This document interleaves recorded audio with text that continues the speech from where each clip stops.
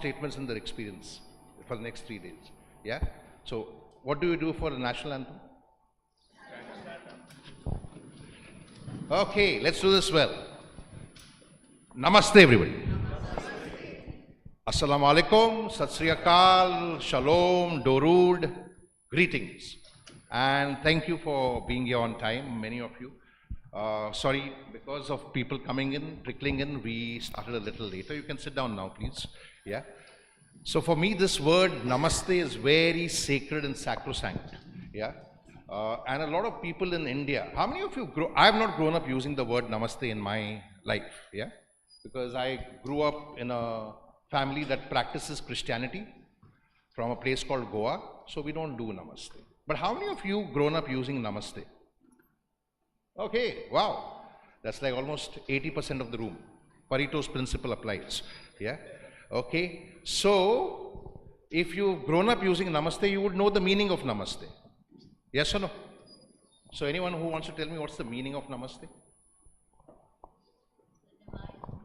The divine me, I like that. We are divine beings on a human journey, not human beings on a divine journey. Very powerful statement. Yes. Close, but not completely. Okay, how many of you know what it teaches you? What does Namaste teach you? Let's go into that first. You bow down in? Okay, how many of you met humble people in your life ever? Whenever I meet a human being who says I'm humble, I get very scared of them. Because I'm like, you're a human being, so how can you be humble? Because it's not in our DNA to be humble. Our DNA is full of ego and arrogance. That's the human DNA, unfortunately. But yet people say they are humble. And you see all those humble people in government offices. Modi ji, Modi ji. You will see them in all the corporate offices also. Boss, hello, hello, right? That's the only place where they are humble. You will see them in the ashrams. They are very humble with the Guruji. You know Guruji? Guruji is very humble. The halo has already come around her or his head, right? And then the Bhakt also becomes very humble. And then the Guruji tells him, Arey Baba, dhande ka time hai, chanda dal nikal, agle ko aane de, dhanda manda mat kar. Yes or no? And then the devotee is coming out of the ashram. He's taken 10 steps, the chest comes out. Right? He comes out of the gate, hey, gaadi nikal, jaldi. Arey, what happened to humility? You're humble only with Guruji, not with the... Yes, not with the driver, not with the waiter, not with the janitor. That is not humility, that is fakery. Humility means you treat each and every human being with equal and same respect. Yes or no? If you are not treating the human being, every human being, with equal and same respect, you are far from being humble. And we saw humility during COVID. We saw how we treated the labor during COVID. Yes or no? And world over, especially in India, we treated them with disdain. I wrote a piece for HBR, which they wanted me to write, and then they accepted it. But then they said we cannot publish it, because it's too hard. And I said, you take away all the billionaires, all the millionaires, all the corporate executives from the world won't collapse.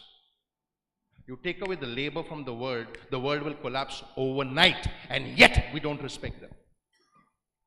The truth of the world has been going on for centuries. The nobility and the commoners, as they were called earlier. How noble are you? No? So we are going to face some hard truths in their experience. That's what their experience is all about. We bring out the truth, right? We try to understand what is the truth, what is honesty, what is integrity, and what are the values. So you ask anybody in a school or a college or even a hotel, what does Namaste mean? They'll tell you it's a welcome greeting. And I'm like, no, it's not a welcome greeting. It's all life, leadership, and learning to learn lessons packaged in one simple gesture. It teaches you to surrender your ego. It teaches you your vulnerability. I am because you are. So don't be egoistic. You're just another human being. Nobody else, nothing else. Everything else is a title, a position. Just it. Nothing. You're just another human being, a mere mortal. Yes or no? And I begin my day every day with a simple thought which comes into my head when I wake up, because I've woken up. And it's a thought by Imam Ali who says, what are human beings so arrogant about? Our origin is a sperm. Our end is a carcass, dead body. And in between, we are a vessel for excrement. Pot of you know what. If you understand it, you are everything. If you don't understand it, you are nothing. Very powerful thought. Our origin is a sperm. Our end is a carcass. This was written in Arabic centuries ago. And in between, we are a vessel for waste, excrement. That is our truth. That is the reality. If you understand it, you are everything. If you don't understand it, you are nothing. So, for the next 3 days, what we are going to do is we are going to follow a very simple learning method, which is based on a simple thought by my favorite teacher, who I think was the world's best teacher, and a Greek philosopher who said, I cannot teach anyone anything. I can only make you think, not listen. Listening is what you do with the spouse. Right? Okay. Thinking is what we will make you do over here. Right? So we're going to make you think. Any idea who said this? Very powerful thought. Socrates, right? Who I think was the world's best teacher. Look at his humility. I cannot teach anyone anything. I can only make you think. It's a very powerful thought. And it's actually a learning method today. It's called the Socratic dialogue or the Socratic learning method. Something I practiced, whether it's a talk or leadership workshops that I do in corporate offices and UN offices. Some of you have attended those. So I follow this principle everywhere. I cannot teach anyone anything. I can only make you think. And I'm not going to have a big welcome note, but welcome to all of you and thank you for being here, and we are going to learn from each other in their experience. We are very grateful and thankful to the Shiv Nadar schools, Shiv Nadar group, for hosting us. They've been very graceful, very gracious, and extended all support to host us today. And we're going to start with a song by the brilliant children of Shiv Nadar school. But before that, we have a young girl called Soham, who's going to remind you of something. All of you went to school and college? Anybody who didn't go to school and college over here? Never find them. Those are the most educated guys. Right? So, sometimes people say, I ask funny questions, that all of you went to school and college, and I say, yes, I ask funny questions because if you went to school and college, then you must have learned, right? But do you study or do you learn in school and college, honestly?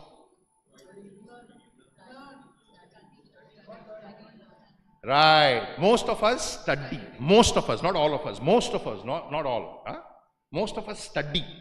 Ratta maro, pass ho jao. You don't learn. Learning is different.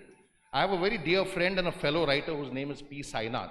And P. Sainath says that when people say they are highly educated, what they mean is that they went to an expensive school or university.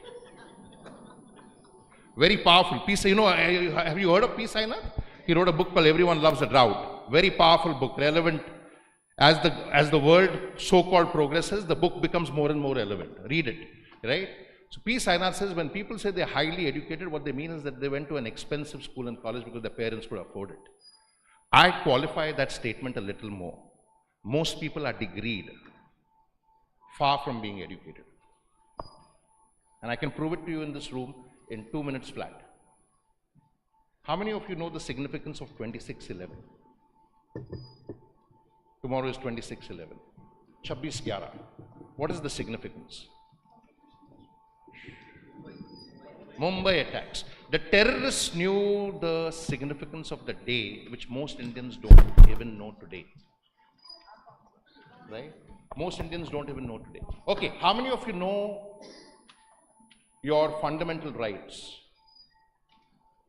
If you put your hands up, I will ask questions. Huh? What are the fundamental rights? Okay, how many fundamental rights do we have? 6. Are you sure? Think again. Okay, and how, on the other side of the coin is the fundamental duties or responsibilities. How many do we have? Okay, some people know. What is the motto of India? What is India's India was the first country to have a very powerful motto statement. Powerful. It's like the most powerful statement in the world. Anyone? Do we have a motto also, or am I just speaking in the air? We went to school, we went to college, we studied, we didn't learn. No idea? Some of you have attended programs with me, so you are answering very confidently, but I'll ask you questions on the duties and responsibilities still, right? Satyameva Jayate, only the truth will triumph. That is the motto statement of India. Not made in India, not Sabka Saath Sabka Vikas, Satyameva Jayate, right? Only the truth will triumph. Do you see the truth in India? Watch Arnab Goswami. Right? So with that, I will start, and we have our young friend Soham, who's going to request all of you to again please stand up. And since we can't light candles, we don't have a lamp lighting ceremony in our awards ever, because it doesn't actually work well with a lot of communities in India. So we light candles, but unfortunately because of safety issues, we cannot have a candle over here. So I would request all of you to please put your mobile lights on. And our young friend Soham will lead you through what we are going to do next. And after that, we have a powerful talk by Ms. Anjuwal, who's a fellow teacher. She's from the Shivnarder schools, and she will talk to you. But first, Soham, over to you. We, the people of India, having solemnly resolved to constitute India into a sovereign, democratic republic, and to secure to all its citizens justice, social, economic and political, liberty of thought, expression, belief, faith and worship, equality of status and of opportunity, and to promote among them all fraternity, assuring the dignity of the individual and the unity of the nation. In our Constituent Assembly, this 26th day of November,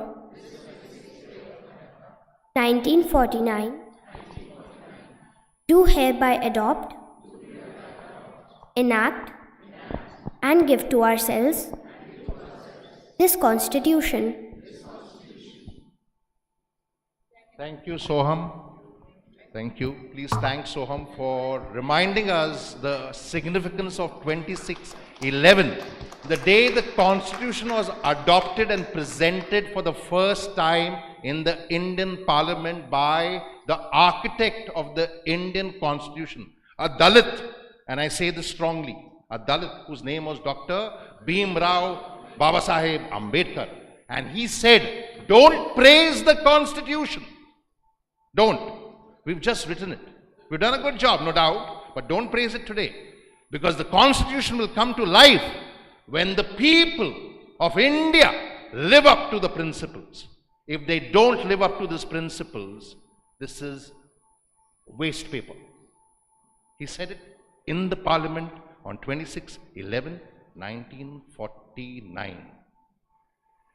Many years later, unfortunately, his words have come true. People of India are not living up to the Constitution. Namaste also teaches you equality. Do you see equality in India? Think about it. I'm going to make you think a lot through the next 3 days. Yeah, we got to think about this, because these are things which affect not only the nation and our community, it affects the world. So with that, over to the children of Shivnarder schools, the brilliant children who are going to give you a wonderful song first. And then we have Mrs. Anjuwal, who's going to talk to you.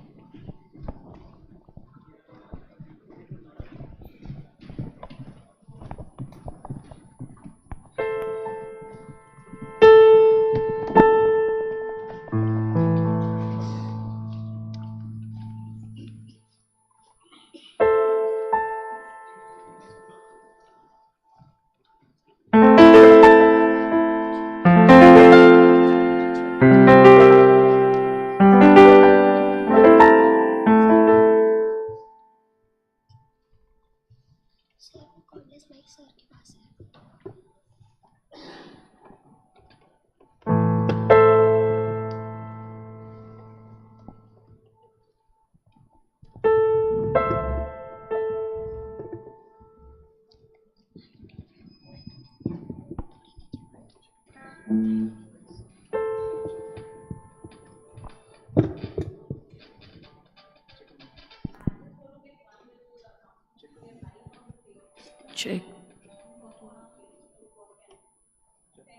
Check. Check. Check. Check. Check. Check. Check. Check. Check. Check.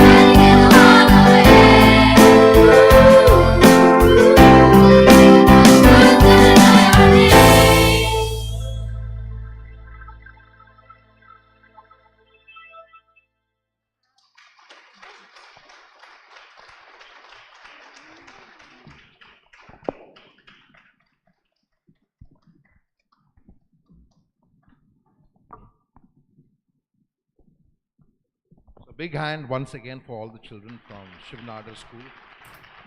Brilliant performance, thank you. It's a favorite song with all the kids, including our two boys who love that song, Hall of Fame. And then we did another experiment where we revised the song around 2 years ago called K Sera Sera. Have you heard of K Sera Sera? I've always loved the song, but I felt that the song's lyrics were a little off. Will I be handsome? Will I be rich? Who gives a damn? Right? I think we need to teach better things. Anyway, thank you so much. And we have the director principal of Shivnadar Schools, Mrs. Anjuwal. Thank you, ma'am, for hosting us. And the stage is all yours. Yes. And from there, you got the, yeah. I'm going to put your presentation on.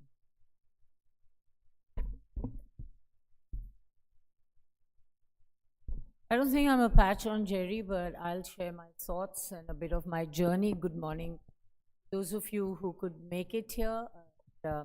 For sure, namaskar. Welcome to Shivnadar School. We are very happy to be the hosts here, somewhere in this big billboard, if I may call it that. You may find Shivnadar School and its logo there. You are sitting in a 15-acre estate. This is the Shivnadar School Faridabad campus. And many of you will know, or perhaps know, and in this moment would definitely know, that we have 4 Shivnadar School campuses. Quite recently, one at Chennai, and Noida and Gurgaon. And I'm really pleased that Arav is here from Gurgaon campus, and he's an awardee. Are you there, Arav? There he is. So we're very proud that we have a complete amalgamation. And thank you, children. A great beginning to your Saturday today. That's grade 5 to grade 9. And they learn this in school. And thank you very much, Mrs. E2 Chopra, Jerry, Rajeshwari, and the entire team. And to all the awardees, I believe you've flown from different parts of the country, and some of you I had the privilege to shake hands with and get to know you slightly, if not really well, but sure the journey has just begun. You are sitting in a school that completely values learning.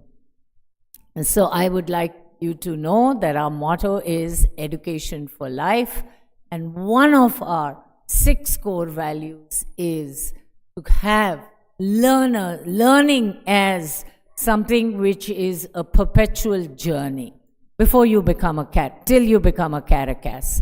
So you're sitting in that nature of school, right? I wanted you all to just take note of that. And one of the things perhaps is where I can give the most an example that will come to my mind right here and now. Tomorrow, 25 children, and I am privileged to go with them. We are going to Geneva, Switzerland, first early morning flight. And where are we going? We are not going to see the Swiss Alps. That's a byproduct of the whole experience. We are going to the European Center for Nuclear Research, CER in CERN. And that's, as you know, the world's largest laboratory to find out all the mysteries of Earth's matter, universe matter. And these children of this campus have actually won this award. And the school is sponsoring them because they put together a project a year ago, which in our 3 campuses we call the Capstone Project, where you use technology for a social cause. So they built a prototype of a braille printer that for the visually impaired, which can be used at home. Otherwise, you have institutional braille printers, but a person in his home doesn't have a printer if you're visually impaired. And we are looking to do a patent there. So they win this trip. And of course, on the journey, we have some children from Gurgaon campus and Noida campus. Then the group got bigger, so we are 25 of us going for a master class. I'm not a physics major, but I'm going to come back with some takeaways and grab a moment to share it with my teachers and children. So we are looking forward to this kind of learning, which is going to be. In this moment, when I was asked by Mrs. Itu Chopra to share something or present, I don't think I can actually match up to your achievements and accomplishments. I thought all I can do is share what has worked for me. With the children of my school, with the teachers of my school, and a journey of 3 decades and more in education. And that has worked for me, so here it is. I'll speak on leadership. And I did this presentation with grade 11 a week ago. And when I saw children warming up to it, I said maybe adults would warm up to it also. They're 16-year-olds, and we have a project called Education for Life where we do different modules with them. So as a leader, I said whenever there are school captains, there are head boy, head girl, sports captains. When you get this privilege and honor, an opportunity to be a leader, the first thing what occurred to me several years ago, almost 2 decades ago, when I got this responsibility to lead schools, was first learn to lead myself. And what does that really mean? For me, it means 3 things. My own emotional regulation. Keep that in check. Who likes a leader who's constantly flapping? Who's constantly agitated? You go to a leader and you say something that there is this problem or there is this concern, and the leader is in an irregulated state, right? Has a different vocabulary. You stop going to people like that. And you say, if I have to face this, I'll figure out someone who is going to be calmer, more composed, and more regulated. Definitely, people before strategy. People before processes. And that's what Shivnada School is completely about. You don't listen, you don't learn. And inactive listening is completely, what has worked for me is being in the zone, not thinking what I'm going to reply to this person, not formulating my response when the person is speaking, but just actively being in the zone and listening to that person, and thereafter responding or saying, I get back to you. And respecting that person, whatever he or she is saying, and not judging that it's completely wrong. There's a quote. If you read it, it's wonderful, but I'll tell you what stood out for me. When you're a leader, you're no longer responsible for just doing that job for which you have been appointed, your skills and competencies for why you're there. You're now responsible to do all of that, to mentor and to coach, which is very hard because we propel people, because we see people technically sound, they have some strategies there, they have some skills, but we don't enable them to be leaders. And because they have to do a job they've never done before. So either we can micromanage or they become severely underled, and that's where we have to guard ourselves of how we empower. I think everybody is a powerful human being, so I prefer the word enable. When a leader can inspire, empower, though the quote says that, their team to become best versions of themselves, then have unimaginable results. This quote has a lot of meaning. For me, it's from a blog. I thought I'd share that for you. That too. Prepare yourself. The collateral damage is that you get misunderstood, that you get criticized, that you face rejection, that not 100% of your team would always be with your decision. If 5% of your team is not with your decision, it's okay. But if 20% of your team is not, then relook at what you want to do, because people don't own it, and you don't want to have an institution where it's autocratic. We quite are a democratic place where how we do our decision, and also the big voice of our children, if I just talk of education. Leadership is, I think you mentioned a lot about the country, so I won't go there, but leadership is definitely not something where you look for popularity. Sometimes people, I've seen people in my journey confuse that if you're popular, you're a great leader. Leadership is statesmanship. That's perhaps, for me, that's a discerning difference. So that quote, which I keep close to me, I thought I'd share that. 30 years ago, Stephen Covey wrote this book. And now we see a lot of self-help books. It's a global trend. There's a buzz. But this is timeless. It's scientific. It works every single time. It's data-driven.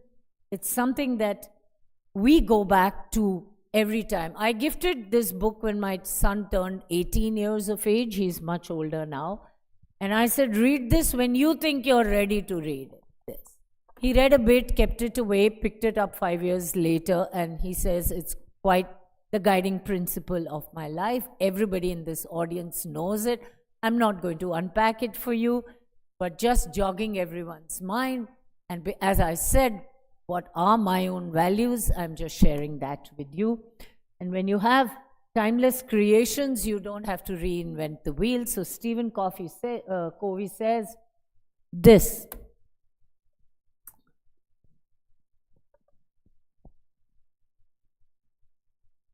Often there is a fatalist mentality that, we are not able to do this because the smog is too much.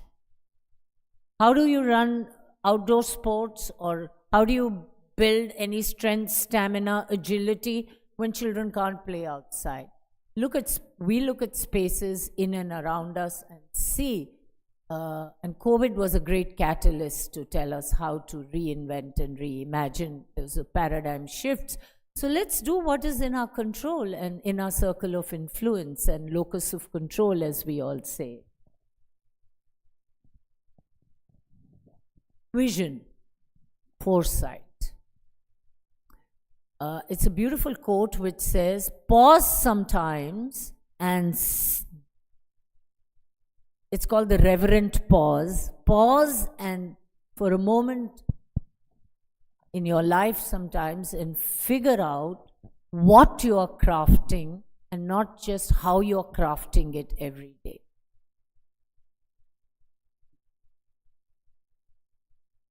I think we all fight for time. It's the most finite commodity. We sometimes get confused between urgent and important and priorities and what can be rescheduled, and everything in an institution, particularly, let me tell you, in a school, everything looks urgent. But unless we do that, our time is going to be just flittered away. Positive, optimistic, relentlessly positive. Our teams want to see us that.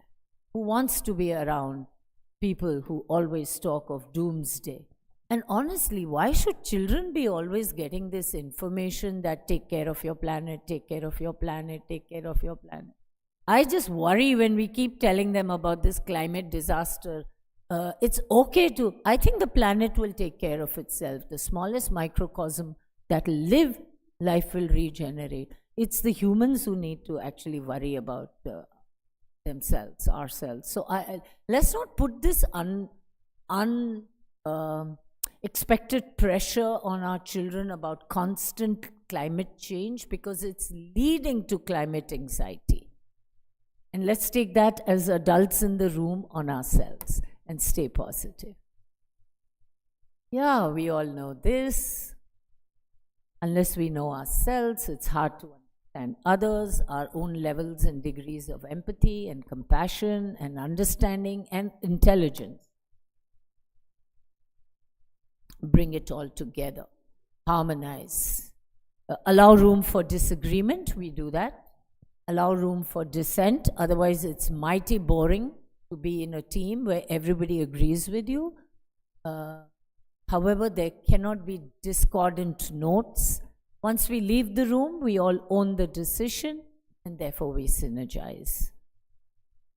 I told you this was for my children, but as also bestowed with the responsibility to be a Director of Continuous Professional Development in the institution of Shiv Nada School that I am, this echoes with me and the entire 1,000+ teachers of Shiv Nada School, that we continually upgrade and upskill and reskill and sharpen the saw, lest we become blunt and rusted. Quite the leaders also. So that, and that's the book cover. Thank you very much for being patient, listening to everything that you already knew. Thank you. Thank you, Mrs. Wall, and thank you so much. I loved your talk, and I can actually say you're a woman after my own heart, because what you spoke about leadership is what we speak about leadership. We'll ask you to stay on the stage for some time, because they might have some questions for you. I love Dr. Stephen Covey and read his book way back, I think 2 or 3 years after it was published. It was first published in 1989. And I had the privilege of meeting him in 2006. I actually flew down to Bangalore to meet him. And I said, sir, you beat me to writing the 8th habit, because after the 7 habits, he wrote the 8th habit. Because I said, I want to write the 8th habit. But now that you've beaten me to it, I will write a book called the 9th habit. And that's about to be published next year. And the 9th habit is exactly that quote that Mrs. Wall shared with you about feedback.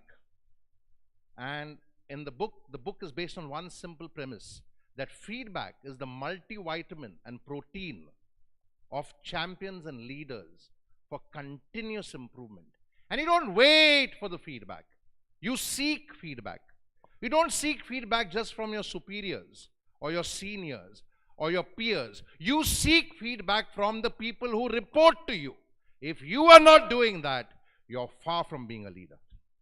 You're far from being a leader, right? And actually the concept of leadership over the years has got very vulgarized. I use a stronger word in forums outside.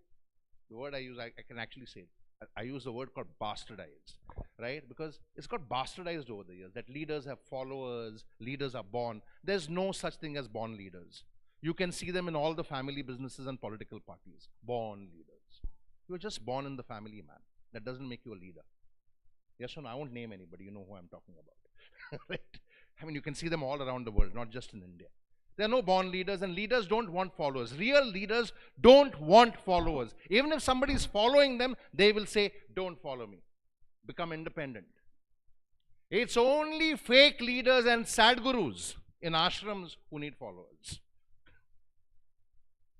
I've actually registered a trademark called Sadguru Ashram. That's my next big venture.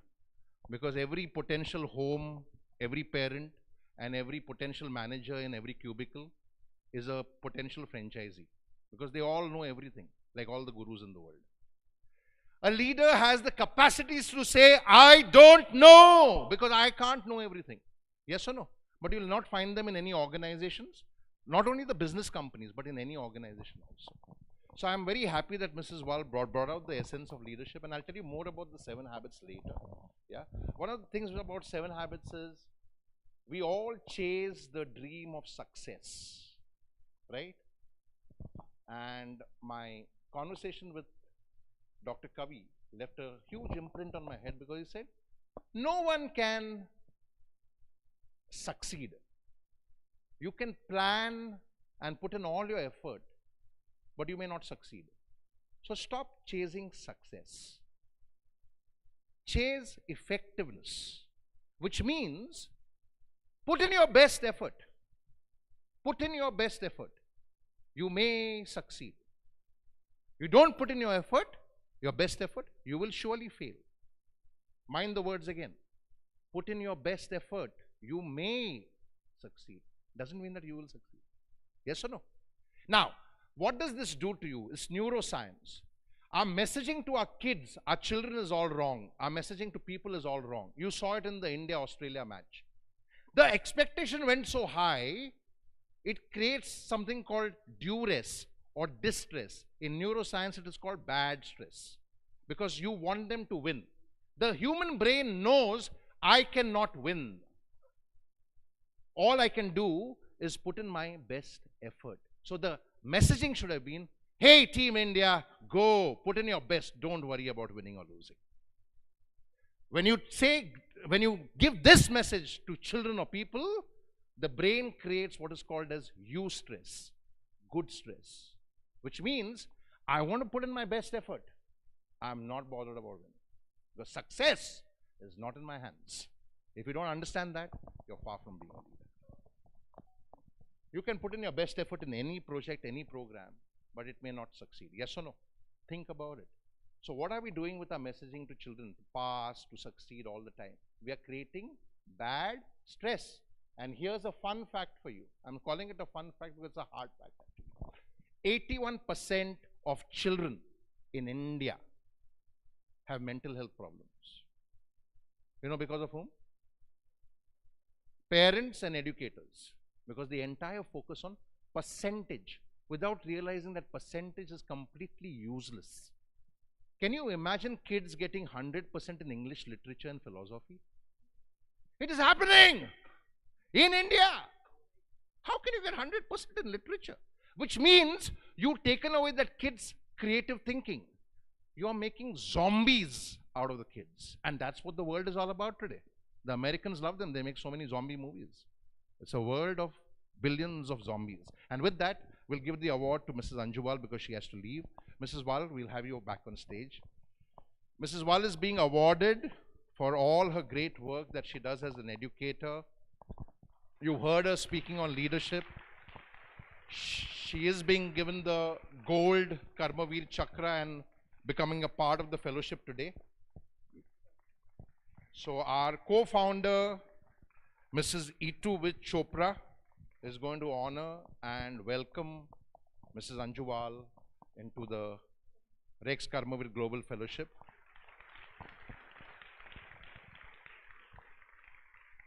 Congratulations, ma'am, and welcome. You're part of the Education Change Champions. We have another fellowship called the Education Change Champions, which is purely for directors, principals, owners of schools who are not just educators, but influencers, reformers, transformers, because you want to move away from just being an educator. Not mine. So my team, which is here, of course, I have 240 people and we are 1,000 people.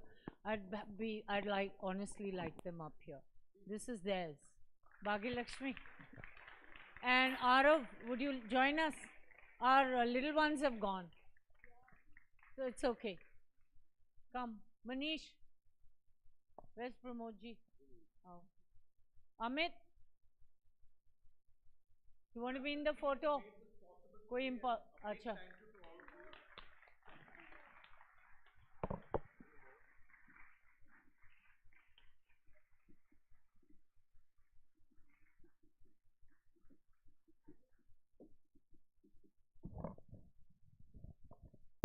So thank you to all of you from Shiv Nadar School for making this possible for us to happen for the next 4 days. They've been very graceful hosts. A big hand for all of them, please. Louder, harder. And welcome Mrs. Wal once again to the Rex KARMAVEER Global Fellowship and to the Rex KARMAVEER Global Education Change Champions, which will be hosting again in 2024. And I would love you to speak to all the Education Change Champions, your thoughts on leadership. Thank you so much. Thank you, everybody. I always say great parents make great, not children, making children is a global pastime. Great parents make great leaders, right? And they make great leaders of themselves, of their children and of everyone's lives that they touch. Now, this is a very loaded statement. I've not yet trademarked it, but it's a statement I've created, that great parents make great leaders. Why do I say that? Because leadership and parenting is very similar. And what leaders don't understand is that you cannot lead others. These are all the fake leaders in the world. They want to lead everybody else. They have millions of followers on Twitter also, without realizing it's all useless. And many of them are fake bots, right? And some of them are trolls. Real leaders don't want followers. Real leaders only do one thing: they create more leaders. So if you're not creating more leaders, you're far from being a leader. And the real concept of leadership is that you don't lead others. You only lead yourself. That's the basic fundamental concept of leadership. You can only lead the self. And hence the saying, great parents make great leaders. Yes or no? But the world is used to idol worship. You know, we make heroes out of zeros. Yes or no? We make heroes out of people who don't even deserve to be heroes. Right? And therein lies our journey of KARMAVEER. Because we said we need to bring the real heroes to the fore who are not being recognized in mainstream media or in newspapers or in magazines or on television. And I remember the first 2 channels that we approached to become our partners. One was CNN IBN, Rajdeep Sardesai and his business head called Venkatesh, I remember. And the other was NDTV, Pranoy Roy and his team. Pranoy Roy hosted us for 2 years. CNN IBN took our concept and created the CNN Real Heroes. Real Heroes. Okay? And they couldn't sustain it. It's no longer there. KARMAVEER started way back in 2003. So this is 20 years. We've never taken sponsorships. We don't have the kind of advertisers that CNN, IBN or NDTV has. But we've sustained for 20 years. You know why? You know why? Because our intent, our seriousness of intent and our character of content is very pure. We don't believe in censorship. That's why we don't take sponsors, because sponsors will say, you cannot talk against Monsanto. Why? You cannot talk against Coca-Cola. Why? If Coca-Cola is stealing groundwater, they are thieves. That's it. We'll say it loud and clear. Period. So we don't want your sponsorship, man. We will sustain and we will prevail. Right? So we have a program where we say we will not censor anyone, as long as what you're speaking is authentic, based on facts and evidence, and based on what the world needs to know. You can speak, but you have to have evidence to back it. So don't speak in the air. Don't speak through your hat, right? And you'll experience some of the talks in those next 3 days. Again, when we invite people to talk, we are very clear. We don't want you to come with a PowerPoint. We don't like PowerPoints. Speak from your heart. Speak because you have complete grasp of the content and the subject matter. Failing which, it becomes a waste, right? Speak because you want that talk to make a difference, to make an impact. It is not a TED talk where we censor. We don't censor. Happy to say that Richard Saul Verman, who's the original founder of TED, is on our board. He's a dear friend and a dear mentor also, because he started TED without any sponsorship like us way back. And we have his quote on our website. And he says, I made a mistake by selling out TED. And that's a mistake we don't want to make. So we may remain small, but we will remain what we are. You cannot change the character of our content. And he says the reason I feel I shouldn't have sold it is because TED has got completely vulgar. It doesn't have real content anymore, because you're not allowed to speak what you want to speak. For example, try doing a talk in TED. I've been censored because I spoke against Bill Gates much before the vaccine issue. Now everybody knows that the real face of the devil is Bill Gates. Yes or no? We say it loud, huh? I spoke in TED in 2020, January, in the Welham Boys School. And they censored they said, we have to cut this part. But I said, I've not even named Bill Gates. I only said there's a person who's doing this. So what's the problem? No, everybody knows. Then I said, what's the problem then? This is before the vaccination and the COVID lockdown happened. And I spoke against him because I don't know how many of you are aware of this. The Bill Gates Foundation, the Bill and Melinda Gates Foundation, which no longer has Melinda in it, yeah, because she realized how evil he is also. Because why would you sleep with a man called Jeffrey Epstein after knowing that he's a pedophile, a pimp?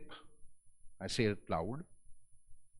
And the reason you give is, oh, Jeffrey Epstein was lobbying for my Nobel Award. Seriously. So Jeffrey Epstein could get you the Nobel Award. Wow. That tells you a lot about the Nobel Award. Right? Yes or no? This is not, you can do a Google on this right now. This came out after the Bill and Melinda Gates divorce. Right? So you were lobbying a known sexual offender, a person who was sexually abusing kids and also pimping them. You're lobbying him to lobby for the Nobel Award. Wow, amazing guy, right? So the Bill and Melinda Gates Foundation in 2018, 17 or 18, was asked to leave the country. You know why? Because they were doing illegit clinical trials. This is on record, huh? The Supreme Court of India asked them to leave the country because they were doing illegitimate clinical trials on poor women and children in the state of Andhra Pradesh, rural areas. A young doctor who's also a KARMAVEER nominee is underground right now because he fears for his life, who also exposed the Vyapam scam, exposed them. You can Google it right now. They've cleaned it. They've clean washed it. They whitewashed the entire internet about this. So the Supreme Court of India asked them to stop operating in the country. They did all their backdoor whitewashing and backdoor lobbying. And in 2019, if you remember, the Bill and Melinda Gates Foundation gave an award to the so-called Honorable Prime Minister of India. I'm saying so-called honorable. Huh? And only 2 people from the entire organization resigned on moral grounds. Only 2 people. Only 2 people. They are surely worthy of being the KARMAVEERs. Only 2 people resigned on moral grounds, and they also exposed some of what they are doing. Now this is a fact. Now what do you call a man like this? People hail him as a hero. I'm like, seriously? Are you real? Hero? Illegitimate clinical trials. Poor people are not people. Poor people, poor children are not children. So you can do what you want with them for the good of humanity. We saw how good you did for humanity with COVID, no? Yes or no? Now there are various reports on this, so I won't go into details. You can read about it on the internet. The internet, you need to know what to read and what not to read, right? Yes or no? We have with us our friend Advocate Namrata Mishra. She is going to be leading our legal battle against, with all due respect to the Buddhists in the room. I am not a believer. I don't believe in anyone, any god or any religion for that matter. But we're going to file a case against the Dalai Lama. And we've been trying to file that case. It's been an uphill task, but we are going to file it any which way. Whether you have diplomatic immunity or not, we give a damn. On what grounds? Who asked that? Are you a follower? Good. Even if you're a follower, I would tell you. We didn't like what he did with that kid.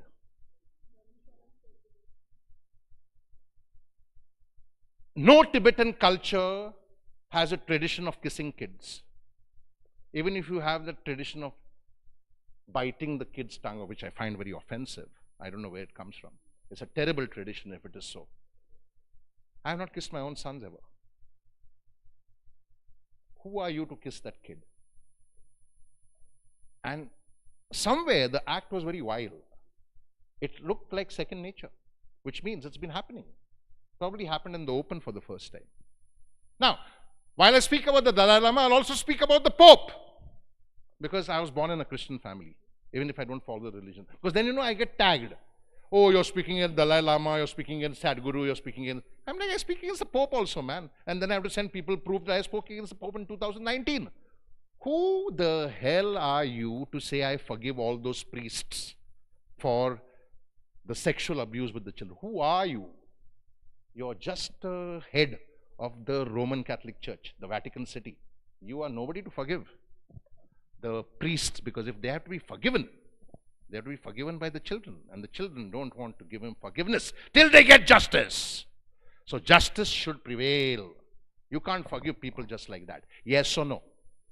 Now people don't like what we speak, but we speak against everybody because you cannot have a bias where you say, I will speak only against people who are not from my community. No. I will speak only against people from the political party which I don't favor. No, that's wrong. And then people say, Mahua Maitra is a hero. How? You speak against Modi, good. No problem that Modi arrests activists, Modi arrests students. But what is Mamata Banerjee doing in West Bengal? She's doing the same thing, no? Yes or no? Then why aren't you talking against her? Because you can't. Because she'll expel you from the party. Yes or no? So, to be a real activist, you have to be non-partisan. You have to be apolitical. You cannot have any religious bias because you have to speak against everybody. And you cannot speak against the community and generalize the community that, oh, Gaza is happening because Muslims are wrong. Says who? Have you even realized Israel is wrong, not the Muslims? In Gaza and Palestine, no Muslim is wrong. It's their land, man. Yes or no? And if you say it's not their land because in some biblical truth, it was the land of the Jews, biblical, which is full of fairy tales, like Adam and Eve. Think about it. Adam and Eve, 3 sons. So how did we procreate? Big truths, right? So if it's a biblical truth, then we should let the Native Americans get back their land in the US, no? And Canada? Because the land belongs to them. Not biblically, actually. Yes or no? Think about it. I'm going to make you think. And you have something to say. Yeah, Palestine wasn't all Muslims. In fact, those Muslims were Jews. We know. Islam came much later. Bishop Ria Abu Al-Hassel is a very dear friend. He's the person who, he's Catholic. He's a local Palestinian. And he's the person who facilitated the Oslo Peace Accord. And the Oslo Peace Accord turned out to be an absolute sham. You can see it now, right? It's happening right now. Babies being killed, and people, a lot of biased people still want to blame Muslims as a community. I find that so offensive.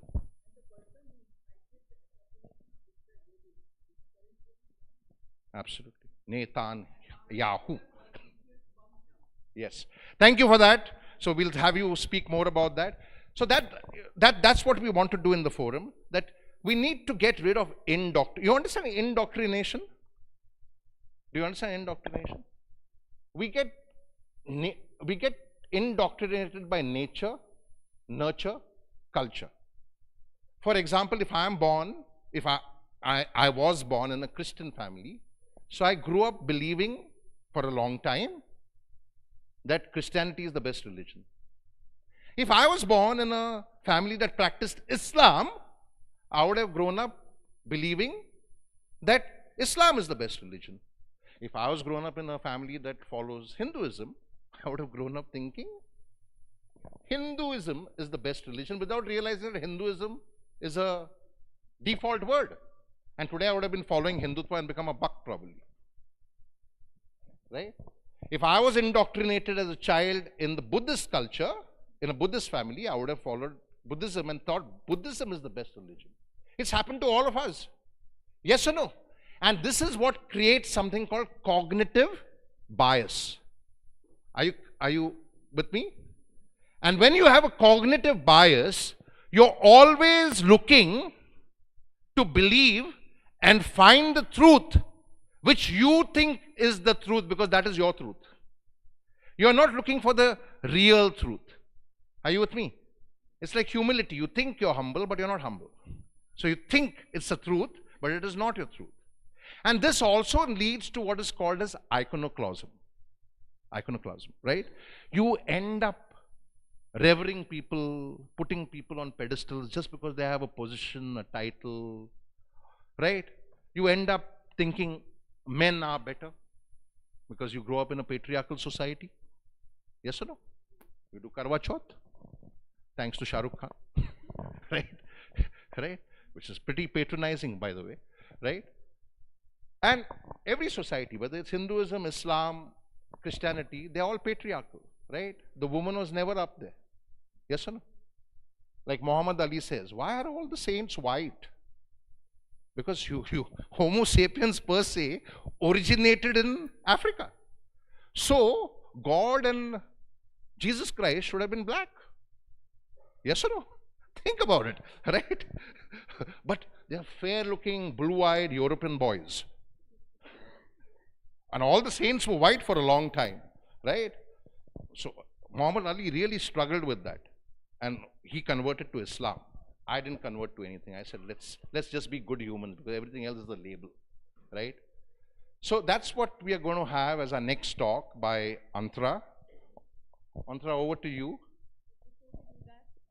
I would like to welcome you once again, and I'd also like you to meet the people who've been writing to you and working behind the scene, taking up your very little queries which come from the fact that you did not read the mail, and then you send the message, and then you send a mail, and then you still don't read. And very patiently we've been wanting to tell you that read the mail, but the team has been very beautifully, very patiently, very wonderfully working behind the scenes. Please come here, my three girls.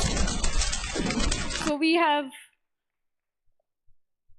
Rajeshwari. Rajeshwari, come here.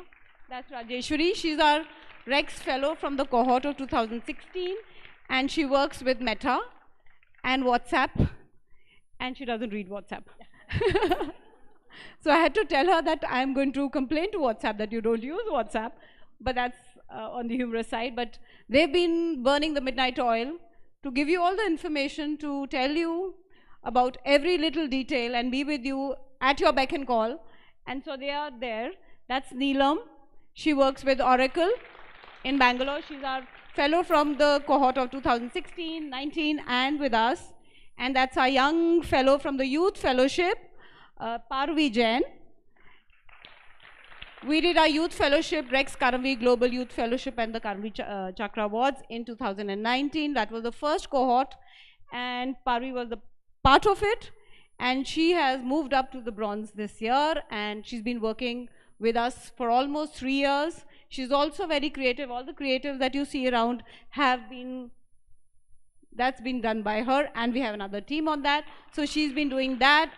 Also, she's been curating with me and helping to find the heroes around. So all three of them have been curators and people behind the scene, and I couldn't have done it without them. We couldn't have done it without their support. So this is this lean, mean team that has been able to do what we do. Thank you so much, and please read our mails.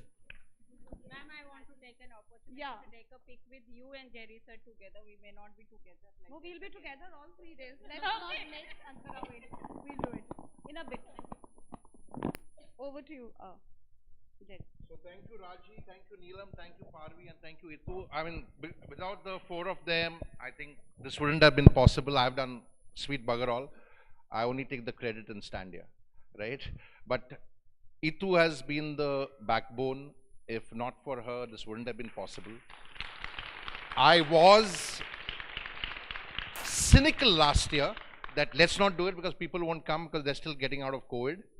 I was skeptical this year, but we've still managed to put together 400 people. You'll see many more of them tomorrow. Some of them couldn't travel today. Many of them, we would have more than 400, because the last one in 2019, we had 1,000 plus people. And this year we would have had more, but many people couldn't come from places like Canada, US included, because of visas, because visas take a lot of time for processing now. Anyway, we said let's get the ball rolling again, and we're not going to stop again, because we had a 3-year hiatus because of COVID, but we're not going to stop again, COVID or no COVID, right? Because many more things will hit the world again, but no problem. So thank you, Raji, thank you, Neelam, thank you, Parvi, and of course, Ankit, who's working behind the scenes. We have a team now of a lot of people, and we are doing some amazing things with the youth. We are indoctrinating them in a different way. We are saying, forget everything else. Be a good human being. Be a good citizen. Be a good citizen of the world and be a good citizen of India, because citizenship or patriotism is not about banging the chest and doing a little bit of Pakistan bashing during an India-Pakistan match like what you saw in Ahmedabad a few weeks ago. That's jingoism. That's not patriotism. There are only 2 days in a year when I refuse to, I'm a professional speaker. I charge money. Some of you know it because your companies have called me. And 2 days, no matter how much they pay me, 2 days I don't go for any talk. I don't even get out of my house, because I find what happens in a lot of these ceremonies very offensive. Any idea which 2 days? 26th of January and 15th of August. Even if people pay me $1 million or $1 million, I won't accept the talk to go to any event in any organization, school or college. You know why? I find it to be very, very condescending, because grown-ups are doing everything wrong. And then how do you blame the children? You go to any housing colony, you go to any school, you go to any college, you go to any corporate office, you go to any government office. They unfurl the flag. You will sing Janagana Mana. You will see like 40% of the audience singing it. 60% is not, because they don't know the words. Truth. And after Janagana Mana is over, which they don't even sing in the right way, because Janagana Mana has to be sung in a particular way in a certain time limit. Any idea what is the time limit? Yes, right? And they sing the Janagana Mana, and after that there will be some loose talk, right, about the housing colony or about how we are going to enjoy today because it is a festival of India. I mean, like, seriously, okay? And then, depending on what kind of school or college or colony it is, they'll either have burgers and Coca-Cola or samosas and limbu sharbat. And then, this is patriotism. मेरे देश की धरती संदेश से आते हैं. Bollywood.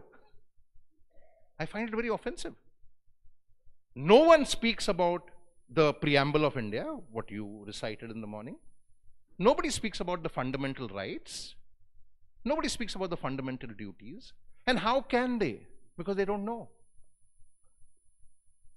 Right? I have tested this with parents. I have tested this with college professors. I have tested this with educators in big schools. How many of you know your fundamental rights and duties? Very difficult. Yes or no? They don't know. And then they are like, oh, you can tell us. I'm like, why should I tell you? You are the guys who made Sunny Leon the most searched person on the internet. You know Sunny Leon? Is that the way you pronounce her name? Sunny Leon or Sunny Leone? So this happened in 2015. I said this to kids from class 9, 10, 11. I was called for a talk to a Shiv Nadal school in Gurgaon. And when I said this, I see Monica ma'am, who's the principal over there. She gets up and she walks out of the auditorium. I said, man, she has found this offensive. But then I met her around a month later, and I said, in learning, it is called the stickiness factor. I said, the reason I use that metaphor, that you made Sunny Leon the most searched person on the internet, or nowadays that other girl from Kerala, Priya Warrior or whatever, right? Heard of her? She is now the most searched person on the internet after Sunny Leon, right? Thanks to 1.5 billion Indians, patriotic Indians, nationalists, right? So she said yes, because everybody loved your talk and they remember what you said, and a lot of people search for their rights and duties. I said yes, it's called the stickiness factor. It sticks to you because I compared it with that. So if you can search for Sunny Leon, search for your rights and duties, they are on the internet, right? The smartphone can actually be smart. Yes or no? Right? Over to you, Antara. Are you going to speak from there or what? So what is that to Cam? Okay, for your speech. Very nice. This is called well prepared. I don't know about the talk, but she's very well prepared about the the camera. Okay, so Antara is going to speak about iconoclasm. Over to you, Antara. You have 9 minutes. At 9 minutes, I blow the whistle on you.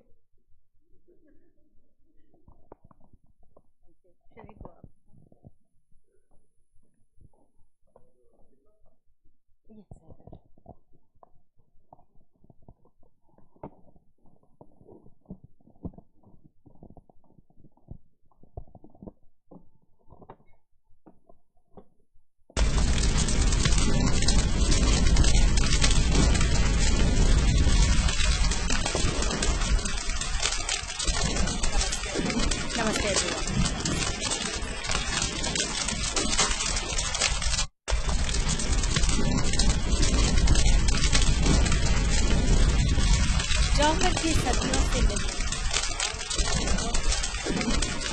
जौहर की सदियों से मिलने आई एक और वीरांगना, एक अजब इतिहास में We all know that Padmini and Meera were not in the same. We all know that Padmini and Meera were not in the same time. They were not contemporary, but in my view, I put them together. जौहर की सदियों से मिलने आई एक और वीरांगना, एक अजब इतिहास में पद्मिनी और मीरा का प्यार। पद्मिनी से मीरा बोली, क्यों सती रानी? पद्मिनी से मीरा बोली, क्यों सती रानी? आत्मदाह कर ली तूने, तू कैसी क्षत्राणी? कुछ और शत्रु मार के तू युद्ध में क्यों ना मरी? कुछ और शत्रु मार के तू युद्ध में क्यों ना मरी? मैं पूछो तन्ने पद्मिनी, तू तलवार क्यों ना धरी? तेरे वीर गति को पाने का मन ने गम ना होता, तेरे वीर गति को प्राप्त होने का मन ने गम ना होता, 16,000 स्त्रियों का बल भी कम नहीं होता। याद कर सिया ने तृण की तलवार रावण के हाथों में, रावण के विरुद्ध। याद कर सिया ने तृण की तलवार रावण के विरुद्ध खड़ी थी, फिर उनको छू ले ऐसी हिम्मत रावण की भी ना सरी थी। 16,000 नारी तलवारधारी मैदान में जा खड़ी। 16,000 नारी तलवारधारी मैदान में जा खड़ती। बोल तेरे देश के सेना की हिम्मत बढ़ती के ना बढ़ती। पर मैं जानूं तेरे जहन में एक अग्नि परीक्षा आया। पर मैं जानूं तेरे जहन में एक अग्नि परीक्षा आया होगा। तेरे जहन में एक अग्नि परीक्षा आया होगा। पराय मन से लड़ने से भला आत्मदाह। पर मैं जानूं एक अग्नि परीक्षा तेरे जहन में आया होगा। पराय मन से लड़ने से भला आत्मदाह बताया होगा। तूने सोचा रावण के हाथों खुद को क्यों सौंप दूं? तूने सोचा रावण के हाथों खुद को क्यों सौंप दूं? लांछन लगने से पहले ही खुद को अग्नि कुंड में झोंक दूं? नहीं सोचा, नहीं सोचा तेरे कदमों पे चल के ऐसी भयानक रीत पलेगी। नहीं सोचा तेरे कदमों पे चल के ऐसी भयानक रीत पलेगी। अस्मत के नाम पे अभी भी औरत की चिता जलेगी, औरत की चिता जलेगी। पद्मिनी बोली तुझ जैसी कोई थी ना होगी मीराबाई। पद्मिनी बोली तुझ जैसी कोई थी ना होगी मीराबाई, हमने तो जान देकर तूने जीकर शौर्य निभाई। युद्ध में मुझे एक राजा ने हारा, युद्ध में मुझे एक राजा ने हारा, एक ने जीता। तुझ जैसी बनना रह गया सपना, मैं बन रही सीता। इतिहास ने सती करारा, इतिहास ने सती करारा, लोगों ने भी पूजा। इतिहास ने सती करारा, लोगों ने भी पूजा। जलती हुई नारी से किसी ने उसका दर्द ना पूछा। फिर बता दूं जौहर कोई स्त्री शौक से नहीं करती। फिर बता दूं जौहर कोई स्त्री शौक से नहीं करती है, पुरुष के कामुक नजरों से बचने को विवश हो करना। पुरुष की तो कामुकता भी उसके प्रताप का चिन्ह है। पुरुष की तो कामुकता भी उसके प्रताप का चिन्ह है। नारी के तो जीने मरने का हर कानून भिन्न है। कामुक नजरें तो ना कामुक नजरें तो ना बदली, यह निग्रह अब भी जारी है। कामुक नजरें तो ना बदली, यह निग्रह अब भी जारी है। नारी को चिता में झोंकने वालों, अब तुम्हारे शर्माने की बारी है। अब तुम्हारे शर्माने की बारी है। Thank you. So I didn't have to blow the whistle on you, but please stand there and okay, if you could just explain to us, for some of the people who may not know Hindi, right? Because we have a lot of people from non-Hindi speaking states also, right?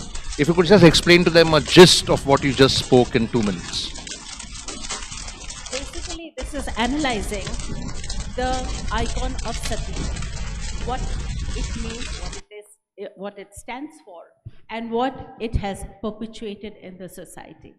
Basically, in this case, it is the idea that a woman, it is okay for a woman to burn or to be burnt in the name of chastity. But have we ever heard a man self-immolating because he fears for his chastity? No. Whether weak or strong, the man fights. He either wins or he dies. That is all I want to say. Thank you. Thank you. Thank you, Antra. Please stand there. If you have any thoughts, any questions, any insights that you want to share, I completely agree with this. I think this is something which has been a design in the world for centuries. How the woman has always been kept lower than the man in any culture, including in so-called matriarchal societies like Kerala. How many of you are from Kerala, God's own country over here? Very nice. And you know where God goes for a holiday? My place, Goa. Right? So, so I always say, God's never in Kerala because always holidaying and partying in Goa. Right? So just joking. Right? So you will see this in any state. Right? I think in India, only in the northeast, you would see some parity. Meghalaya, yes. And you'll see some parity, right? We have some friends from the northeast also over here. But any thoughts on this? Yes, Ike, go ahead. You have an open mic here. We can actually put the mics over here. We'll do that in the break time. But yes, you were saying something. You'll have to be loud, short and succinct.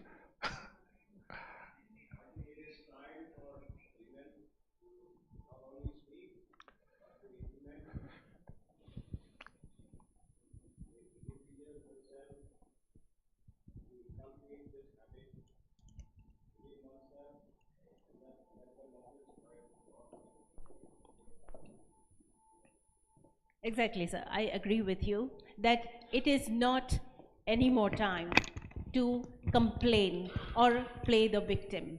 Now we have to take charge.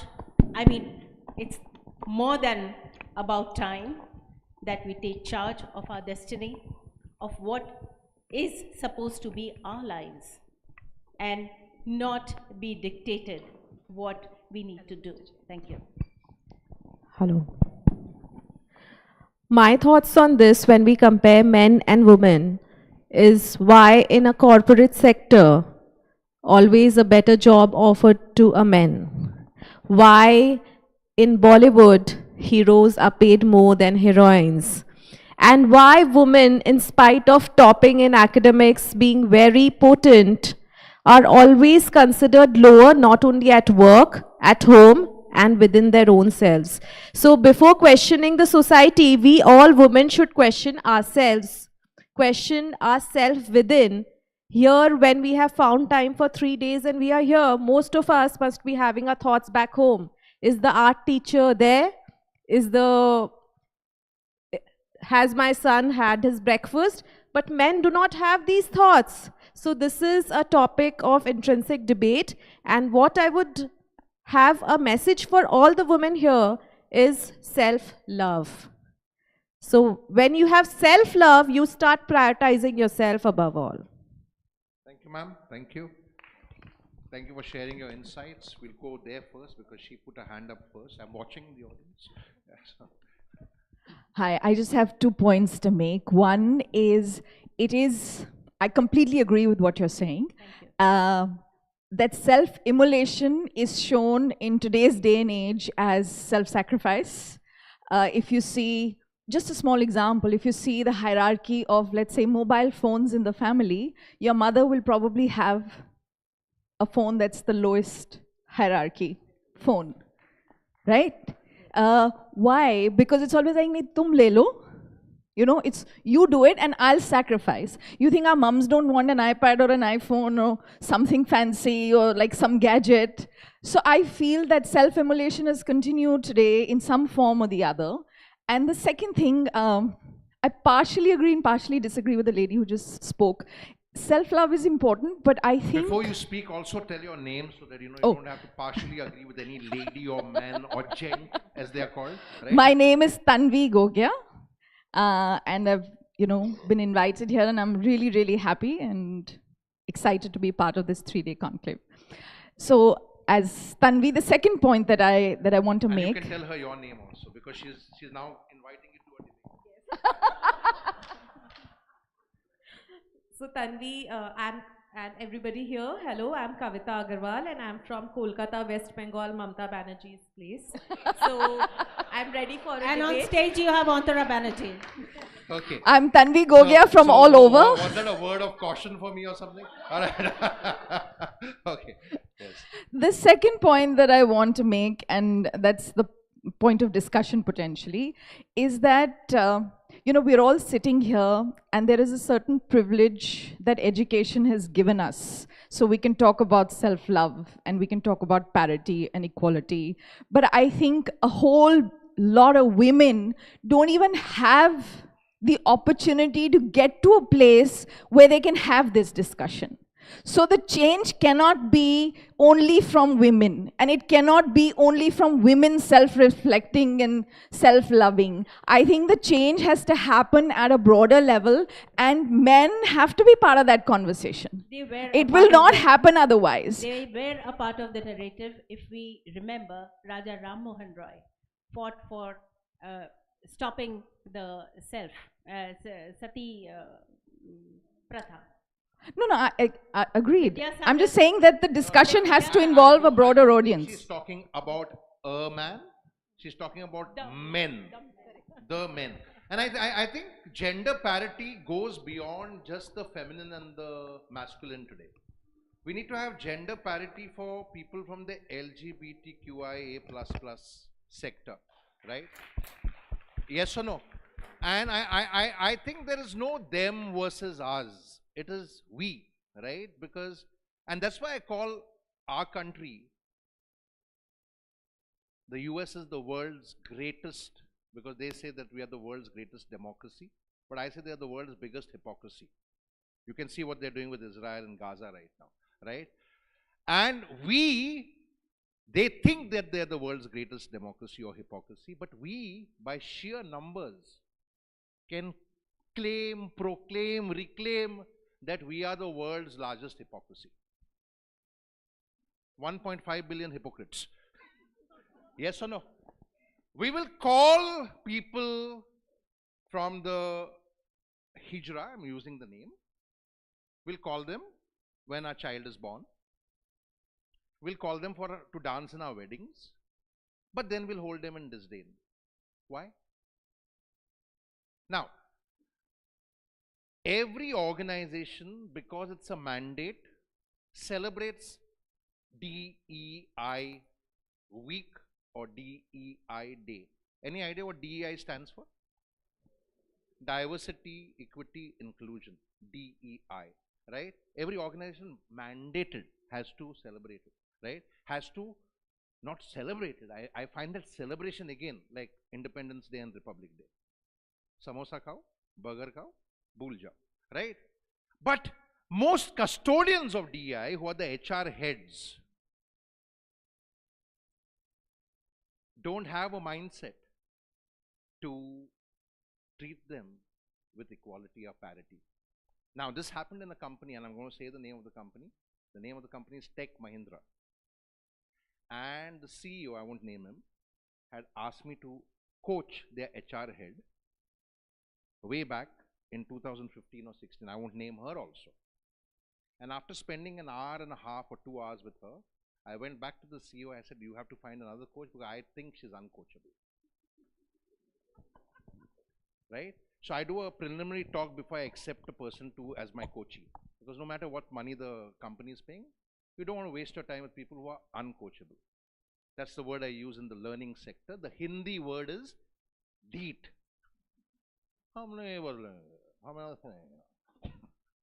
Right? You get me? So after spending a couple of hours with her, I said she is uncoachable. I didn't use the word DEET with the CEO, right? And he said, come on, Jerry, I mean, if anyone can transform her, you can. I said, no, man, I mean, she's beyond me. Right? I said, it's like deeply indoctrinated in her. She has a major problem with people from from the Islamic community. So she was also not only homophobic, she was also Islamophobic. And probably also Christian-phobic. Right? Not that it mattered to me. Right? So I said, you have to find somebody who's probably from her caste. From her, because she also was so-called upper caste. Right? Problems. Yeah, labels. So finally, I don't think they found her a coach.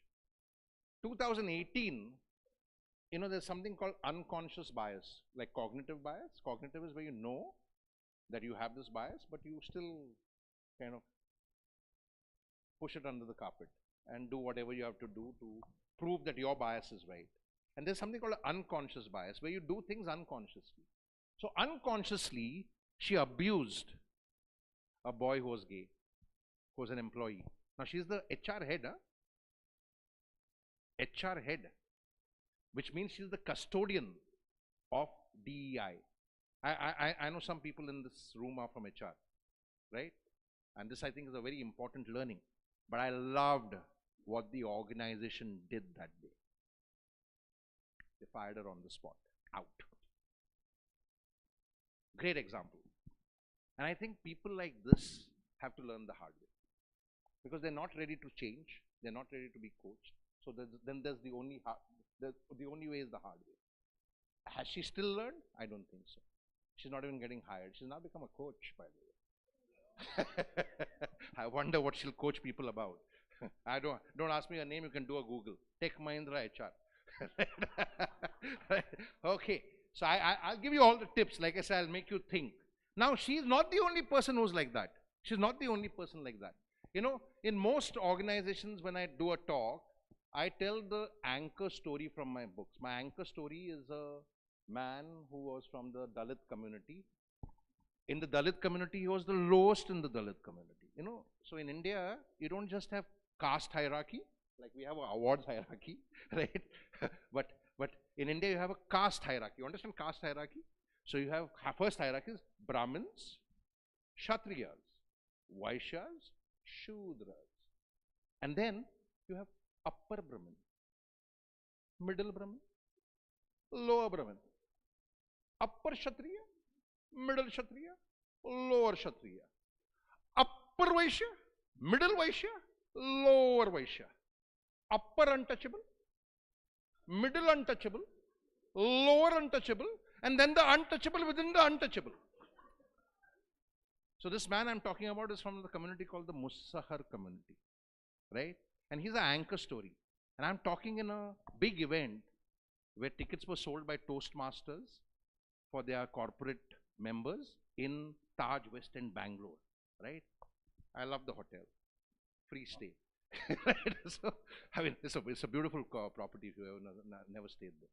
And I'm just warming up, and I say, explain the meaning of Namaste, and I say how we all have unlimited potential. Because I believe that every human being has unlimited potential. Then I ask them, if you have unlimited, do you think you can move a mountain? And they're like, I'm like, you can move a mountain. I'll tell you a story after this. And they think I'm going to tell some fairy tale or some fable. And then I say, no, I met the man who moved a mountain, right? I'm telling this story, and suddenly a young boy, 27 years old at that time, this is in 2016, gets up and starts shouting and screaming at me. How dare you say that everybody has the same potential?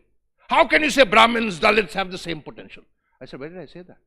I said, everybody has the same potential. Where is this Brahmins and Dalits coming from? Yes, Bamanji is a Dalit, but where does this Brahmin come from? So I said, what's your name? So he gave me his name. I got the surname. I said, oh, you're a Tam Ram. Wow. Iyer. Ayo. Right? So I said, oh, you're Tam Ram. I said, are you educated, man?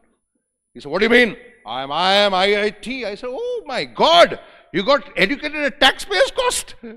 We paid for your education and still you're uneducated. He said, what do you mean? I said, IIT is taxpayers' money. No, we pay for your education. I said, I can see all our money is going waste. I said, you're actually right when you said Brahmins and Dalits cannot have the same potential. Because you, with all your education and your Brahminical attitude, can never move a mountain. Take your money back from Toastmasters and leave my room now. I got him out. He used to work for Intel. Next day, the Intel HR head calls me and she says, we are appalled by what happened. We are very sorry about it. I said, why are you sorry about it? You didn't do it. There were 4 or 5 other colleagues of his because, if you send people in groups of 5, you got another 25% discount. That's how events are sold, right? So I said, well, it's okay. I said, I face people like that every time as a coach, so it's about addressing their biases, so don't worry about it. I'm okay. I'm not offended at all. And I said, he didn't have a problem with me. He had a problem with Manji, Dashrath Manji, whose story I was telling. So I said, but I told him, you can't do what Dashrath Manji did because you surely cannot move a mountain with all your IIT education. And she said, what do you think we should do? We want to fire him. I said, don't fire him. Please don't fire him. I said, get him a coach. Will you coach him? I said, no. Now I have a bias against him, so I can't coach him. So she said, but this against a company policy and a DEI policy, so we must fire him. I said, then if you're going to fire him, you'll have to fire 60% of your workforce. Because most of them are like that only. So how, I said, find ways of working on them and transforming them.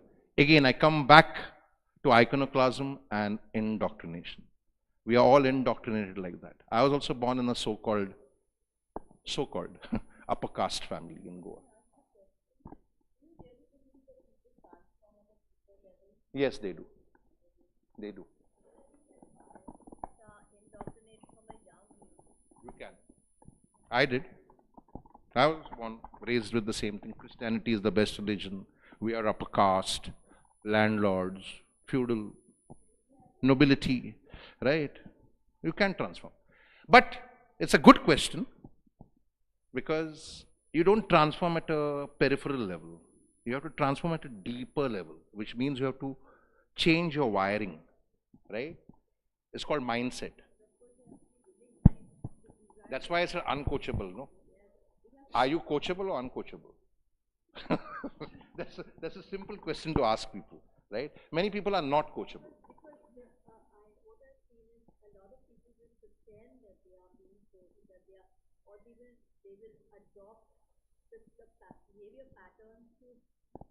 I've seen that also, and without realizing that has dastardly consequences for them. So I met this man, yeah. Sorry, you have any more questions for Anthra?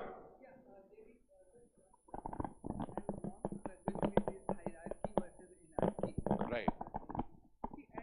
Ours is an awards hierarchy, not a hierarchy of people.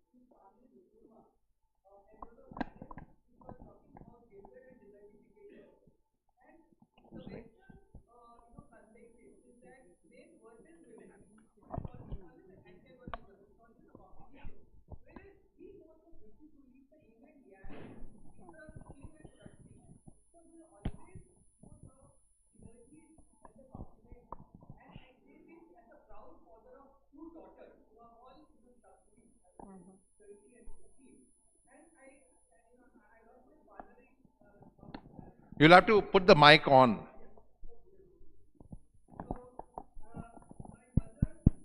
And my wife and my two daughters is who I live with in the close family. So I feel the energy, you know.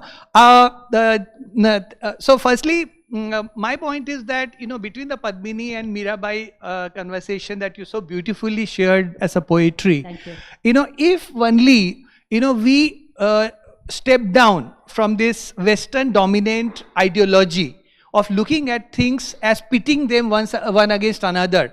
Even the, you know, the Varna Vyavastha, in its, you know, purity, in its, you know, sanctity, integrity, is actually like a hierarchy where a Brahmin has far more restrictions, far more restraint than a Shudra who can consume far more with much less restraint. So it's a challenge being a true Brahmin. But the problem what Jerry is rightly pointing out is about the Brahman Vad. When something becomes a dogma, something becomes a fundamentalism and a fanaticism. So again, LGBTQ again becomes a fanaticism when you start doing the gender affirmation, when you take a young child and get them, change their gender, mutilate them. So anything, you know, Ati Sarvatra Varjayate is the safe principle which I've, you know, finally landed on. Yeah, thank you. I have a book on the LGBTQ, a trans woman's journey, which ends tragically, unfortunately. So I have a many of book, them. To Be a Woman, a man's struggle to be accepted as a woman and a goddess. So coming back to you, the great thought leader of Bengal, you're a Bengali, I believe. Yeah. So the great thought leader of Bengal, Swami Vivekananda, he said, Lojja ghinna bhoy, teen thakte noy, which means that if you wish to progress, you have to renounce shame, you have to renounce disgust, you have to renounce fear. Only then you can progress. You don't need to be the sheep, you don't need to be the shepherd. Be liberated, be free. Yeah, Thank you, Antara. Yeah. Yes. Antara Banerjee, I really like your poetry about Padmini, Sita, burning, the fire in us, the fire in you. Even I'm from Northeast. We have many iconic figures like this. I'm Lovita Morang from Northeast India. And we have like, Lovita is also a freedom fighter who was with Azad Hind, Subhash Chandra Bose and all. She was a fighter, freedom fighter, was shot dead by the Britishers. And there was also caste system because she was sheltered in a Muslim family. She was outcasted because she was in a Muslim family like that. We have Kanaklata, we have so many things we have like that. But today we are like Sitas, we are Lakshmi Bais fighting, right? Yes. But we are talking about hierarchy and century-old story. But today is 25th of November 2023, Lovita Morang. I have whole my life, 99% I have contributed my life in literature, art, acting, filmmaking, helping people in lakhs. If I have earned 1 crore, 20 lakh तो मैंने society का रास्ता बनाने में help में किया था. लेकिन 99% हेल्प करके भी इस बार, I will show you, I have a speaker session, I have made a film. This time, powerful media house, not society. Society has loved me.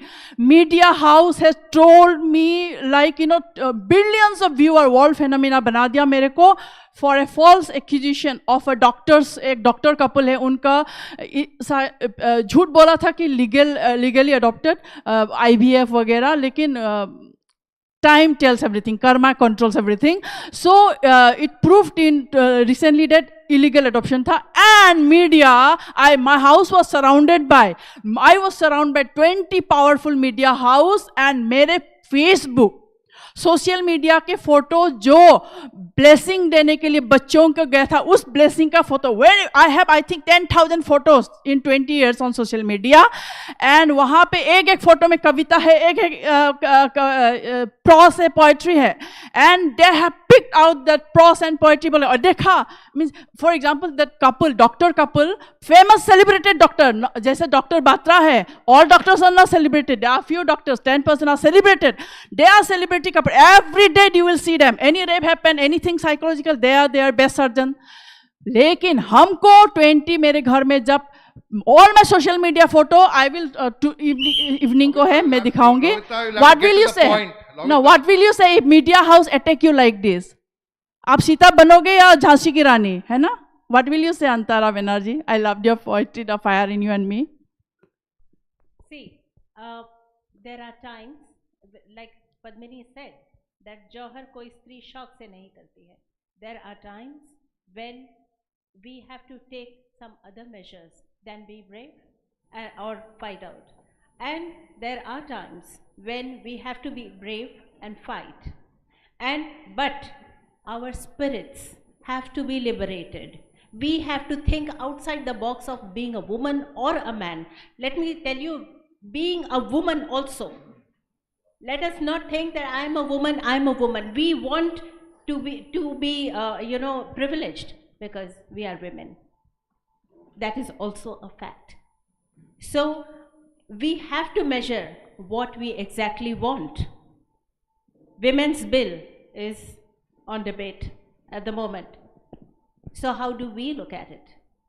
Is it okay? Is it not? So we have to first think, are we the victims or are we the fighters? That is the answer.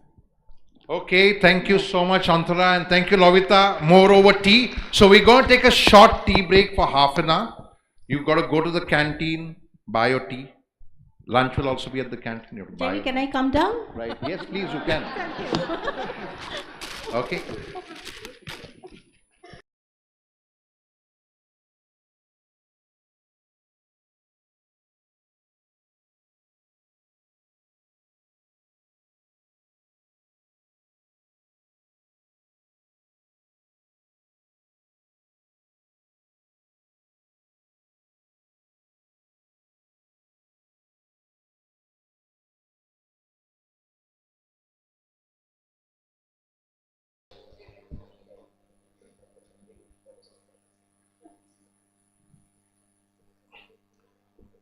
Weapons of mass destruction on silent mode. Yeah?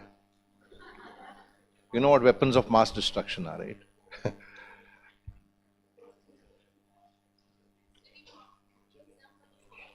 Yes, who wants to go? Okay, you're here. There's your open mic. You can turn it around and 3 minutes. At 3 minutes, I blow the whistle. All right. First, tell us your name, what you're going to talk about. Okay. Hi all. Rex Fellows. My name is Bhanumurthy. I'm here to talk about a little bit about an awareness program that we normally conduct. I'm from Hyderabad and I'm smart. Are you? Hands up, please. How many? Are you? Yes. And do you have smartphones? Everyone has smartphones, right? Now, the other question is, are you smarter than smartphones? No? Yes? How many yeses, please? That's a good number. Believe me, on an average day, I work for Society for Cyberabad Security Council, which has an office in Cyberabad Police Commissionerate based out of Hyderabad. So on an average day, we receive around 100 online petitions, right? You know about petitions, right? NCRP, National Cybercrime Reporting Portal. These are all cybercrimes. And out of these 150 petitions, around 50 to 60 are being converted to FIRs. And you think who are the victims who are falling prey to these crimes, cyber crimes? Sorry? youngsters, children, senior citizens, IT people. A big round of applause for ma'am. It's 85% are from well-educated IT people. And believe me, they're all well-designated. Vice presidents, directors, HR managers, they are falling prey to these crimes. We don't know. We might also be a victim. So what we do is, as part of SCSC, Society for Cyberabad Security Council, it's a non-profit body. And we have various forums out there. One is women's forum who work towards the distressed women, like domestic violence, and we've held them. In the same way, we have road safety forum, which work towards road accidents and helping the traffic police. The same way, cybersecurity forum, which I am the senior manager, we work towards spreading awareness on cybercrimes and also bringing up solutions and how to combat cybercrimes. And do you know who are the fraudsters? You know about, we spoke about victims who are falling prey to these crimes, IT and well-educated people.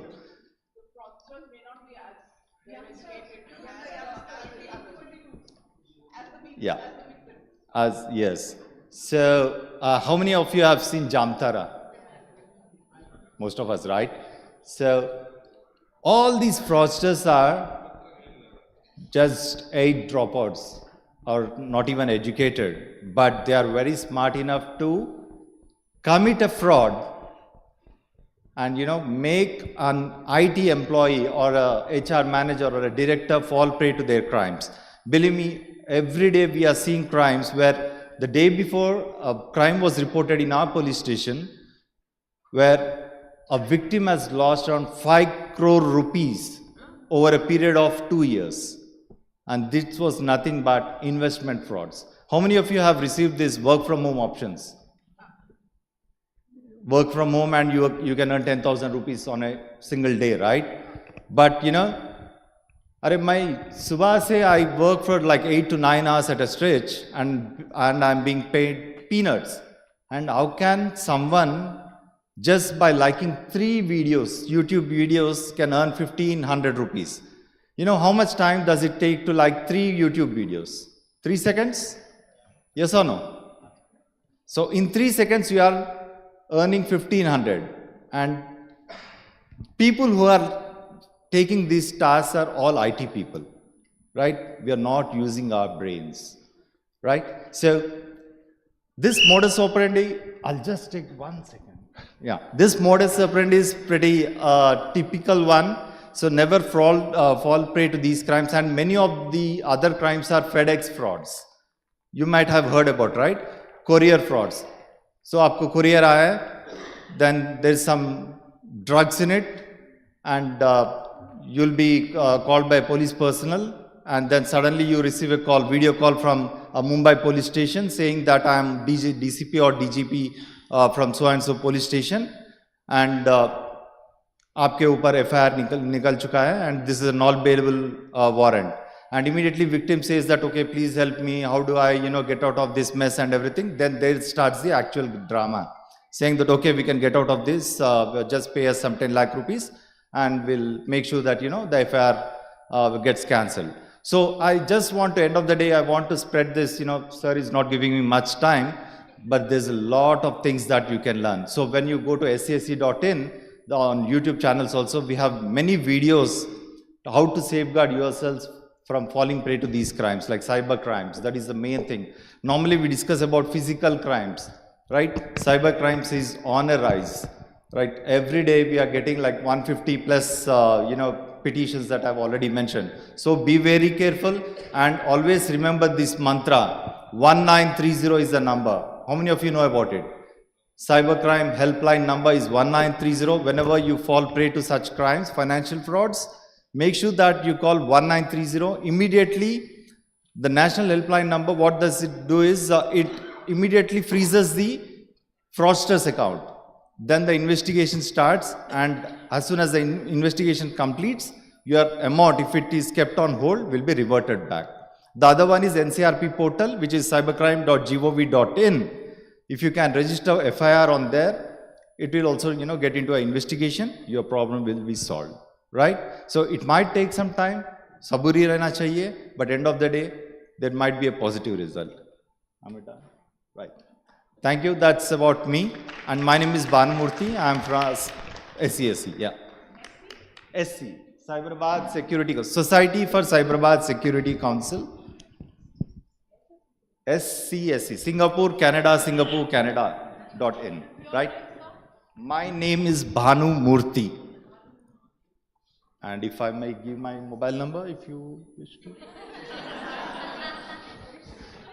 All right. Yeah, because we get many complaints from across the country, right? 9009 81506. I'm not marketing though. Sorry? SCSC.in. Okay, thank you. You can YouTube, Facebook, SCSC. email, take during lunch. Yeah. Eat less, talk with him more. Okay, come. Okay. Thanks very much. All right. Who wants to go next? Yes. Go ahead, ma'am. No. Ma'am, I said.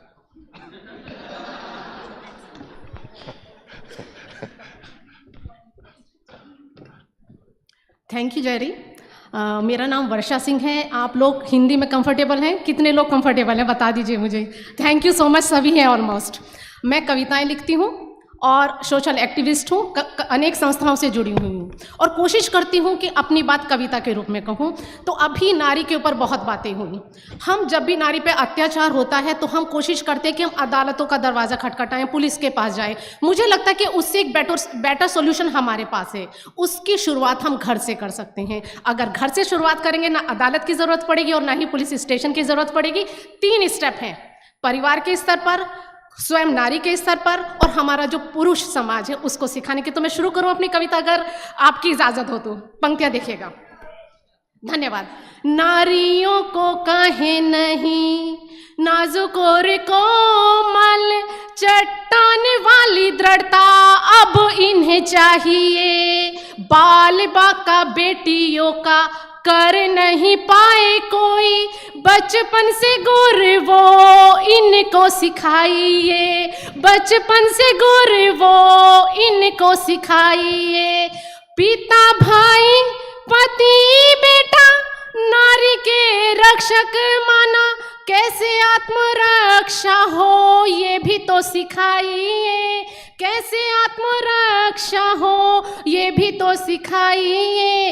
वहशी दरिंदे फिर डर जाए नारी से, जोश लक्ष्मी बाई जैसा बेटी में जगाइए। जोश लक्ष्मी बाई जैसा बेटी में जगाइए। और हम अपने परिवार के बेटों की परवरिश कैसे कर सकते हैं? थोड़ा अलग तरीके से। हम उनको कहते हैं अरे रोना नहीं, ये तो लड़कियों का काम है। अब ये नहीं कहना है, क्या कहना है? अलग तरीके से हो परवरिश बेटों की, पहरा मर्यादाओं का बेटों पे बिठाइए। पहरा मर्यादाओं का बेटों को सिखाइए। हंसने रोने का ढंग बेटी को सिखाया खूब, बेटों पे भी आड़ जरा हया की लगाइए। बेटों पे भी आड़ जरा हया की लगाइए। छेड़खानी लड़की से करे नहीं अब कोई, शील शिष्टाचार पाठ बेटों को पढ़ाइए। शील शिष्टाचार पाठ बेटों को पढ़ाइए। नारी के स्वरूप सारे देवी के समान रहे, नारी सम्मान करना बेटों को बताइए। नारी सम्मान करना बेटों को बताइए। बस 30 सेकंड और दूंगी मैं कि अब बेटी क्या कर सकती है, उसको भी अपनी रक्षा करनी आना चाहिए। अत्याचार सहे नहीं, डर डर रहे नहीं, खुद अपनी रक्षा का वचन निभाएंगे। खुद अपनी रक्षा का वचन निभाएंगे। अपनी पहचान हो, अपना स्वाभिमान हो, कारनामा कुछ ऐसा हम कर जाएंगे। कारनामा कुछ ऐसा हम कर जाएंगे। छिपा हुआ नारियों में धैर्य बल अपार है, नारी बल से सारे दुशासन मिटाएंगे। नारी सम्मान से दुशासन मिटाएंगे। अब नहीं रहे हम अबला बेचारी बन, दुर्गा काली रूप सारे जग को दिखाएंगे, दुर्गा काली रूप सारे जग को दिखाएंगे। धन्यवाद। Thank you. Thank you. Thank you, ma'am. Yes. Gender balance. He has been very eager. Try if that mic is working also. Let's check that one out. So I like what she spoke about. And I think, I was to speak at a forum called the Women's Economic Forum. Suddenly you kind of define everything. Women's Economic Forum, Men's Economic Forum, next will be LGBTQI Economic Forum. Why can't we just be us? That's what I keep telling my friends. In Goa, there is a entrepreneur group where they only have Christian entrepreneurs. And I'm like, how will you grow if you don't do business with other guys? Right? Dominic, with all due respect. Are you getting what I'm saying? So we need to get out of this label. Somebody was asking me, are you part of any club like Toastmasters? I'm not. I only go there when they pay me to speak. Right? And I don't want to belong to any club. I have not joined any club or any gymkhana in my life. I prefer to unbelong. 40 under? I am above 40 now. So okay. But I think, what she said, how many of you seen a movie called Dil Dhadakne Do? And Tanvi was asking me about, can people change? Right? Change cannot happen in a fancy institute, whether it's a IIM or a Harvard. That just gives you bookish knowledge, right? And knowledge can be acquired. Wisdom has to be learned. And learning to learn is a formula that we created for our leadership coaching programs that we do. And over the years now, in the past 5-6 years, think tanks of the world have realized that learning to learn is the most essential skill of the future, because most people go to schools and colleges and they study. They don't learn, right? Now, in Dil Dhadakne Do, there's a scene, and I speak about this often because this will tell you how mindsets work, right? Which was added by Farhan Akhtar as an afterthought. It was not there in the original script. He added this, requested his sister who wrote the script and directed the movie, that I want to add this scene because Farhan runs an organization called MARD. I refuse to pronounce it the way it is spelled, right? Men Against Racism and Discrimination, right? And he said, add this scene because I want to make a statement. And in that scene, Rahul Bose, who's an entitled, elitist, privileged boy from a so-called influential family and Harvard educated. You define the character, right? How many of you are familiar with the concept called Enneagram?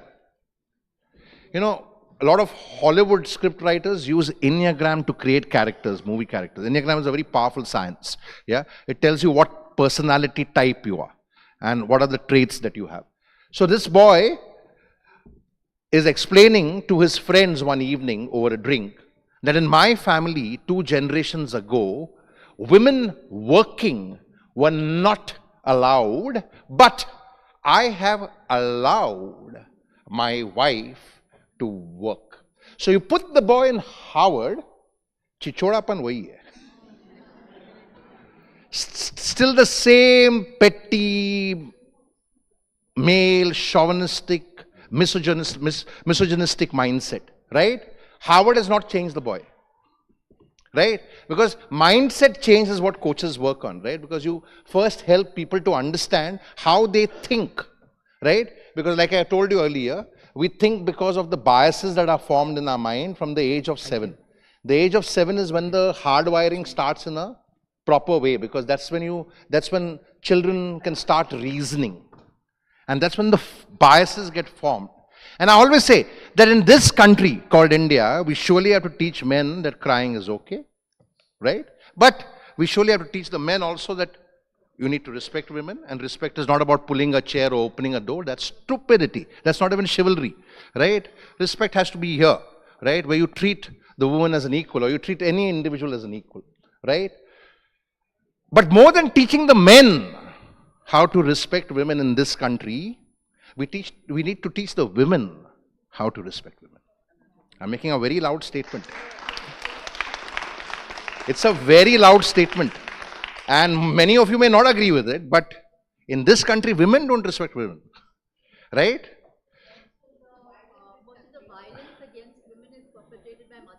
Forget the violence. I'm talking about, even the way you treat your children and the upbringing is always skewed, right? Because it's always the man who's supposed to be higher or he's better.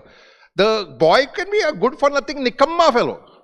And you can read them on shadi.com or Times of India matrimonials. Whenever I want a good laugh, I read LinkedIn profiles and matrimonial columns. Wheatish fair boy wants basmati fair girl who is good looking, knows how to cook, can cook good vegetarian dishes because I'm a Brahmin boy. Okay. And should also be earning 6-figure salary. So this guy wants everything. Khud nikamma hai. He's looking for all the qualities in the girl. So matrimonial columns actually tell you the culture of a nation. Right? Like recruitment columns tell you the culture of an organization. Right? So you have to watch this very closely. So thank you for that. And over to you. So where is God? That's not working? He asked me to be here. So he transferred you here. Yeah. Because of the camera? Wow. I thought I was the director of the... Okay, go ahead. Thank you for setting the stage and giving me one limelight. You have 3 minutes. Yeah. All the thanks won't help you. My name is Ayush Kesri. We are working on an idea called Human Library Cafe, a space where you can borrow a human book. We realized due to research of 5 years of ours in different cities of India, we actually stopped communicating. We do not share our things to people. We decided that we'll live alone. We'll keep our things inside our heart. We won't speak. Yesterday, I was at an event in Delhi, in Dwarka. Yes, Yash Bhumi. One of the investors I was in touch with, he said, can you make my husband talk to me? And this is very serious, I'm talking. How we build relationship? By communicating, by sharing our stories, by telling our people what I'm facing, what I'm going through, what is my phase of my life. Are we doing this? Are you sharing your stuff to your people? When I say your people, your family members. Fathers will take decisions in the family, but he won't let their son to know what he's going through. Mother won't speak, she will shout, but won't speak that she feels irritated because something is going her inside. Your sister may feel something but won't come to you many a times. Even your brother, he may cry inside but won't come up and say what he's going through. So we realized that there has to be certain space where people can come, can connect, can share their stories, and can be human beings. That's what we're building. We created a first cafe, similar cafe like Starbucks, CCD, but we are different from them is that we are providing you coffee, but we are providing coffee over a chat, talk over a coffee. Let's listen to people. Let's build a relationship. Let's connect. That's we human beings are. We created our first cafe in Varanasi. Soon we'll in Bangalore, in Delhi. Thank you. This is what I need. Thank you, sir. Excellent. Brilliant. Okay, we'll have one last open mic. Yeah, I'll just like to add Let's have a... Jerry, I'll just like to add something to what you just said. And we at the Rex KARMAVEER talk about listening skills. We're also looking for ace listeners who can help people. And I personally do something called talk therapy, where you talk and just by the means of somebody listening to you, it's therapeutic. Half your ailment, half your mental issues are gone when you get somebody who's actively listening to you, somebody who's compassionately listening to you with empathy and saying nothing but just being there to listen to you. And I think society at this point of time needs ace listeners. So we are also starting something called Hey Listen, where we would like people like you to come along with us and help to heal the world. Thank you so much. So yeah, I think just to elaborate on that, we thought about this concept. How many of you are good listeners in this room? Put your hands up. Okay, when you go home tonight, ask the spouse. You can ask your spouse when he comes back from the phone call.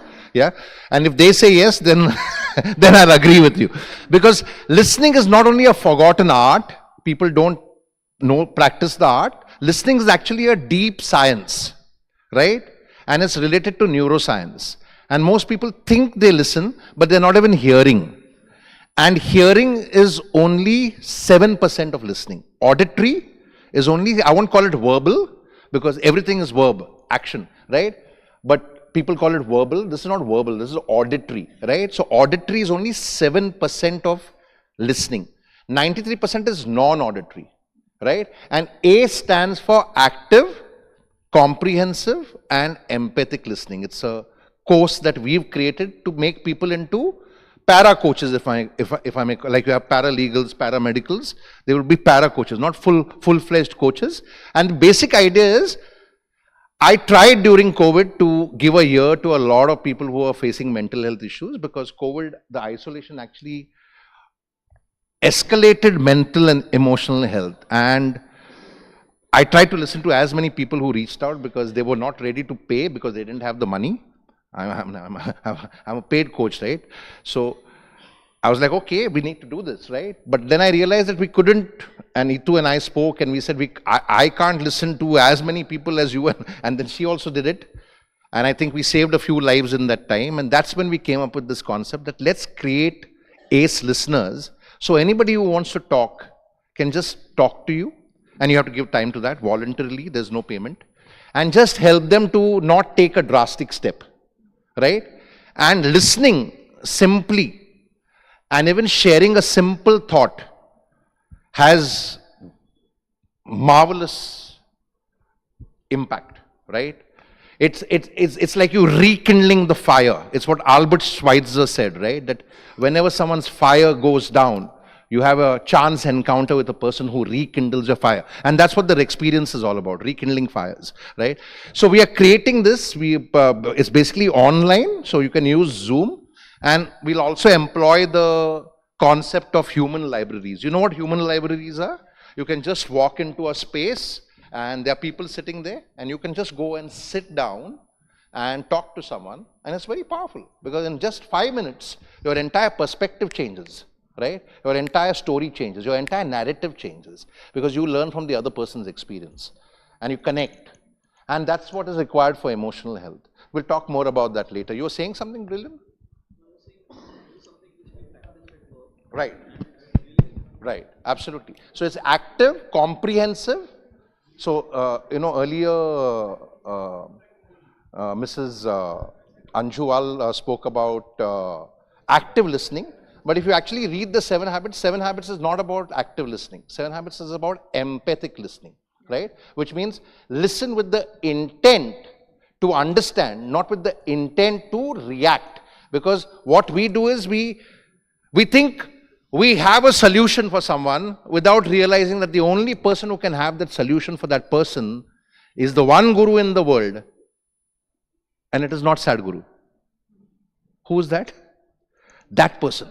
That person. You have to help that person to understand how she or he can find the solution to their dilemma. That's what listening helps you to do.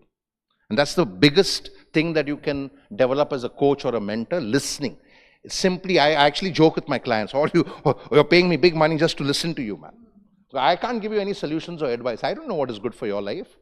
Now, the reason I say I make fun of gurus is because these guys are completely misleading people. There is a video on YouTube, and I've never understood what kind of a teacher would do that to somebody who's sharing a problem. And this young boy is sharing, I have mental health, depression issues. And this guy is sitting over there with a Bollywood starlet and making fun of him. That I can cure depression in 5 seconds. So all the psychiatrists are idiots. All the counselors are fools. If you can cure depression in 5 seconds, I will walk on water, man. Like Jesus did, right? I mean, it's complete bunkum, right? The man's name is Jaggi Vasudev, right? I will say it like it is, right? So I think we need to hold people accountable because you just can't get away with nonsense, right? You think you know everything. I have not read the CAA bill, but I know it is good for the country. Arey, if you've not read it, how do you know it's good for the country? Arey? First read it at least, no, to know whether it's good or bad. So people make funny statements and people fall for it. Therein lies the problem. It's not people making funny statements, it's people falling for it. Like during COVID, there's a motivational speaker, I won't name her, I don't even remember her name actually, others I would have named her. And I don't know how corporates also call them. I wonder who are the people leading HR in many companies, right? You have people like Mohan Das Pai, of course, who sit with Nityanand, and again, you know Nityanand? The me in me, who found the me in me without finding the me in me, but I found it finally in somebody else, right? And then now, of course, I'm in a nation called Republic, just like Republic TV, right? Arnab Goswami is better, I think. So, Mohan Das Pai was HR head of Infosys. No wonder they are struggling. I'm making loud statements because you have to work for 70 hours a day. Drive the slaves, they're slaves. Make money for us and you drive the slave, right? And then people try to cover it up by saying that he was trying to say, no, you should invest 70. No. Read, listen to the video where he's very clearly saying in Germany after World War II, the government made it, the state made it a mandate for people to work for so many hours. Which means you're asking the state to mandate that people should work for 70 hours. It's a very underlined statement. I've heard it, so don't try to cover it by saying, no, you're talking about self-development. Self-development would have said, okay, work your 6 hours or 8 hours, and then go moonlight. Go and moonlight. Make some more money. Yes or no? Invest in yourself, learn something on the net. Get better, continuous improvement. No, that's not what he's saying. So let's not cover it up, right? The Tech Mahindra CEO tried to cover it up. So some big problems here, right? Because how do we understand how to treat people with respect? And research shows you that working more hours is not productive, right? Japan is a classic example. Japan as a country was even worse than India in terms of working more hours. So people over there for working late was like a badge of honor.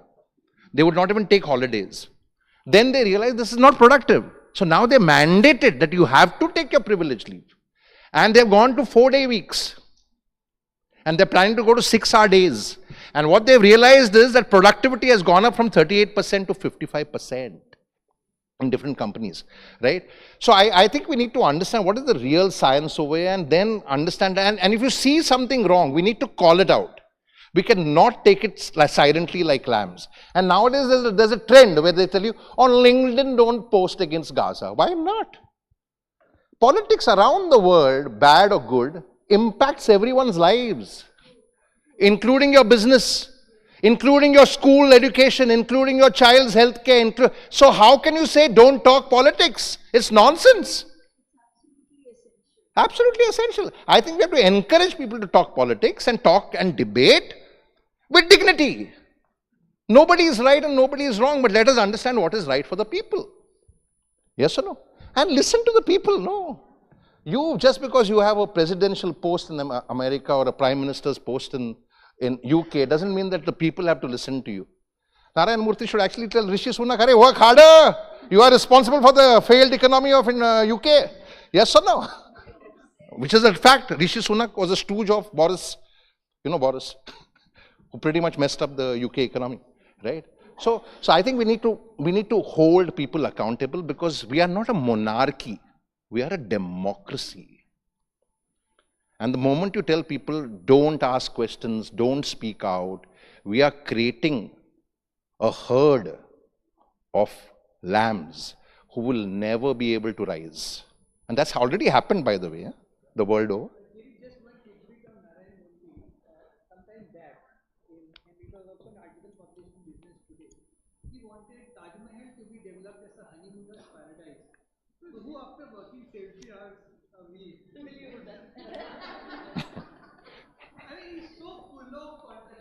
He was talking about honeymoon for him and Mohan Das Pai.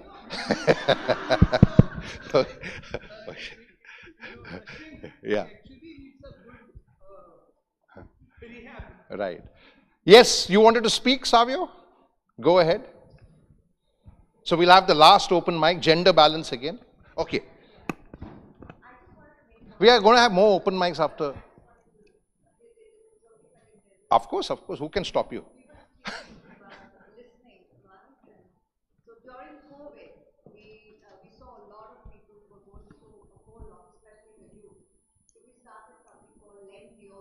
Okay, very nice.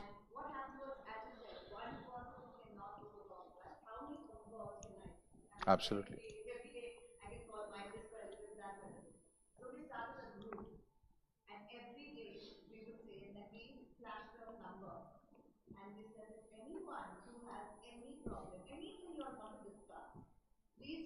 Very nice.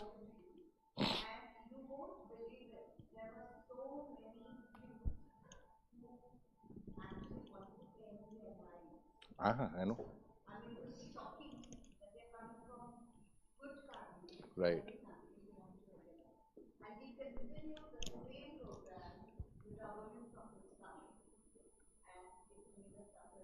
Very nice.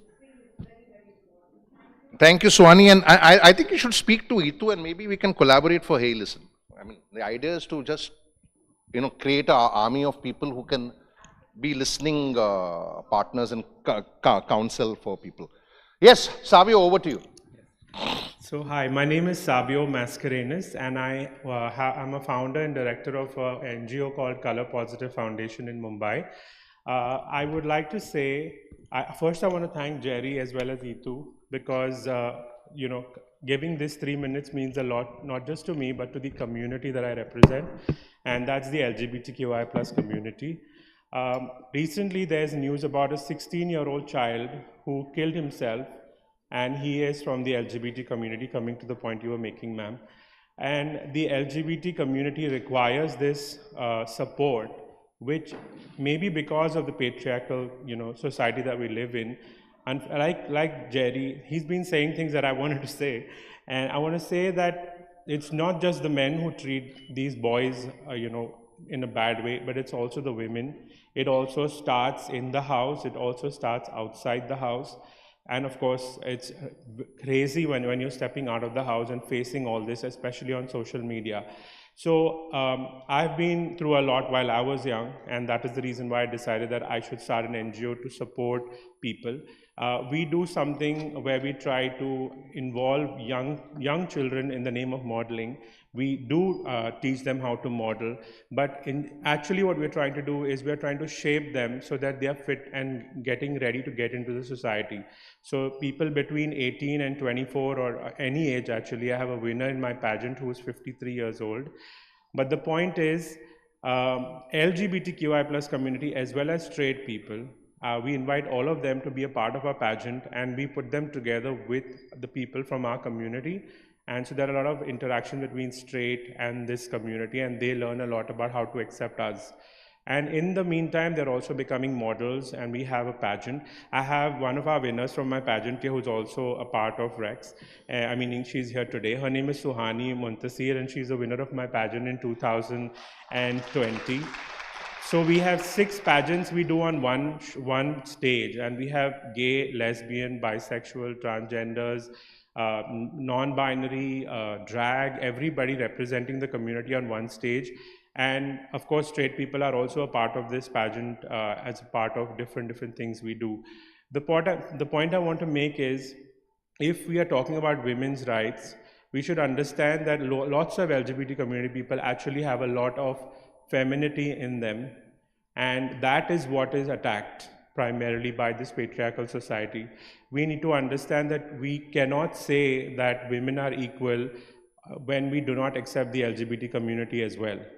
And the women itself also contribute to this. So we need to understand that we need to work together as one, as one country, as one set of humans, to understand that this community needs a lot of your support. And I'm very happy that I got this opportunity to speak here. I just want to say that it starts from home, like you were saying, ma'am. That's exactly what I wanted to say. Thank you. Thank you, Savio. Thank you. You know, I had a classmate called Savio Mascarenhas. So whenever I see your post, he passed away at a very young age. But you have your say. So go ahead. Just, yeah. You on the mic? Hi, Savio. This is for you.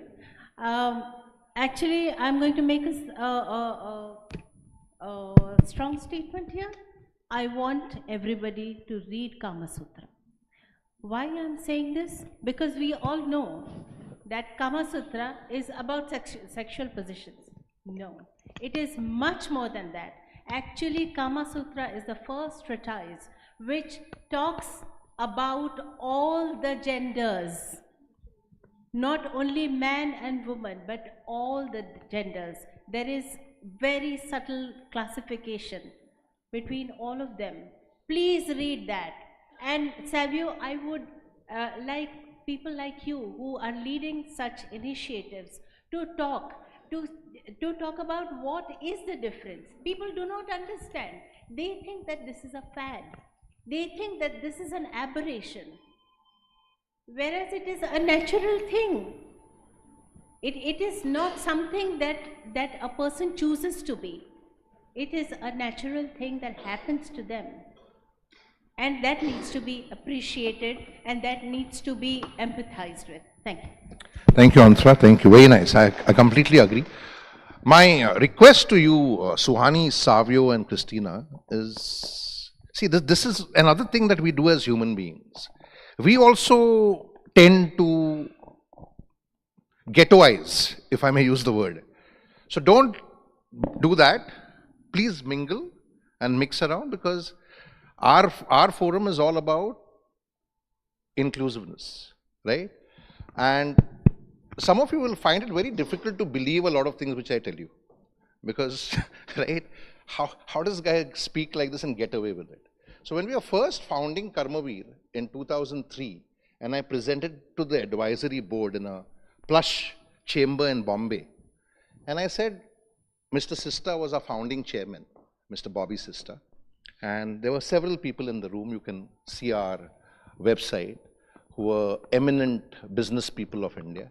I didn't take any money from them, but I said the way we want to do KARMAVEER is that we'll never do it in a hotel, first of all, for the simple reason that KARMAVEER going forward will include people from the hinterlands of India.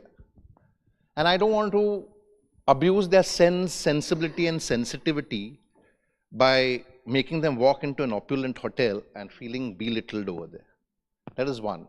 Second, we will never have a VIP in our forum. So there will be no chief guest. There will be no, whatever they are called, right? Chief guest, head guest, guest of honor. Because everybody is a guest of honor. And we said that, the awards will not be given by any eminent person. The awards will be given by award recipients. And that award recipient could be a slum dweller or a sex worker. Because it's not just about the prince or the CEO getting an award. It's about anybody getting an award. Right? And you may be Ratan Tata. But if you are going to get the award because somebody has nominated you, don't think some prime minister or minister will give you the other. Award may be given to you by slum children, by people living in slums, by a sex worker from Kamatipura, because they are worthy of our award, because they are doing good work. And the eyebrows went up and I was like, okay, it's difficult to digest. But happy to tell you, 20 years later, we are there. We have not changed. And in our first award ceremony, the Lifetime Achievement Award was given to Dr. Varghese Kurian, who I think is a person who deserves the highest civilian honor in this country, which is the Bharat Ratna, but they've not given it to him because he is enlisted as persona non grata in the government books, because he was the only person who took a hard stand against Indira Gandhi during the emergency. So if you think the current regime is doing wrong, never forget, INC did no better. Nobody is better, right? But we tend to kind of have our biases over there. Yes or no? So we gave Dr. Varghese Kurian, we don't give the awards in absentia, but he had like very bad health because he was old, and 2 years later he passed away. And he said, this is the most coveted honor for me, because everywhere else my organization had to lobby. These guys have chosen me for the Lifetime Achievement Award, so I must go. And he came with his wife, Molly Kurian. And when he passed away, so that kind of increased the, the burden for us to stay there, right?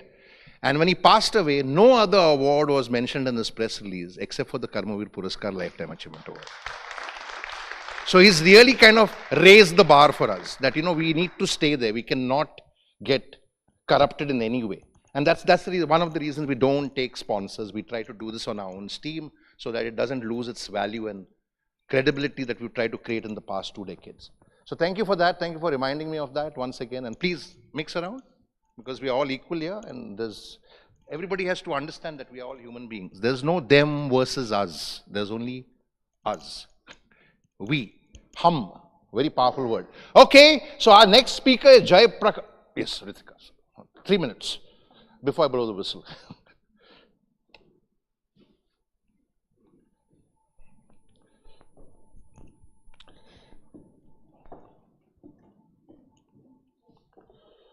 Sure. Good morning, everyone, and welcome to this wonderful event. My name is Ritika Subhash. I do a lot of things, but the thing that I enjoy the most is working with parents. I'm a conscious parenting coach. I'm an author of children's books as well, and I work in the edtech space. But because I wear the storytelling hat today, do you guys mind if I tell you a short story about what happened yesterday and how we can then, the kind of incidents that I could draw from that into parenting? Is that okay? All right, so yesterday I was in a beautiful place called Landor. Has anybody been there? Landor in the Himalayas? Okay, Mussoorie, you would have heard? Landor is slightly higher than that. So somewhere in between Mussoorie and Landor, there's this place called Jabar Khet Forest. It's a forest. Has anybody heard of that? Okay. Anybody ever been to a forest? Raise your hands, bhai. Achhe se dikh nahi raha hai. Okay, you've been to a forest. Jungle mein gaye hai na kabhi? Dekha hai. So yesterday I was there. I did a trek of about, I think 4 or 5 kilometers at the height of 7,000 to 7,600 feet. So very cold and very interesting. It was my, I would say maybe second or third time in a forest like this. But we had a guide, very young chap, very enthusiastic, and he told us some things about the forest, and I just couldn't help but draw some parenting inferences from there. So the first thing that I heard was, we've talked about COVID and we've talked about the impact of COVID on human beings. Did you know that COVID had an impact on monkeys also? Yeah? Have we seen there's a lot of monkey menace in hills nowadays? Lots of monkeys, they're attacking people and taking their stuff. It happened to 2 of the people in our group as well. So what happened during COVID was, there were no humans, nobody traveling to the mountains. So monkeys they started to starve. They had no way to sort of go and get their food because there were no travelers, nobody giving them any food. So what happened is, the monkeys started going to the Jabar Khet forest. But they had not hunted for 3-4 generations, so they didn't know how to fetch for themselves, how to fend for themselves and get their food. So during COVID, a lot of monkeys were hunted by the leopards. Any parenting inferences you can draw from this? Anything about parenting you can draw from this? Anybody? Sorry?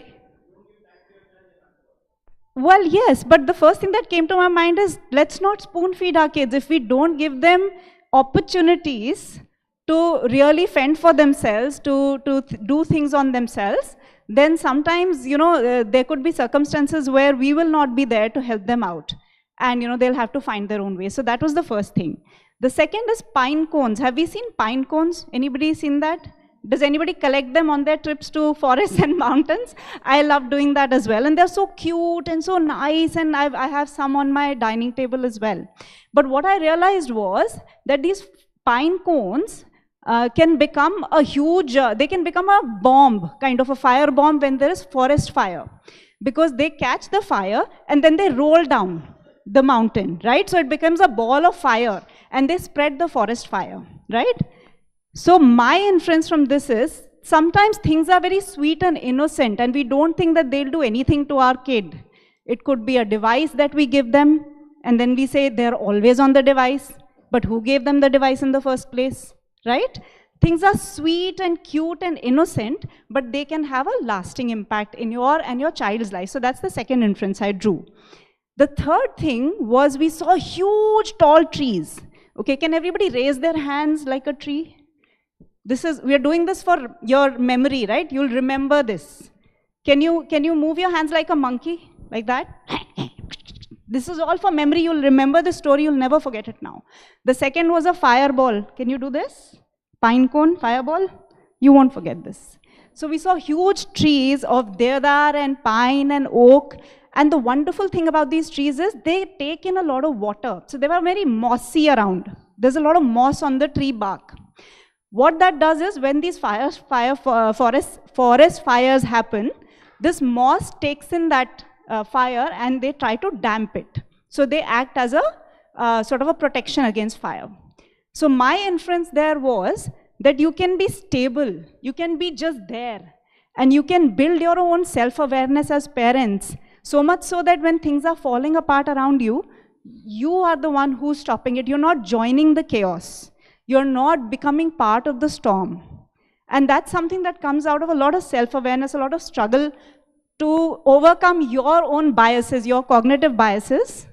There are over 500 cognitive biases. I don't know if Jerry mentioned that, but there's so many biases that we live with as human beings, and then we want our children to be bias-free. We want them to be the perfect examples of human beings where we are still not in that process of realizing that we have to work on ourselves. So just a little bit of story. I don't want to talk a lot about my work, but I hope you enjoyed this, and that's my cue. We've gone over. Thank you. Thank you. Thank you so much.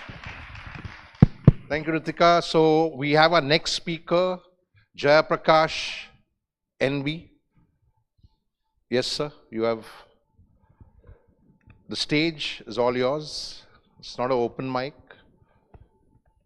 9 minutes before I blow the whistle on you. Go ahead.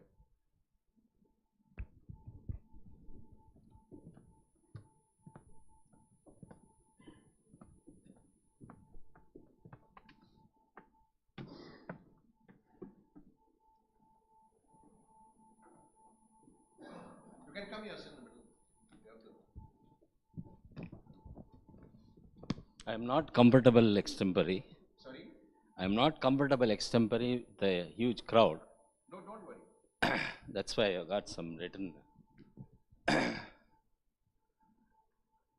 Because I am used to only one-to-one interviews and one-to-one counseling. I am NB Jayaprakash from Bangalore, founder of Parihar Foundation, promoting welfare of the widowed and divorced men.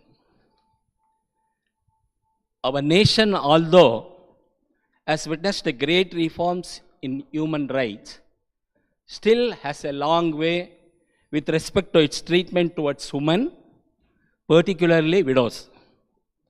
With every remedy, crops a new issue for widowed and divorced women.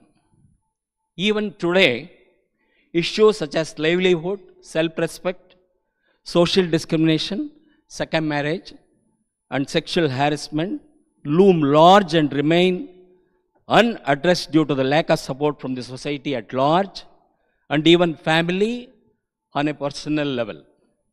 Inspired by the illustrious reforms like Rajaram Mohan Rai, Keshav Karve, Ishwar Chandra Vidyasagar, I stepped in to help widows and divorced men claim their rightful places in the society. Parihar Foundation was founded 25 years ago on the principle of bringing Sakka to widowed and divorced women through social transformation, education and counseling. It is the aim to re-establish their dignity and self-respect. Through the many services we provide, we seek to create a holistic approach to widows' social transformations and reintegration into society. In keeping with the sweeping changes that are observed in other areas of social upliftment, it is my earnest endeavor to remove the crippling stigma that has brought the lives of these hapless women into hope for no fault of their own. Parihar Foundation has a distinct mission, clear objectives, supported strategies, and specific action plan. Our core values are rule of three: tolerance, pragmatism, and social transformation. Tolerance is the main our tool, because as per the widowed woman, it is very sensitive and a lot of stigma attached to it, and we have been very tolerant. And pragmatism, we don't follow the old rules, conventional type. We go out of the way and help them out. And then the social transformation. Our mission statement is transform the society for indiscriminating, complete participation of widowed and divorced women in mainstream society. Provide a multi-dimensional approach to solve financial, social, emotional, moral, medical, and physical issues of widowed and divorced women. Our community care services focus on providing a helpline, and then moral, social, and security support services, trusted information, emotional, legal, and medical counseling, career development, and livelihood creation, mediation and conciliation services, widow pension, government as well as non-government, and then the nutrition support for them, ration for the poor people, and then the companionship solutions, education and outlook change mentoring programs, volunteer management wing, and then the marriage services. Marriage services, we are not a marriage bureau, it's purely a social organization. We conduct face-to-face programs once in a fortnight, and we just do counseling based on the requirements. It's a private registration, matchmaking on a database of verified properties. We do have volunteers who dig into their behinds and the backgrounds, and then we don't have a target of marriages. Around 25 marriages have been happened. Since 20 years, only around 25 to 30 marriages we have conducted. And legal and medical counseling for the pays. After services, support through post-marital counseling, safe and secure online forum through an exclusive website meant for widowed and divorced women. It is not at, constructed. Parihar marriage.com, we would like to, next month we are going to launch it. We have adopted a village at Odisha, Kyonja district, a tribal belt, wherein I think around 600 to 700 widowed have accumulated there. There is a mining mafia there. Only 100 rupees is paid to a worker there. So they meet unnatural deaths because inhaling of the mining. And there are fishermen who go for the fishing and they don't return at all. There is no LIC or insurance, medical, whatever. So around 600 widows are accumulated there. There is India Development Project there who contacted us. Since 6 years we have been giving self-reliant programs for them, and then nutrition programs and other social support services. Basically, I am a theatre person, filmmaker. 15 years ago, we have produced a film also called Hu Male. In Kannada, Hu Male means it's Phoolonki Barsat, they say. Flower rain. So which could win National State Award. Nathya Chandrasekhar, the famous director, directed it. Dr. Ilayaraja scored the music. And Dr. Rajkumar was alive at that time. So he sang a title song also. So we took this film throughout India in almost all the capital cities and arranged many conferences as well as the interactive sessions, wherein I think you could transform a lot of younger people there. Then now I think to sustain ourselves, we are like, we have done one more film with a sensitive subject, through which I think whatever the proceeds we are going to get out of it, we are going to contribute to the Parihar Foundation. So we have a desire. I told you the problems, solutions, what we are offering. And desire is we would like to build a widow rehabilitation center throughout India in almost all the major cities, where we would like to give them complete A to Z services like self-reliant programs, education, training programs, and then marriage services, microfinancing, and so on. For the divorced women, there is no any platform throughout the world, I can say, because they are considered whether they are the victim or the cause. Men blame women and women blame men. For silly reasons like, dressing and food habits, and for silly reasons, for nothing, I think there is around 15 to 20 divorces are applied in our Karnataka family court. So we have stopped around 20 to 25 marriages by breaking because of the counseling. So this is all is about ourselves. And I just want to thank Mr.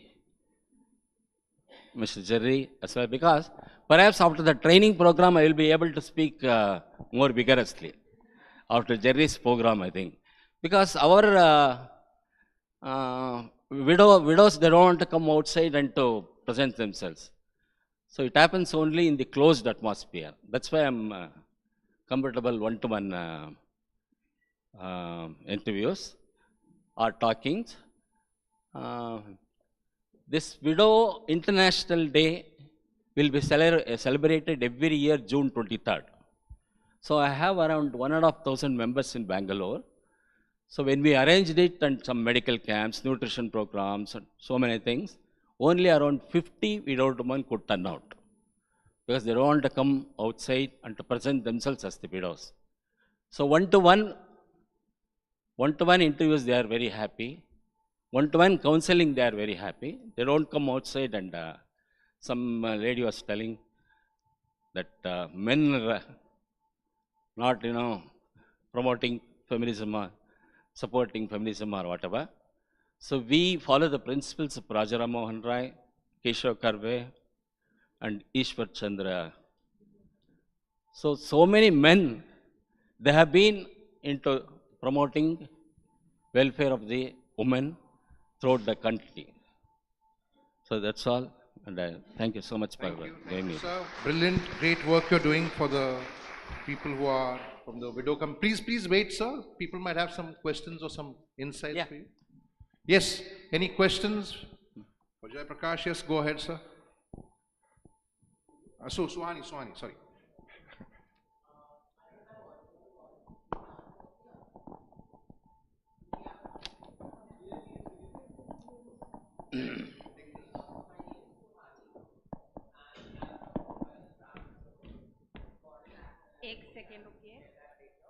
But the question that I have for you is, sir, that you have mentioned that you provide parihar for men and women marriage. So just would like to everybody know that now it's legal for trans women as well. तो अगर आप वो भी चीज़ include करोगे तो शायद मेरी community को space मिलेगा एक partner ढूंढने के लिए. So this is what I want to happen. क्योंकि जब हम हिजड़े जब दुआ देते हैं तो हम ये नहीं देखते कि एक आदमी को दे रहे, एक औरत को दे रहे, या एक हिजड़ा को दे रहे हैं, हम एक इंसान को दे रहे हैं. तो अगर आप लोग खाली वो इंक्लूड करेंगे ना, हमारे लिए बहुत बड़ी बात होगी. Thank you. Yeah, okay. Any more questions, please? Go ahead, you can answer Suhani. What? आप उनको आंसर देना चाहते हैं? You can answer. No, I did not quite get the answer, question.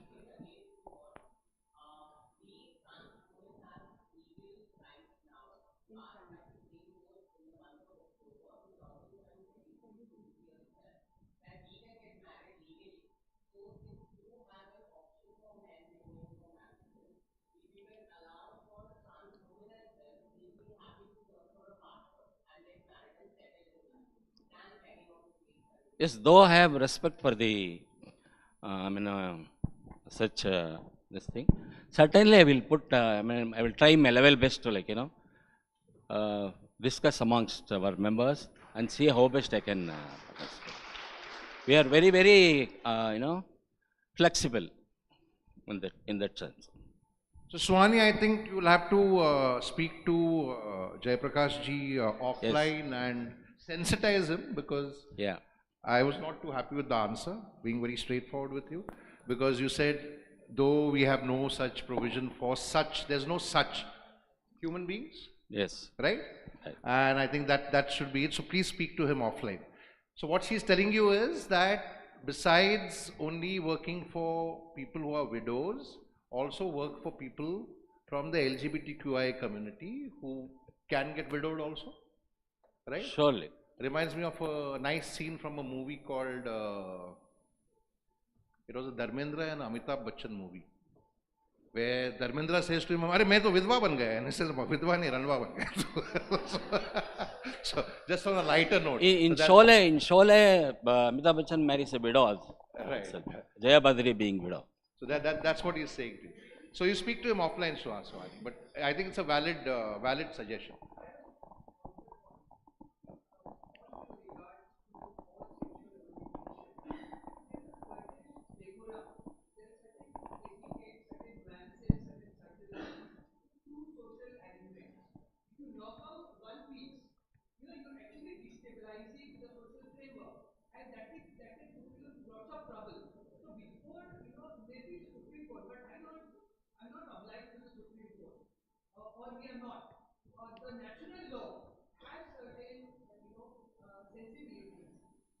Who defines the natural law?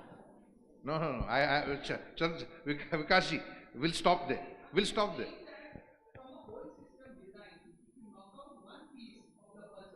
And I think that change is required, no? I mean, you are talking, you are, Vikashji.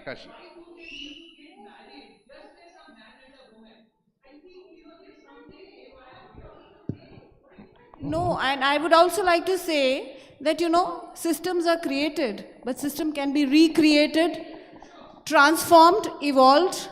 Because I mean, you're trying to create Gaia, which is like a. No, I think that's a very regressive thought. Sorry to say that. It's fine. I mean, the whole idea is to.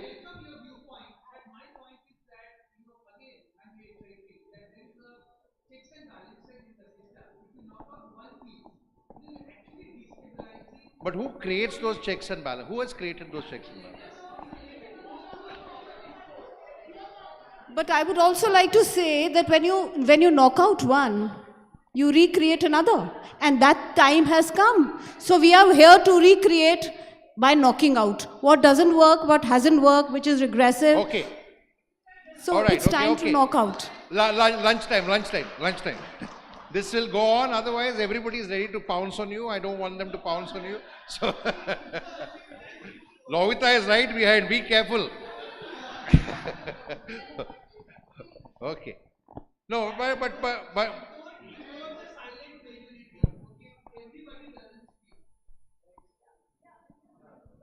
Yes, Christina, you have a counter to that?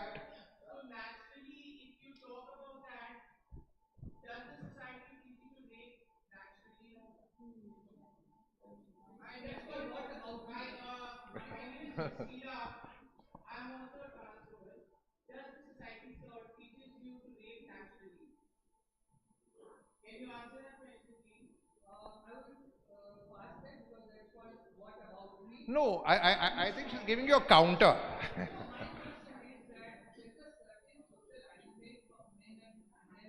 Yeah, but Chandraji, that's what we. Okay, Christina, sit down. If you remember in the morning, I spoke about indoctrination. Yes or no? Just because you're indoctrinated to think that this is unnatural does not make it unnatural. Just 1 minute. In a crowded forum in the Calcutta Apiche Literary Festival in Kolkata, which is a very closed, if I may call it, very on one side it's very open also, but at another level it's also very close-minded, right? And a young girl who was 12 years old gets up and says, you know, we have a film called The Magnificent Seven. It's a talk that we do, and we are making it a public talk this year, right? And we have broken people who refuse to break down. And those broken people include people from the LGBTQIA community, because that's what we do in corporates. We try to open minds that they are human beings. So there's no them, we, they, such. No, that I think that is the water boundary, right? So one young girl, 12 years old, gets up and she says to me, Jerry uncle, why don't my parents understand that I am not a girl? I am a boy trapped in a woman's body. And I said, I think I was silent for around 30 seconds, and then the best answer I could give her is that I don't think they have the ontology or understanding of who they are. So that's why they are struggling with you, because you have a full understanding of who you are. It's called ontology, right? Who am I? Yes or no? So because of their struggle, which is a societal struggle, they can't accept you for who you are, but you have that. And she said, you still not answered my question. How do I explain to them? I said, explaining to them is like explaining to Vikasji. So I just want to add here one thing. We all know, and if those of you who don't know, please go and look into the concept of Ardh Naryeshwar. Ardh Naryeshwar. And I heard you speak about yin and yang. So it moves into one another. It is not standalone. It's not one and they and them. It merges. So please look into, that's the concept, and I think we should move into the next slot. We have another person here. Sabaz is not here? Okay. Yeah.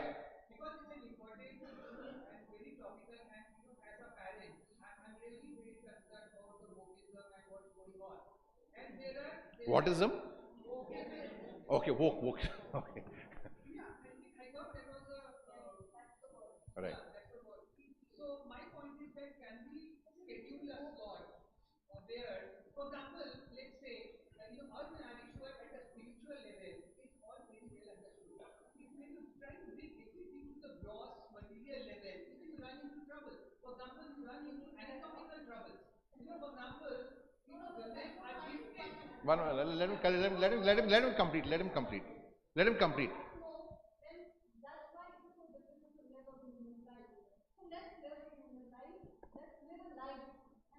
No, let him, I want to hear what you are saying about spiritual and the...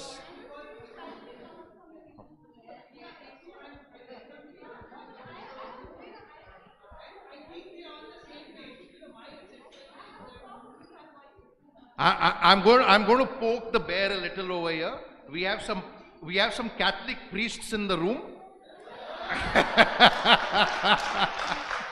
I'm sure that they will side with you.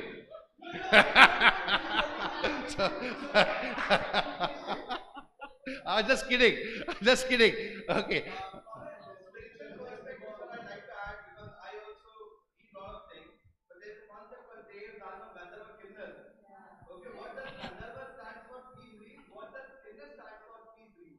No,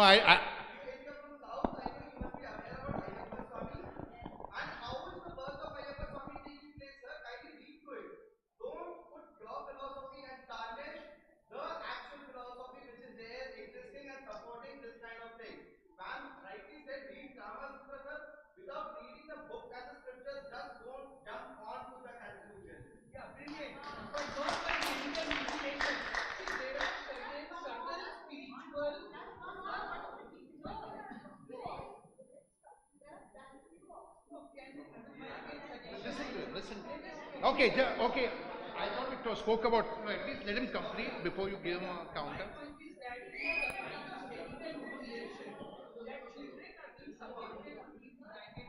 Rovitra is recording you. It'll go to the UN. I know. Hey, it started because of him, no? So he better. Okay, Jai Prakash, he wants to leave the stage soon. I'd like like to remind you once again, we are live on Thank you, sir. YouTube right now. So, No, that's fine. not for any other reason, that please log on to it and, share it on your walls and talk about it. Okay, thank Yeah, you. like, That's what I thought you were giving him a warning or something. Okay.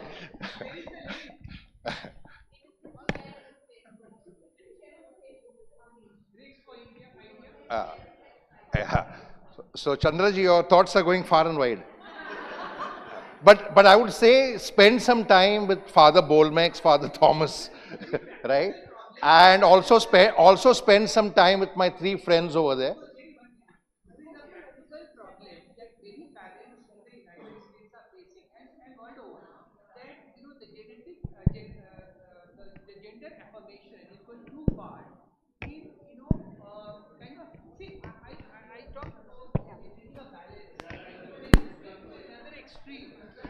Okay, we'll take this over lunch, but just to kind of give you an insight on this, I understand your struggle as a parent, and there's no quarrel on that.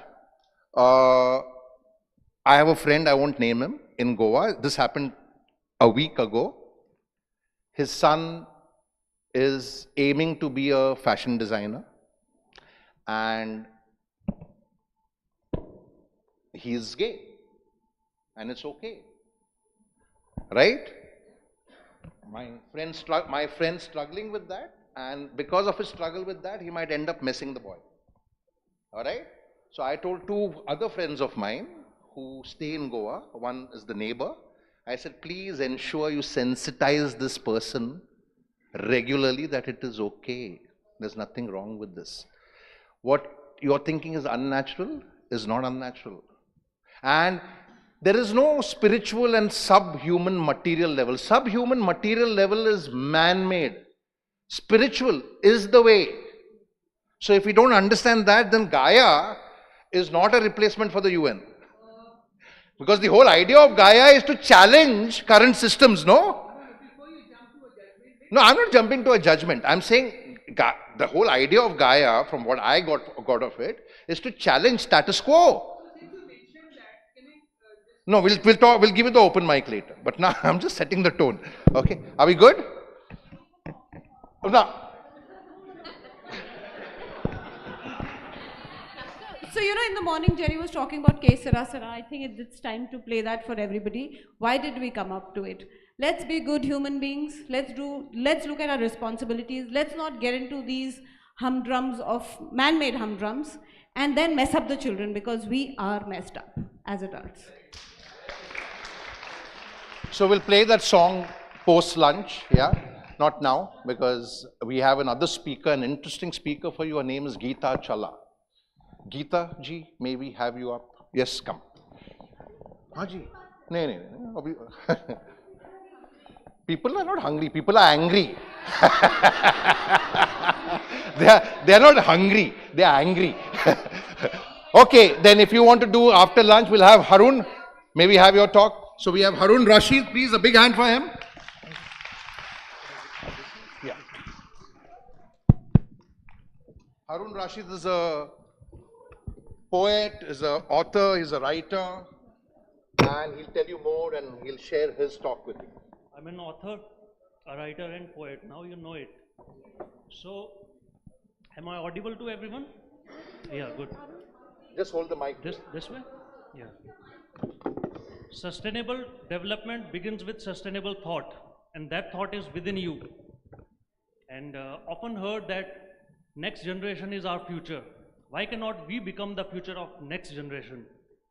And before we see man, women, or any gender or anything, we should see the human within them. Do we know who discovered the fire, who discovered the wheel? We never know. We just read that it might be a man, or oftenly mentioned that it was a man. But even if it was a transgender, look for the creations or the innovations they have done to the mankind. And everyone has a perspective here. And everywhere. We cannot tell everyone that what to look, but we can make them how to look. And that is the duty of writers, and I think every reader as well. So, there's so many things in this world happening. We know that when COVID started, so we fell asleep in one world and woke up in another. And that was a poem of me which traveled whole world and got translated into 187 languages and more than that. I, as a writer, also had a lot of fears and challenges that what I want to say, how I should say, and there's so many struggles attached with it, and nobody know it. Everyone knows how it went, how it goes, and how it flows. So I feel everyone has the same journey, same struggles, but how we live our lives, how we give what are the blessings to us from the nature, to each one of us. When I see people, I don't see people from the male, female, or transgender, or lesbian, or gay perspectives. I see humans as energies. To me, is not me. To me, everyone is like we. And that is what we have to see in each one of us. We are all in a journey called life, and that journey is a perspective and a desire, a dream of everyone. Some see it as a materialistic perspective, some see it maybe from spiritual side, whatever it is a contribution. Businessmen are required, doctors are required, innovation fields ones are required, literature is required, everything is required in this world. So that is how everything is coming to us. Regarding change, change is every second happening. But are we ready to change? That is what we have to question. And I'm going to make a Hindi poem here. I will say that poem to you. And it is time in its perspectives. And it will help you to question what is happening with you. And that is, here it goes. वक्त बीत रहा है और बीत रहे हैं हम. खुद से कई सवाल हैं, खुद को कई जवाब भी देने हैं. काफ़ी कुछ बदल गया है बीतते वक्त के साथ, साथ ही बदल गए हैं ख्याल और जज्बात. कभी ढूंढा खुद को तो कभी ढूंढा खुदा को. कभी कोई पराया अपना हुआ तो कभी मुकम्मल कोई सपना हुआ. जिसे चाहा उसे पाया और पाकर खोया भी. कभी खुलकर हंसा तो कभी बेइंतहा रोया भी. इन्हीं ख्यालों और जज्बातों में बीते काफ़ी दिन मिले फिर से कुछ नए एहसास और जज्बात. And this is how it goes. And last line is, इन्हीं सब बातों में हम सब बीत रहे हैं और वक्त बीत रहा है. So this is the journey of all of us.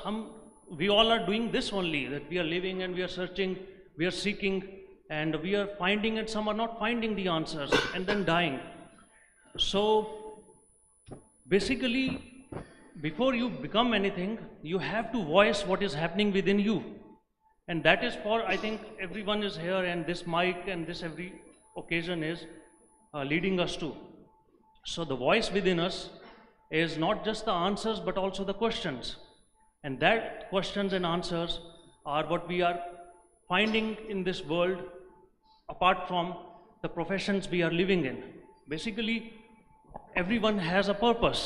And when we know our purpose, then we are living a complete life. And that is the sustainable life. And that is what we are going to give to the future. I oftenly read certain people who were times ahead from what we live today. They created systems, they created nations, they created humans. How? Because some love certain writers, some love certain theories, some love certain philosophies, and they live it. So what we are going to take is, we're not just going to eat and feed, we are going to read and write, and also create a future seed through what we are living in this present life. And that is, I think, should be the purpose of who wants to become writer and not only just writer but a reader too. When we will read the right things in right way, then right mindsets will be developed, and then we will be able to set the minds to the right shifts. So don't just fall for the marvels of the words or beauty of the words, but look for the meanings beyond it. So thank you so much, everybody, and it's really a pleasure here. Thank you, Harun. All right. Do you have any questions for Harun? I think there were some brilliant insights which he shared over there, including his poem. Any thoughts that you want to share with him? I surely agree, you can't be a good writer without being a good reader. Yes or no? Because if you don't know how to read, how will you write? Right? Reading is research. Yes or no? And a lot of people, nowadays it's a trend on Facebook and Instagram. I'm not on Instagram, but sometimes I just browse through the portal. And it's a trend. Every third guy is an author, TEDx speaker, and every fifth guy is a doctor. Right? Some PhD that they've got from some obscure university, which I've never heard of. Right? And I asked some of these guys, would you fly in a plane which is having a guy who's in the pilot seat who has an honorary pilot certificate? Would you? So, and that's why I always say that in the world of cricket, Indian cricket at least, if there is any one man with integrity, there's only one guy with integrity. Who's that?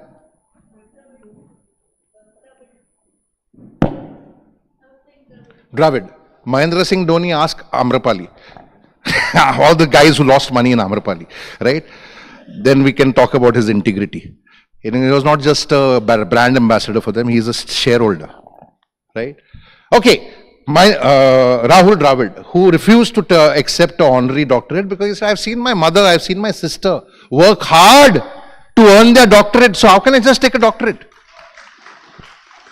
And I think that integrity is what defines you, not that I'm an author. I mean, you've written a book published by some self-publishing book which even your family has not read after you gifted it to them free.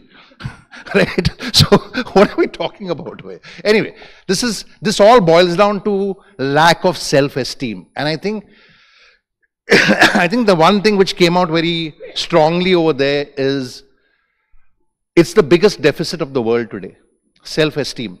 And I think once you have that self-esteem, that defines you. And you can never stop being a seeker. Because that question which you answered, all of you filled up the form? Everybody did? Right? There is a reason for that form. There is a reason that that form was created. And it starts with that one first question. Who are you? Can you define yourself? Because otherwise, how will we define you? Yes or no? And many people fall out. That's also a filter for us. Because many people can't answer that question. And they say, I need more time to get onto this journey because I don't think I'm fit of being a KARMAVEER. They themselves tell us. So it's a filter. Right? We think you're worthy of it because you're doing some good work. But they tell us we are not worthy, including Dr. Kalam, who said, Jerry, I don't think I deserve the award. I want to come and sit there in their experience and I won't even get my security guards. I will sit there and learn from the people speaking over there because I think all of them have done much bigger work than I have ever done. I was just the president. Kya kiya hai? Right? Besides writing some books. And a scientist, of course. We should not forget that. ISRO scientist, right? And so I think that was his greatness. But that is, I think, the essence of what he spoke about. Who are we? And I think that kind of gives you a insight because it's that journey, right? I mean, everyone's on a journey, right?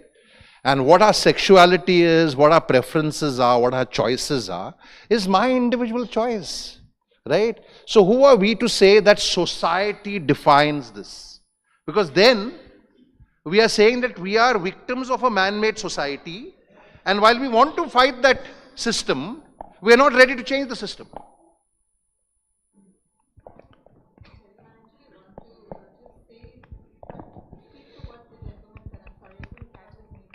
Harun Rashid. Arun आपने बहुत अच्छे से बोला जो बोला and आपके बोलने में इनकी बहुत सारी बातों का जवाब I think when you read your mind expands. I have walls filled with books. I'm very happy to load something in case you don't read. I think when you spoke of energy, that when you look at a human being, you feel their energy, you don't see their sexual preferences. Right. Okay, then let's not single out Vikas ji, because she's a very progressive thought leader. So, okay, yes.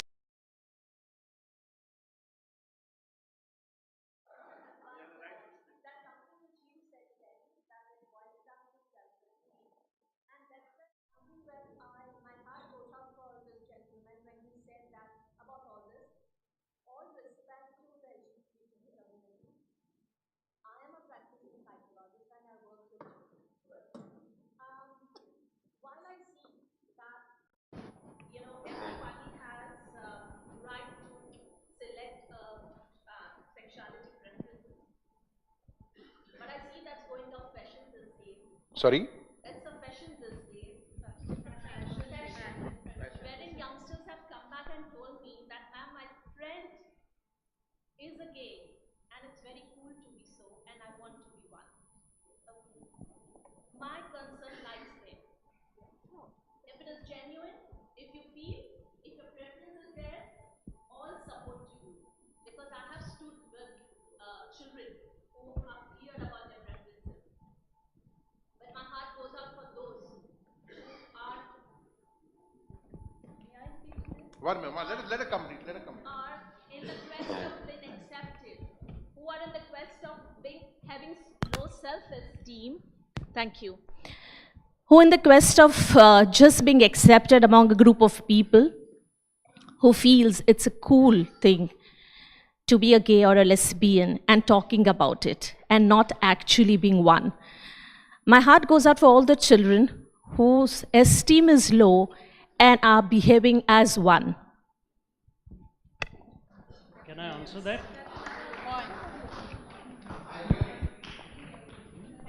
Okay, Arun, do you want to say that? Can I answer to this question? Yes, please go ahead. See, there is imposed, influenced, and real. So when it's real, then it's real. But if it's imposed and influenced, they are just diluting their purpose of life. And when they are doing it, they are just wasting their blessings as what they are. Regarding self-esteem, they can be low, they can be high. Even I think all of us here, we can have low confidence, overconfidence. That is just part of life. But we need to understand the purpose. Cool, hot, warm, dry, these are just, temptations. Sometimes phases change, even faces change. So before anybody gets influence of around surroundings or the media or anywhere, we should make them feel real. When they will be real, then they will not be able to, carry. Okay. We only. No. I will answer. I got One your thing question. that came out very beautifully from Riddhi, what Riddhi was saying, there is peer pressure and there is a need, hold on. There is a need to be cool. I requested and everybody accepted. to listen to you. You listen to others also. Yeah. Right? Need to be accepted, need to be cool. And who's doing this? We all. So we need to shift that mindset, and we at the Rex Karamaveer talk about the shift in the mindset. Only then the behaviors will change, only then things will change. Okay. No, let's not. Yeah.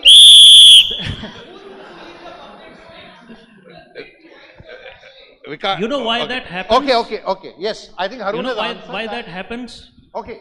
Yes, Savya, you have something to say to. Go ahead. Okay. Listen to him.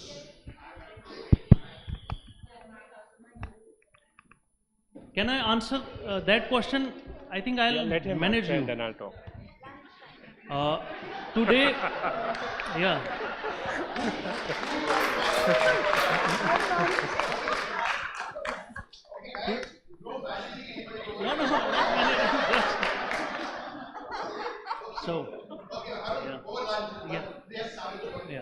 Okay. Should he answer? Yeah. Go. Okay. Okay, I will fine. answer. Okay. Today it's Netflix and kids. When you were kid, there would have been different things. So you kept yourself away from distractions. Let your kids let our kids get away from distractions. It's a trap. Trap is everywhere. Why Netflix promotes such things? Why movies happens in this way? Certain movies are there. I don't watch such movies. I only watch such movies that inspires me. So I cannot blame everything around happening with me, or you should not blame that. Nobody has a right to blame. We can choose our choices and we can raise our voices against what happens. Yeah. So, what I want to say to ma'am is I've been working closely with the LGBT community for the last 7 years. I have dealt with people who come as straight people who say I am straight, to me also, while when they come to us, we ask them their sexuality so that we can take care of how they can be groomed. And they lie to us saying they are straight, or they actually are straight. When they mingle with us after a year, after 2 years, meaning that they're only for 3 months with me, they come, they make friends. After a year, after 2 years, they come out to people saying they are gay. I have gay people who come, who are working with us as models, and my pageant is very different from the ones you've ever seen. I can tell you that for sure. There are men who dress up androgynously, there are men who dress up as women, there are men who dress up as men, so you'll never see a pageant like mine. The point being, they come saying, I want to dress up as a man, and I will walk the pageant as a man. The following year, they come back again saying, I want to dress up androgynously. Okay? There are some who say, I am gay and walk as, either men or androgynous. 2 years later, they come and say, I want to join the pageant as a trans woman.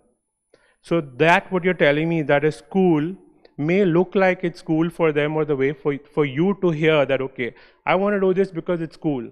But you don't know the underlying emotion there. Maybe they are definitely thinking it's cool, and definitely they think they want to be that. But it's too early for you to gauge what he will be 5 years from now. I'm not saying you're wrong with your hypothesis. Maybe you are right, maybe because it's your job. But I'm just saying, yeah.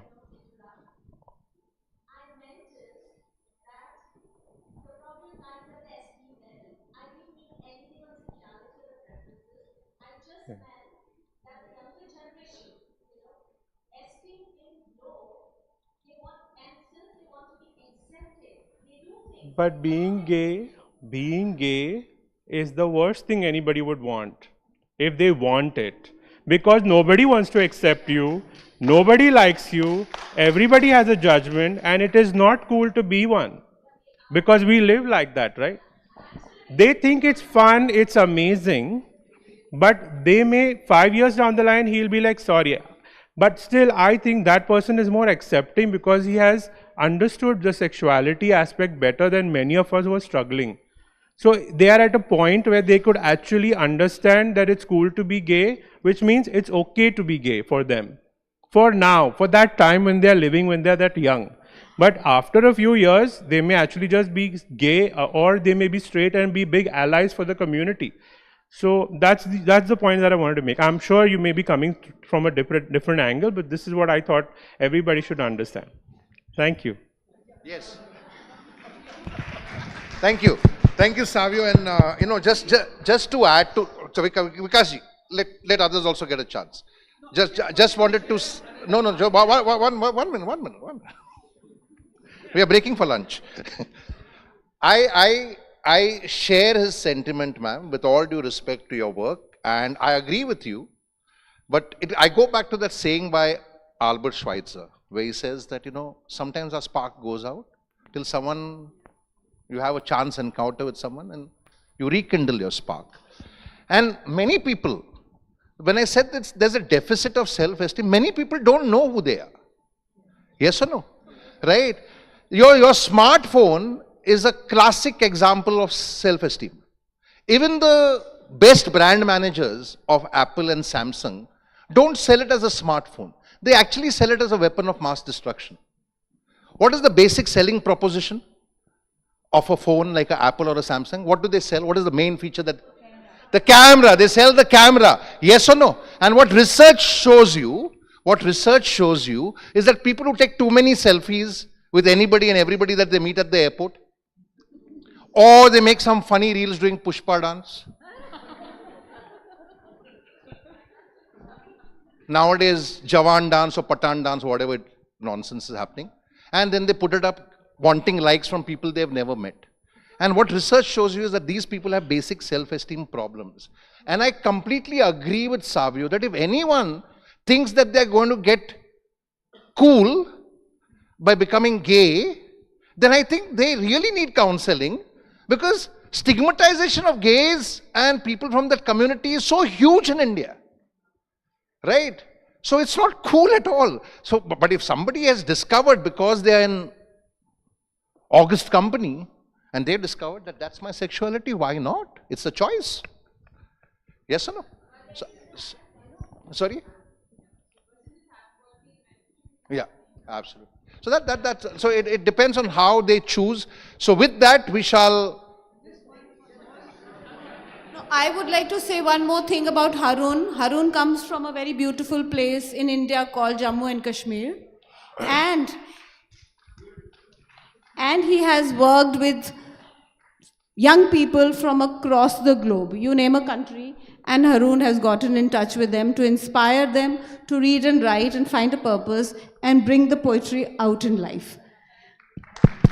So thank you, Itu. Thank you, Harun. Thank you so much. And Vikas ji, we'll meet for lunch. It's exactly 2:30. 2:30. We take a 1 hour break because we started late. So let's come back at 3:30. Eat less, chew more. Good for digestion and good to stay awake also in the afternoon. Yeah? 2019, which we had launched at IIT. But then we said, no, why not do it online so that the young students, the youth who are graduating, can learn something new about how to pursue their passion and become passopreneurs. And we also did an interesting experiment, because like I was telling you, the song Ke Sera Sera, I always loved the melody, but I always had a problem with the lyrics of the song. Because like I say, it's very fatalistic, it's very frivolous, and it's very fickle also, because whatever will be, will be. Like, you know, it's left to somebody else to save the world or something, right? And like I always joke, that has become the problem of humanity. We are always waiting for some Messiah or Mahatma to come and save the planet or clean the country. Yes or no? And then the Mahatma came. His name is Arvind Kejriwal. He got the jadoo also. But he didn't use the jadoo for cleaning the place. He used it for dirting the place more. Because there's no Mahatma coming, right? There is no Messiah coming. You are the Messiah. You are the Mahatma. So if you're not going to take onus of cleaning the country, then we just become complainers. We just become whiners. We just become people who are whining and complaining all the time on Facebook, Instagram, LinkedIn, and you name it, on WhatsApp. देश कितना गंदा है? किसके वजह से? तुम्हारे वजह से? Yes or no? You go to Goa and watch, people are throwing out their empty bottles, Lay's packets, chips packets from their fancy BMW and Mercedes car. What good is that Mercedes car that you have? You just showed me who you are. Yes or no? So if you're dirtying the place, why complain? And if you're not doing something to pick up the broom, why complain? Happy to tell you, Swachh Bharat is our concept. We started it way back in 2003 when we started Joy of Giving. With a KARMAVEER Maharatna, we are awarding him posthumously next year. But his name is Professor M.S. Pillai, who started something called the Sadhana Center of Management and Leadership in Pune. So we started with his students. So when people used to call me for a talk on leadership in colleges, I would say, I'll do the talk. You can't pay me my fees, which I charge. So I will do the talk, but here's the condition. The condition is that let's teach them real leadership. So they have to come out to clean the streets with me on the second day of the program. So it's a 2-day leadership program, specifically called ethical leadership, especially for management schools and colleges, etc. That you need to be ethical, right? You need to do the right thing. It's not about doing things and just doing it because by hook or by hook or crook or by jugaad. So the condition is that I have to inspire the students to come out and clean the streets with me. We've been doing this for 20 years now. But the mandate is that the professors, the staff, the admin, the faculty, right from the dean to everybody, including the janitor, have to join me to clean the streets. Keep your egos at home. There is no shame or embarrassment in cleaning your country. It's your home. The shame and embarrassment should be doing in corrupt things. But you don't feel embarrassment in that. Yes or no? So why feel embarrassment in cleaning your home? So a lot of places, 60 to 70% of students would agree. They would, after the one-day talk, they would feel inspired. Yeah, this is about understanding the fundamental duties. 30% are the uncoachable guys, right? So I said, okay, no problem. That's how it works. So we did that. I remember ISB.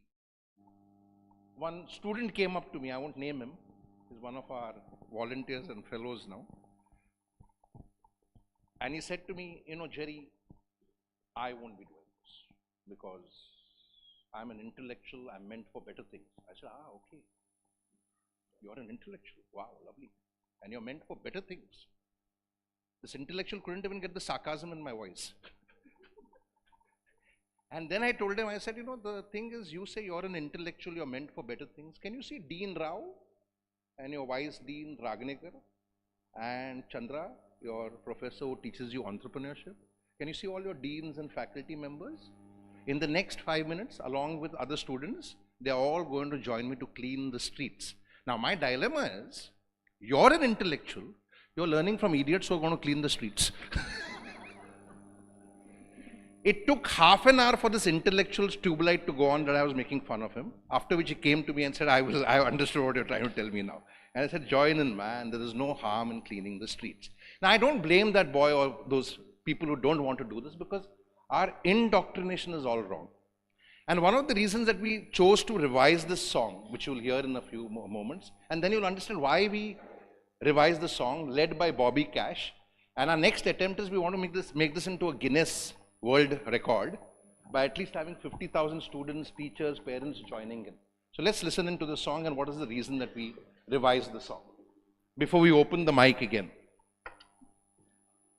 It's like a lot of people are keep asking us why did you change the song? It's such a beautiful song. Well, it's a beautiful song. It's a beautiful melody. I think right from my teenage days, I've never agreed with the song because I find the song very analogous to what is happening in schools, what is being taught in schools and in homes, which is it's just teaching us to be career mules and consumers, right? And I think it's the lyrics actually kind of tell you exactly where society is headed because it's futile, frivolous, and fatalistic, like I say. Futile because most of our education systems teach us by rote memory, teach us by rote studying, right? They don't teach us to learn.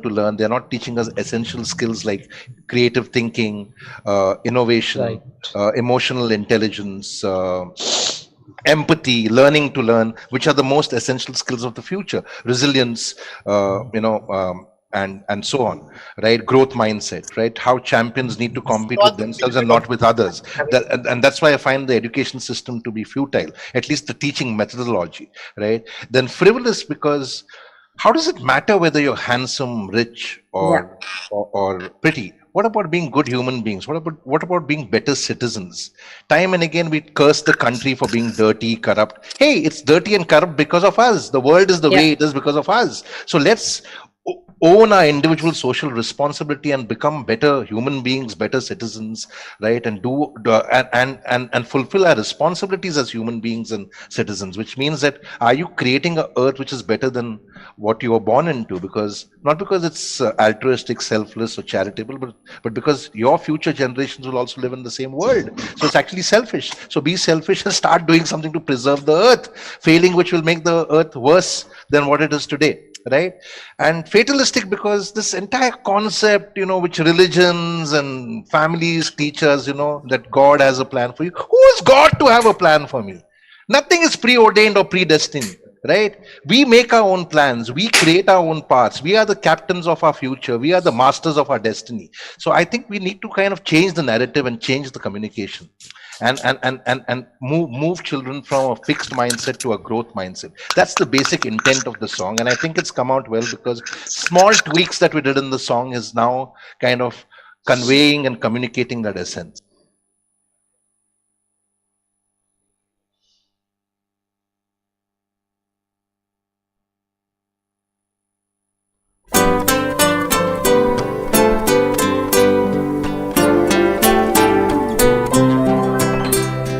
When I was just a little boy, I asked my mother, what will I be?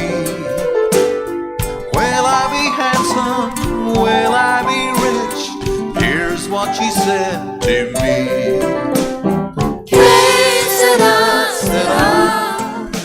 A good human you should be.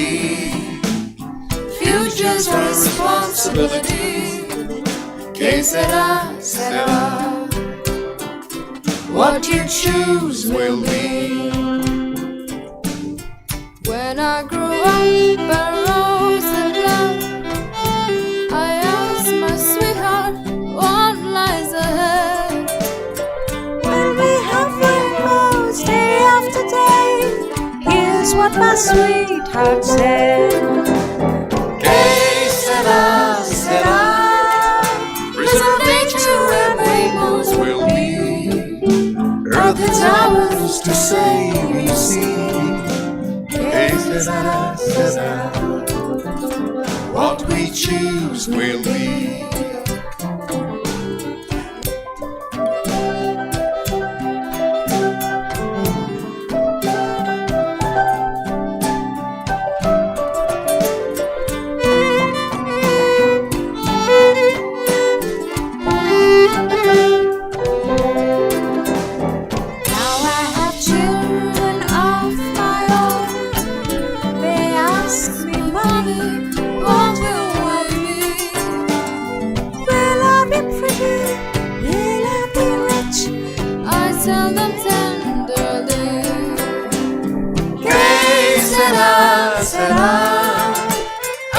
Human being you should be. Earth is our responsibility. Que sera, sera. What we choose will be. Que sera, sera.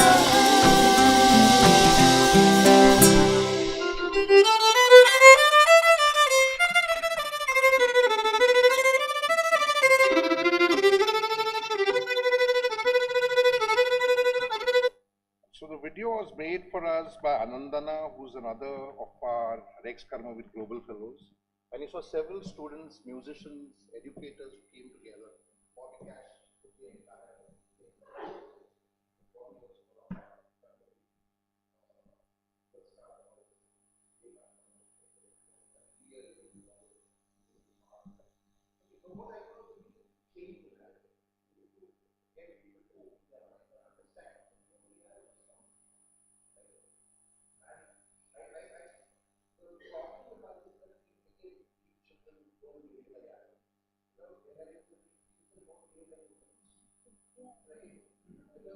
Of all the animals in the world, there is only one animal who only consumes but does not contribute. Right? Sorry.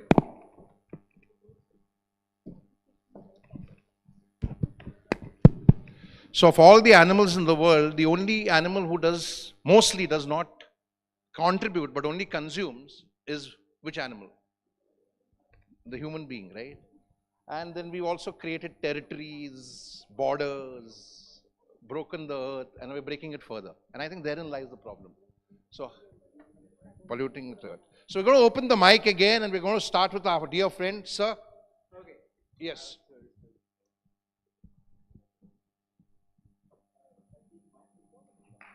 You can use this one.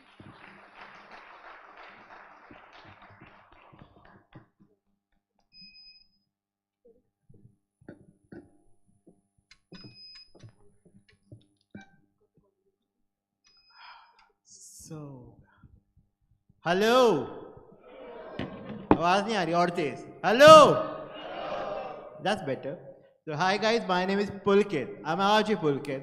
और आज मैं एक अपनी story लेकर आया हूँ because I think आप लोगों को सुननी चाहिए बिकॉज आई थिंक 1.5-2 महीने पहले जब मैंने मैम से I contacted her and said कि ma'am I would like to nominate I want like आना चाहता हूँ मैं तो she said yeah why not then I said her one article of mine that was Hindustan Times का एक छोटा सा आर्टिकल मैंने उनको भेजा कि मैं उनको दिखाना चाहता हूँ कि what I achieve bad boy dance on wheels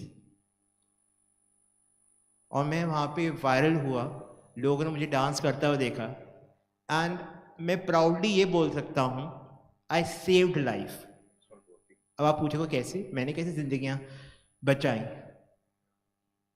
मैंने ऐसे बचाई जो मेरी वीडियो वायरल हुई ना वो कुछ ऐसे लोगों के पास पहुंची जो शायद सुसाइड अटेम्प्ट करने वाले थे 2 people messaged me one was a female मुझे उनका नाम नहीं याद बट हाँ मेरे पास भी पड़ा हुआ है she message me thank you for creating videos like this I was like आप ऐसा क्यों कह रहे हो कह रही अगर आपकी ये वाली वीडियो मेरी आंखों के आगे ना आई होती ना मैंने कुछ कर लेना था and after that another week I got another message from 17-year-old boy who was actually accident prone था because काफ़ी accident हो गया था उसका और he was bedridden and he actually wrote on DM that भैया thank you for saving my life because अगर आपकी वीडियो नहीं दिखती मुझे जो इंस्पायरिंग है मैं कहा ऐसा तो नहीं है इंस्पायरिंग है बट मैं जो मुझे अच्छा लगता है whatever I feel I post and I want people to to get motivated और उन लोगों ने देख और जो 17 बच्चे ने वो मेरी वीडियो देखा उसने ये बोला कि मैं सुसाइड अटेम्प्ट करने वाला था that actually moved me that actually I felt कि मैंने कुछ इस सोसाइटी में दिया पॉजिटिव साइड मुझे बहुत अच्छे कमेंट्स आए no doubt people like it but जब डिसेबिलिटी की बात आती है ना तब एक ऐसा भी सोसाइटी का तबका आता है जो आपको याद कराया था कि आप क्या हो यस हालांकि अभी पिछले ही हफ्ते ऋचा चड्ढा ने एक टर्म दिया था अगर आपने इंटरव्यू देखा हो it's called Chintu I call troller अब मैं उनको चिंटू बुलाता हूँ बिकॉज वो कमेंट सेक्शन में वो चिंटू लोग जो मुझे लिख कर जाते हैं ना वो सुनने लायक नहीं होता वो होता है अरे हाथ सीधे कर 100 रुपये दूंगा ए लंगड़े the society how treats disability हम चाहे जितना बोलने इंक्लूशन है इंक्लूशन अभी बहुत ही दूर है सर अभी इंक्लूशन आने में बहुत टाइम लगेगा फॉर एग्जाम्पल चाहे आप लाइक मैं यहीं का एग्जाम्पल ले देता हूँ सर को ही बताए हम चाहे जितना एक्सेसिबल बना लें बट हम कहीं ना कहीं इतनी चीज़ छोड़ ही देते हैं यहाँ पे मेरे को चढ़ने में इतनी दिक्कत हुई बट ठीक है आई एक्सेप्टेड बिकॉज मैं एक्सेप्ट कर रहा हूँ but again back to the topic जब मुझे वो चिंटू लोग कमेंट सेक्शन में लिख कर जाते हैं ए लंगड़े ज्यादा मत हिल गिर जाएगा या फिर इसको तो धक्का दे देना चाहिए व्हीलचेयर से the kind of comments I get on social media is so bad and I know I read a lot and sometimes it affects my mental health also sometimes not every time because I gave a savage reply to them I just say कि हाँ गिर जाऊंगा तो उठ के खड़ा हो जाऊंगा ना कौन सा तू उठाने आ रहा है मुझे या मेरे घर वाले हैं ना कोई तो है मैं शायद आगे चला जाऊंगा like I'll grow तू यहीं पे कमेंट सेक्शन में रह जाएगा यहीं पे चढ़ता रह जाएगा अटेंशन के इतने भूखे हो इतना कुछ चाहिए तो भाई साहब जो मैं कर रहा हूं ना do it if I am doing it you can also do it दिक्कत क्या है कैमरा कॉन्शियस हो ना तो यार कैमरा कॉन्शियस तो प्रैक्टिस करो मैंने आरजिंग की प्रैक्टिस करी मैंने वॉइस ओवर की प्रैक्टिस करी मैंने आई प्रैक्टिस रिगार्डिंग डांस की मैं करता हूं चाहे अच्छा होता है नहीं होता पर मेरे को अच्छा लगता है मैं करता हूं I dance on wheelchair Last year I went to Bombay. क्यों? Because I was invited for the red carpet hosting. और नीचे वो चिंटू लोग कमेंट में लिख के जाते हैं, अरे आप यू नो दे राइट, अरे आप आ सकते हो बॉम्बे पर पैदल. मैंने कहा नहीं, मैं उड़ के आऊंगा. I definitely come, you know, आपकी डेड बॉडी के ऊपर चढ़ के आऊंगा. और बोलो, sometimes I have to use such wording because they abuse me a lot. But क्या करूं, ये सोसाइटी है, यहाँ पे ऐसा बोलना पड़ता है. यहाँ पे डिसेबिलिटी को जो लोग इस टाइप से देखते हैं ना, वो 15 साल का बच्चा बॉडी बिल्डिंग बना के मुझे बोल रहा है आजा रेस करें. वो 15 साल की उम्र में क्या जानता है, what he knows about disability. But all he knows that वो प्रोटीन के डब्बे खा खा के जो उसने अपनी बॉडी बनाई है, बस उसके लिए वही वो दुनिया है. बट मेरे लिए दुनिया उससे ज्यादा है.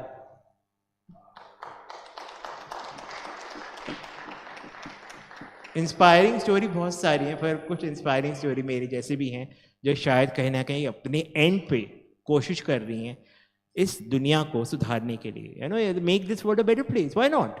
I am trying my level best यार. बट हाँ, दुनिया है, चलना पड़ता है, मतलब जैसे लोग हैं करना पड़ता है, बट मैं कर रहा हूँ. अदर पीपल हो से तूने करा क्या लाइफ में? ठीक है यार, मेरे आप बायो पढ़ लो जाके. ज़्यादा बात है तो अभी मैं कर्मवीर में जा रहा हूँ. उसके बाद जब मैं if I get something from here from award, वो मैं जब डाल दूंगा तब देख लेना मैंने क्या जीता है या मैं क्या जीतूंगा.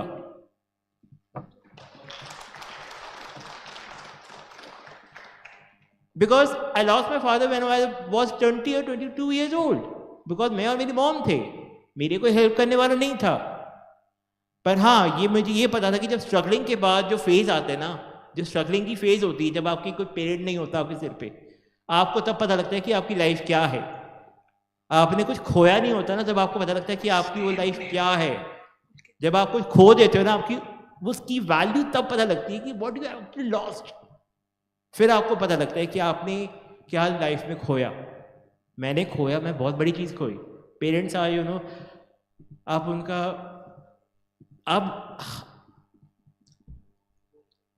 पेरेंट्स आपकी ज़िंदगी में वो पिलर होते हैं. मेरे लिए वो शेल थे, पर मुझे कभी उस शेल से निकलने नहीं दिया गया था, क्योंकि ये दुनिया बहुत हार्श है. एंड एक्चुअली ये दुनिया बहुत हार्श है. बट मैं निकला, मैंने अपने आप को ग्रो करा. मैं आज यहाँ पे खड़ा हूँ आपके सामने.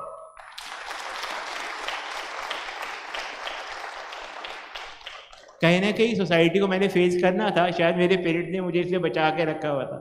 बट ठीक है, it's okay. But I came, I conquer. I don't know how much I conquer, but I'll conquer. I tried my level best. आज फेमस पर्सनालिटी मुझे जानती है इंस्टाग्राम पे, मेरे को फॉलो करती हैं, मुझे देखती हैं, मुझे मेरी स्टोरी शेयर करती हैं. चाहे एनडीटीवी हो, ब्रांड मीडिया आते हैं, एनडीटीवी हो, हिंदुस्तान टाइम्स हो, यू नो, आज तक हो, मुझे लोगों ने कवर किया है, मेरी स्टोरी डाली है, इंस्पायर किया है मेरे लोगों को. जो कमेंट सेक्शन में एक वर्ड आता है ना, ब्रो, आपने आपकी वीडियो डालने के बाद मैंने अपनी लाइफ में अपने आप को चेंज पाया है. बिलीव मी, वो एक सेंटेंस मेरे लिए वो, यू नो, मेरे लिए वो पुश का काम कर जाता है. वो 50 जो ट्रोलर्स होते हैं ना, जो 50 चिंटू लोग होते हैं, मुझे वो एक प्यारा सा कमेंट मुझे वो पुश कर जाता है. बहुत स्ट्रगल देखी है मैंने. That's why I called my self the king of rejection.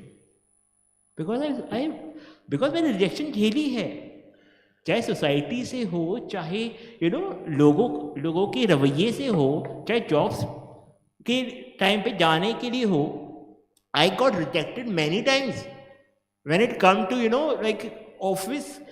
For example, अगर मुझे फर्स्ट फ्लोर चढ़ना है, then I have to, you know, call someone, भैया ऊपर उठा के.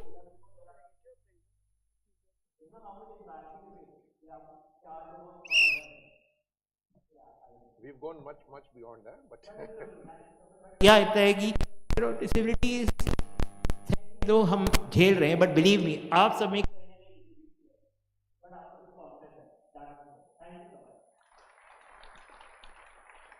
thank you, Pulkit ji. Very nice. Thank you for your inspiring words. Yes. some of you. Go ahead, sir.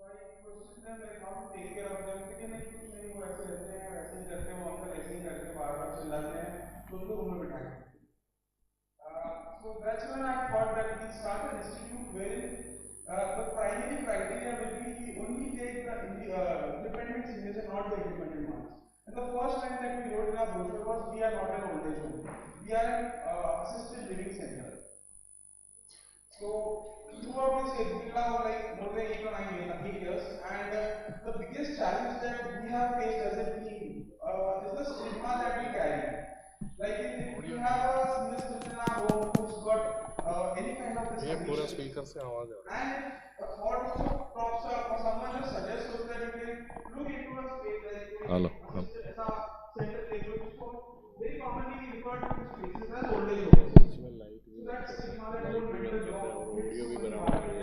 Generator के वजह से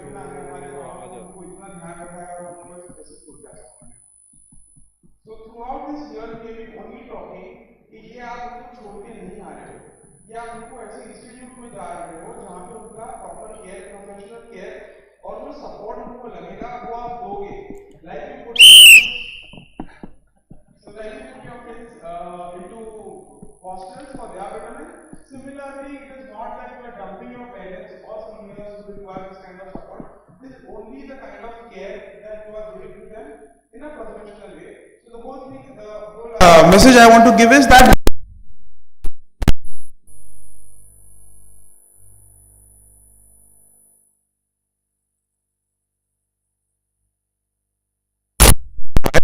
for the same, we have also started.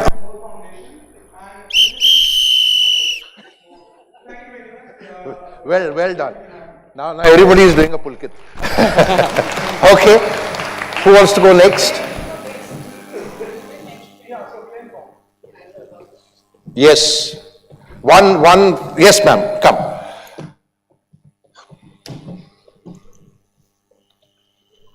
Come there. Next.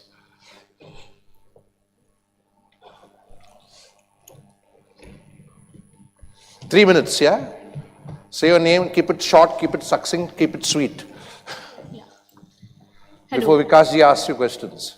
My name is Yogita and मैं धरोहर organisation में काम करती हूँ. धरोहर जो है वो उदयपुर में काम करती है और बेसिकली हम एक रेजिलिएंट कम्युनिटी बिल्ड करने के लिए काम करते हैं. नाउ थिंग इज़ कि रेजिलिएंट कम्युनिटी क्या होती है, लाइफ लॉन्ग लर्नर्स क्या होता है. तो जो लोग सीखने के लिए, सिखाने के लिए एक ऐसा एनवायरनमेंट क्रिएट कर रहे हैं जहाँ पर लोग जो हैं वो कोई भी चीज़ें ट्राई करने से डरे नहीं. अब ऐसी कम्युनिटी हम कैसे बना सकते हैं, तो इसके लिए हमने अलग अलग चीज़ें शुरू करी. जैसे कि दिल्ली में जिस तरीके का पोल्यूशन और ये था, तो उसको ऑब्जर्व करने के बाद हमने देखा कि उदयपुर ऐसी सिटी ना बन जाए, उसके लिए हम क्या कर सकते हैं। तो लेट्स प्लांट 10 लाख वृक्ष। तो हर साल हम 1-1 लाख पौधे जो हैं वो प्लांट करेंगे और उससे हम कम्युनिटी को इन्वॉल्व करेंगे इसके लिए, क्योंकि हम अकेले प्लांट तो लगा देंगे पर इसकी ध्यान कौन रखेगा। तो कम्युनिटी के थ्रू हमने ये चीज़ें करना स्टार्ट करी, स्कूल्स में अलग अलग प्रोग्राम्स किए। उसके बाद हमने एक डेवलप किया कि इससे भी नहीं होगा और कुछ करना पड़ेगा, तो क्या कर सकते हैं। तो हमने एक स्पेस के बारे में सोचा, वो है थर्ड स्पेस। कोई ये वर्ड सुनने के बाद बता सकता है what is third space? Anything, कुछ भी, क्या है आपके लिए third space? So first space is your home. ज़्यादातर टाइम हम अपने घर में रहते हैं, 80% टाइम हम अपने परिवार लोगों के साथ बिताते हैं, पर कुछ चीज़ें ऐसी होती है जो हम नहीं कर पाते। लाइक मम्मी हमको टोक देती ऐसे मत करो, थोड़े बड़े होने के बाद हमें बोला जाता है नहीं इस उम्र में भी ये कर रहे हो, तो कहीं ना कहीं हम वो चीज़ें नहीं कर पाते जो एक्चुअली हम करना चाहते हैं। सेकंड स्पेस होता है हमारा स्कूल या ऑफिस या कॉलेज, वहाँ पर भी कुछ लिमिटेशंस होती है, हम वो चीज़ें नहीं कर पाते हैं। तो थर्ड स्पेस अपना स्पेस होता है, वहाँ पर हम जा कर के चीज़ें एक्सप्लोर करते हैं, नए आइडियाज़ को एक्सप्लोर करते हैं, अपने जैसे लोगों की कम्युनिटी बिल्ड करते हैं, और वहाँ से स्टार्ट होता है कि लेट्स, हमें लोग क्या सोचते हैं, 4 लोग क्या कहेंगे, वो चीज़ें ना सोच करके मैं क्या करना चाहता हूँ, मुझे किस चीज़ में मज़ा आता है, चलो उसके ऊपर काम करते हैं। और ये है थर्ड स्पेस। यहाँ पर उदयपुर में स्पेस है भुआणा के पास, यहाँ पर आप आओगे तो क्लाइंबिंग वॉल है, जुगाड़ लैब है। तो यहाँ पर हमने एक कॉन्सेप्ट लाए थे कि कारपेंटर आता है हमारे घर में, चेयर्स फर्नीचर बना करके चला जाता है, हमें नहीं पता कि वो उस बनाने के लिए उसके कितने एफर्ट्स लग रहे हैं, हमें जस्ट उसका प्राइस पता होता है। पर वहाँ पर आकर के स्कूल के बच्चे या कोई भी हो, वो खुद से आकर के वुड वर्क्स के साथ, टूल्स के साथ काम करते हैं और एक्चुअली पता करते हैं कि इसको बनाने में कितनी मेहनत लगती है। फिर वो एम्पथाइज करना स्टार्ट करते हैं हर प्रोफेशंस के साथ, हर लोगों के साथ। तब वो ये नहीं देखते कि भाई इसका रेट क्या है, वो देखते हैं कि इसके पीछे मेहनत कितनी लगती है, और वो फिर लोगों के पास आके उसको बोलते हैं कि भाई भैया आप चाय पियोगे, कॉफ़ी पियोगे, बैठो आप। तो इस तरीके की कम्युनिटी बिल्ड करना चाहते हैं। Thank you, ma'am. Thank you. Yes, sir.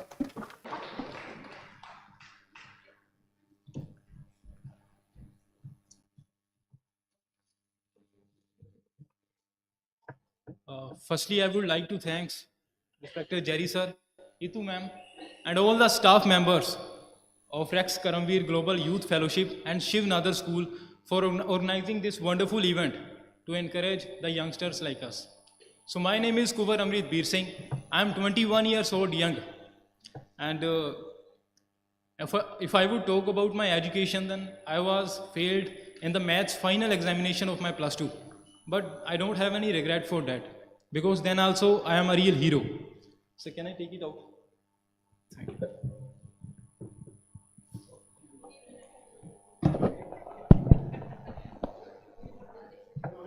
वो क्या है कि खड़े होकर बोलने की आदत नहीं है, ऐसे ही चलूँगा तो ठीक रहेगा मेरे लिए। तो उस चीज़ का मुझे कोई रिग्रेट नहीं है, पछतावा नहीं था, पहले था, अब नहीं है, क्योंकि अब भी मैं एक रियल हीरो हूँ। एंड रियल हीरो मैं क्यों हूँ, ये मैं आप सभी को बताना चाहता हूँ। I am 5 times world record holder in fitness, Guinness world record holder, Limca book record holder, India book record holder, known as Push-Up Man of Punjab. Runner-up of the show Punjabiyan Di Dadagiri, hosted by cricketer Harbhajan Singh Ji, which was telecasted on PTC Punjabi and Zee Punjabi. TEDx speaker, Josh Talk speaker, youngest fitness icon of the state Punjab. And now I am appointed as the sweep icon by the Election Commission of India, and now launching as an action hero in Punjabi industry this year. तो अभी मैं आप सबके सामने यहाँ पर खड़ा हूँ स्टेज पे। ये स्टेज मेरे लिए बड़े मायने रखती है, वो इसलिए क्योंकि आपने एक वर्ड सेंटेंस सुना होगा, पेंडू, पिंडा वाले देसी बॉयज, है ना, उस चीज़ से आप मुझे रिलेट कर सकते हैं। मैं पिंडा से हूँ, पिंडा वालियां दा, तो गल यही मैं कहना चाहूँगा कि मैं उस जगह से हूँ जहाँ पर ये नहीं पता कि इन्फ्लुएंसर क्या होता है, वर्ल्ड रिकॉर्ड क्या है, एक एक्शन हीरो है क्या है, लेकिन उस चीज़ में, उस सोसाइटी में मैं एक चेंज लेकर आ रहा हूँ। मैं कभी जिम नहीं गया, मेरे 5 वर्ल्ड रिकॉर्ड्स हैं फिटनेस में, लेकिन मैं आज तक कभी भी जिम नहीं गया। मैंने सारी प्रैक्टिस अपने घर में रहकर की है, देसी जुगाड़ से की है, प्लास्टिक की बोतल्स के साथ, सीमर टाइल्स के साथ, ब्रिक्स, टायर्स, टायर्स के अंदर जो ट्यूब्स होती हैं, इन सबको इकट्ठा कर कर मैंने अपने वेट इक्विपमेंट्स बनाए हैं एंड इनसे ही प्रैक्टिस करता हूँ। वो जो +2 का रिजल्ट था मेरा, वो भी मैंने खुद क्रिएट किया था। लेकिन ये जो मेरी अचीवमेंट्स हैं, जो मैंने अपने गोल्स हासिल किए हैं, अचीव किए हैं, ये सारा कुछ मैंने रिक्रिएट किया है, ट्रांसफॉर्म किया है खुद को मैंने, और मैंने खुद के साथ किया है, क्योंकि you are the only real hero of yourself. कोई आपको लेने नहीं आएगा कि हाँ भी यार मैं आपको वर्ल्ड रिकॉर्ड बना के देता हूँ या आपको एक्शन हीरो बना के देता हूँ। आप खुद बनोगे, क्योंकि आप खुद के एक रियल हीरो हो। एंड जैसे जेरी सर ने बोला कि सक्सेस हमारे हाथ में नहीं होती, बिल्कुल सही बात है। हमारे हाथ में क्या है? हमारे हाथ में एक्शन है, आइडियाज़ है, थिंकिंग्स है हमारे पास। एफर्ट्स हम डाल सकते हैं अपनी लाइफ में कि हम कुछ नया करें, कुछ अलग करें, अपने पैशन को फॉलो करके नई नई अचीवमेंट्स करें जो बाकी यूथ के लिए एक एनकरेजमेंट का काम करें। सो मैं ज़्यादा आपका टाइम नहीं लूँगा, लेकिन मैं आपको थोड़े बहुत पुशअप्स करके बताऊँगा जो मैं करता हूँ, और जो मैं एज एन एक्शन हीरो आ रहा हूँ, आप इंजॉय करना मेरी मूवीज़ आगे जल्दी लॉन्च हो रही हैं। Thank you so much. Thank you. Yes, go ahead.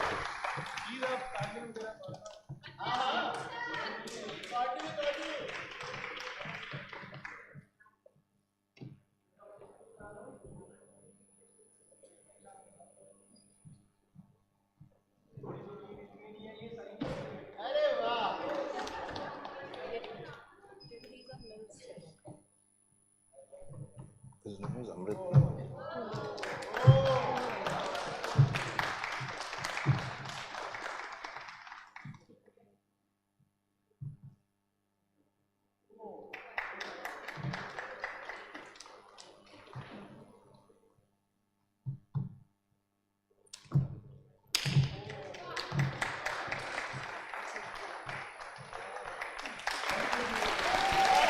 Thank you, Kunwar. Thank you so much. So Kunwar is from a youth fellowship. Okay, go ahead.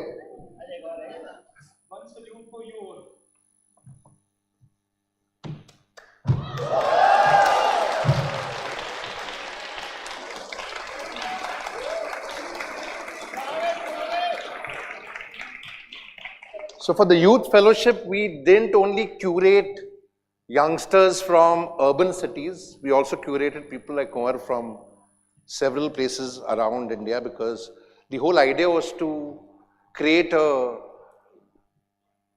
blend of people and the entitled youth of urban India, to understand that there's a lot of youth who are also in the hinterlands, who have huge talent, who have huge passion, but some of them don't get an opportunity. So Kunwar is now being recognized as one of the KARMAVEER Global Fellows this year. So thank you, congratulations, and thank you for your talk. Kunwar was part of the white medal that we had created for the youth, and we call that program MILS program, Mojosh Inspirator Life Leadership Learning to Learn Lessons, where we brought about 100 passiopreneurs that Jerry talked about to inspire students that do what you love and the world will love what you're doing. And that's exactly what Kunwar is doing. And Kunwar is a phenomena on the social media, and he's bringing an inspiration, and because of him being the Rex Fellow, I have about 20 to 25 young people who are striving from the smaller cities or the crevices of our country, who are saying, can I be a KARMAVEER Fellow? And thank you to Kunwar that we are bringing them all on board. Thank you so much. Thank you, Kunwar. Okay, over to our next speaker. We have Geeta Challa, who's going to speak next.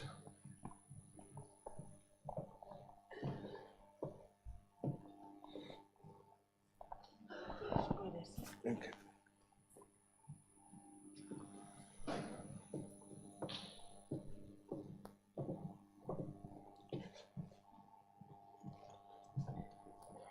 Namaste. Good afternoon. I thank the Rex organizers and dear Rajeshwari, who actually gave me opportunity to be here. Thank you so much, Raji. So, I'm Geeta Challa. I just want to tell you a story, a situation. It was 10 o'clock, 10 p.m. in the night, one day. and my phone was ringing. I work almost 18 hours per day because I was fortunate to work under the guidance of Dr. Kalam for 6 years. So I work. So 10 बजे it is like खाना खाना थोड़ा relax के लिए होता है, शुरू होता है तभी. But I work.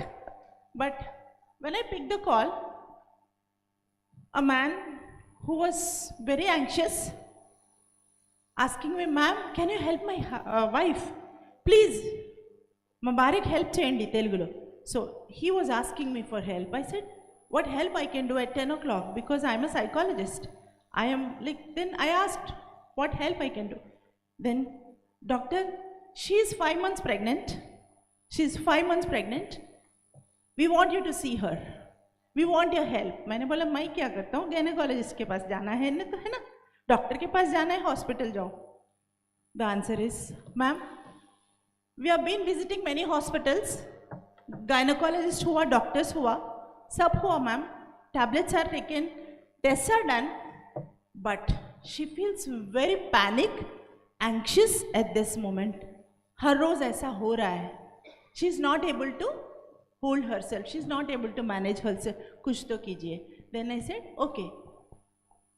Video call लगाएंगे अभी दूर है तो वीडियो कॉल लगाओ. Let me see how I can help. And I started the video call. She was not in a position to listen also. She was not in a position to talk also. She was completely restless. Nothing I could do. I know CBT, I know REBT. कुछ नहीं हो रहा था मेरे से. But then I said, हाँ, चलो relaxation करेंगे. I started relaxation technique. Done. 10 minutes. Then I did one mindfulness session. Mindfulness small technique. थोड़ा better हुआ. Then I said, ma'am, shall we do something on paper? कुछ तो करेंगे हाँ. तो थोड़ा art कराए उसे. Just scribbling. But after 45 minutes, she was calmed down. ठीक था उनका थोड़ा बहुत. And she said, thank you ma'am. I am feeling better. I'll meet you tomorrow in your center. She came back and everything went on very well. So that's a day I thought, see somebody called me, I gave 3 techniques. But कितने लोग call करेंगे मेरे को? So कुछ तो बनाना है. So that's where Stress Fit, a wellness toolkit with 30 techniques of MRA, mindfulness, relaxation, art therapy. Together, I made a toolkit, ready-made, tidbit sort of toolkit for the people who can use it as it is, ready-made. So then that was used for different people. So let me talk a bit about 3 of them. Again, I thank the Rex organizers for guiding us how to speak here also. 3 formula. So I'm speaking 3 formula. I'm taking 3 formula. Mindfulness, relaxation, art, expressive arts. Mindfulness, it is being aware of your emotions, aware of your thoughts, being in the moment, not going to the past, not going to the future, just being in the moment, and then being non-judgmental about things around you, just going with the flow. So, talking more about mindfulness can take a lot, but let me give you the taste of it. Are we ready? Yes? Yeah, just close your eyes. I'll give you in 1 minute, taste of mindfulness. Quickly, close your eyes and try to listen to the 5 sounds around you. Just focus on 5 sounds, be non-judgmental, just be in the moment and listen to the 5 sounds around us. It can be fan, it can be steps, it can be somebody outside. And quickly touch 4 things around you. Touch your hair, touch your clothes, don't touch the next person. Touch the chair, do something, yes. Thank you, touch. Just smell. Now let us smell 3 things. Close your eyes. Keep smelling. Smell your hands, smell your clothes, smell some paper, pen, anything around you. 3 things consciously. Beautiful, beautiful. and then open your eyes and then see something beautiful around here, anything, watch something non-judgmentally, but just watch something non-judgmentally. Two things in this auditorium, so beautiful. Then just, I want to taste, I want you to taste something, but abhi to kuch nahi haath mein, but just think of kacha aam. Summer season kacha aam aapke muँह में है.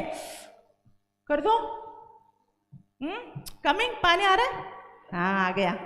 Yes. This is what is mindfulness.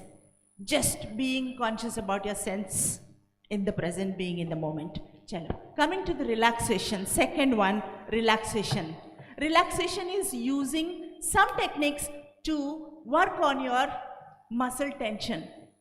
Muscle tension. Being conscious about your breath. Yes. Can I have you just keep your both the hands like this?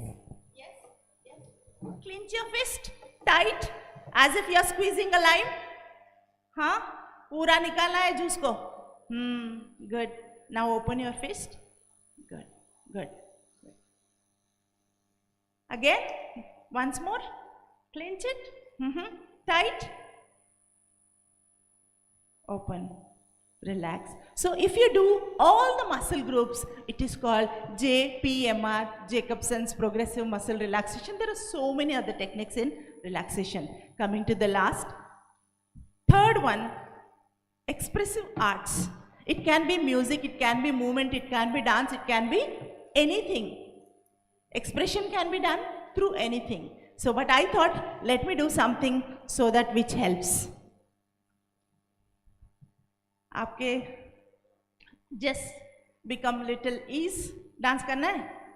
हाँ, चलो. Ready? उठ जाओ ना. Movement therapy. Will be doing the movement therapy? Yes? Movement therapy is beautiful. Give me one moment. We are coming. Yes.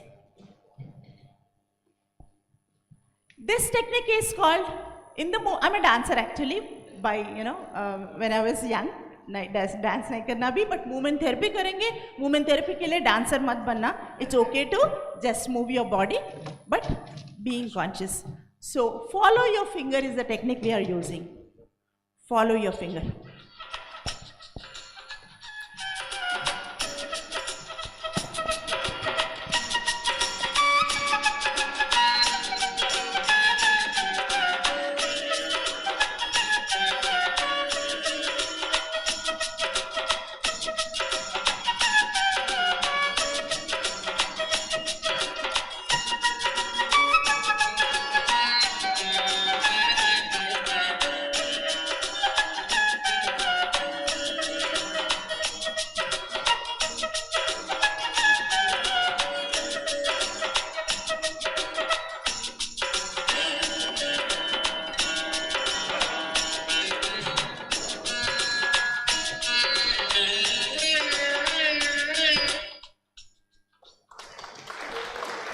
Thank you. So, with this stress fit wellness toolkit of 30 techniques, 10, 10, 10 from each therapy, this stress fit wellness toolkit is helping many clients.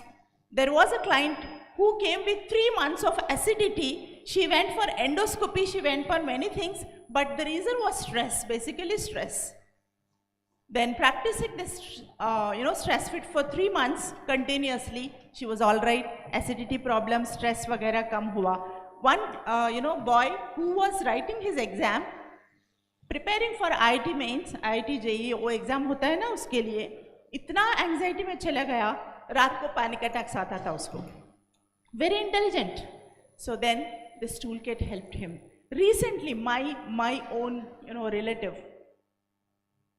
Suddenly, he was into depression, थोड़ा depression था, but suddenly psychosis भी attack हुआ.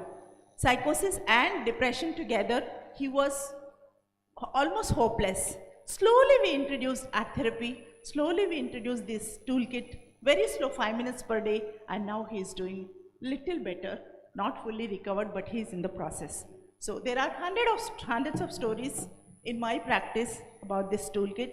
I appeal kitchen में पूरा tool kits को लगा के काम करते हैं, रिपेयर करना है तो टूल किट लगा के काम करते हैं, stitching also we have the tool kit, for everything we have the tools, why not for wellness? So let's have wellness toolkit for our lives. Thank you so much. Thank you, ma'am. Okay, we will have to wait in case they have any questions for you. If you have any questions. I want to say one thing about the toolkit. You heard the word toolkit. We had shared a toolkit with you for speaking. And many of you didn't see, didn't use. Please see the toolkit, use the toolkit. And the toolkit has been researched over years to bring out the best gist of what you want to say. So you can go home and see today as well. Some of you have been asking about it. Yes. Yes, any questions for Geeta ji? Yeah, go ahead.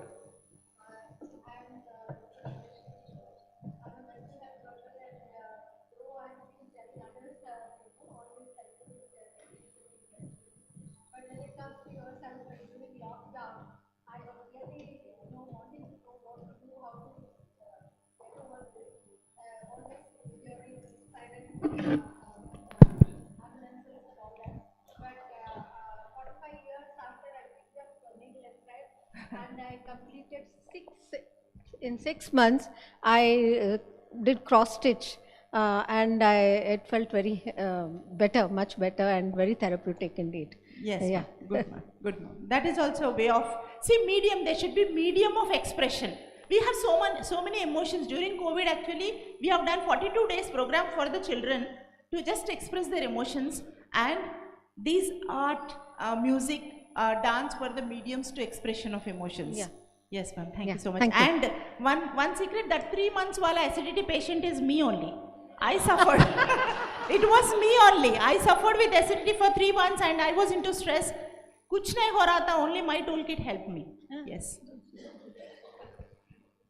Okay. Endoscopy guru. Any other questions or Any insights for questions? Geeta ji? Yes, ma'am.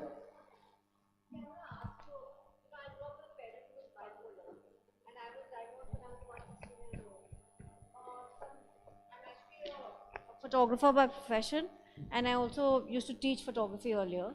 The only thing is that for somebody who comes from the creative art field, what happens is when you grieve or when you suffer any kind of an issue, like whether it's COVID or it's any kind of pressure, one tends to not want to do that artwork. So Yes. what would you suggest to somebody who kind of closes off and says, okay, I don't want to do this anymore? Because that's the way you express, and that's the first thing, like, I've lost everybody in my family. So I've lost my brother, I've lost my mother, I've lost my father, I'm absolutely alone, right? So my first instinct when I lost everybody was, I don't want to do this anymore. You were already into that profession. Right, Mama. right. So, Yes. for someone like me, the first thing when I'm grieving is that I need a break from this. I do not want to express how I feel. I just want to deal with whatever is happening, and then, deal with the practicality of it, and then we'll see. Then we'll deal with the emotions. But the problem is when the emotions then come out later, they get exaggerated. They're worse, right? So how would you help someone like that? Like, what would you suggest? Any therapy is not suitable if the client is not, okay with it, first and foremost. It is only tailor-made. When the client is into it, then we use it. So if someone like you who doesn't want to touch, we can go with relaxation, we can go with mindfulness, we have CBT, cognitive behavior therapy, acceptance and commitment therapy. There are so many therapies but this one was made with 10 from each therapy, just to make a toolkit of 2 minutes of, like, I've done in 2 minutes. So 2 minute ka techniques maine banaya. As you said, definitely we should not go with the person if she is not liking it. Okay, thank you. Thank you, Geeta ji. one more question and then. Hello Geeta ma'am, madam मैं यही कहना चाहूँगी कि जिस तरीके से शरीर को भोजन की ज़रूरत होती है डेली बेसिस पे, तो मुझे लगता है कि माइंड में हमें पीस चाहिए होती है, उसको भी हमें डेली बेसिस पे लेना चाहिए। एक दिन के लेक्चर से मुझे नहीं लगता कि हमारे जीवन में शांति आने वाली है, क्योंकि जिस तरीके से हमारा जीवन भाग दौड़ भरा है, हर दिन हम एक नया स्ट्रगल, हर दिन एक नया चैलेंज हम फेस करते हैं और उसको वही टैकल कर पाते हैं जो मेडिटेशन करते हैं, योगा करते हैं या मेंटल पीस के लिए कुछ ना कुछ करते हैं। तो ये मेरी रिक्वेस्ट है कि एक बार अपना नंबर जरूर शेयर कीजिए। यहाँ पर अगर अपनी प्रॉब्लम बताएंगे सब तो किसी की प्रॉब्लम रिजॉल्व नहीं होने वाली। आप अपना नंबर शेयर कीजिएगा। Thank you. Okay, thank you, Geeta ji. Thank you so much. Thank you so much. We have our next speaker, which is Dr. Swaminathan C. Yes, Dr. Swaminathan. Welcome. You can go up on stage. The mic is on the podium over there. Yeah.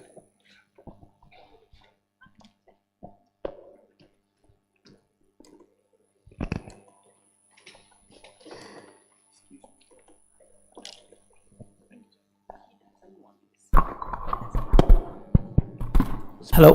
Speak from the. Okay. No, I got it here.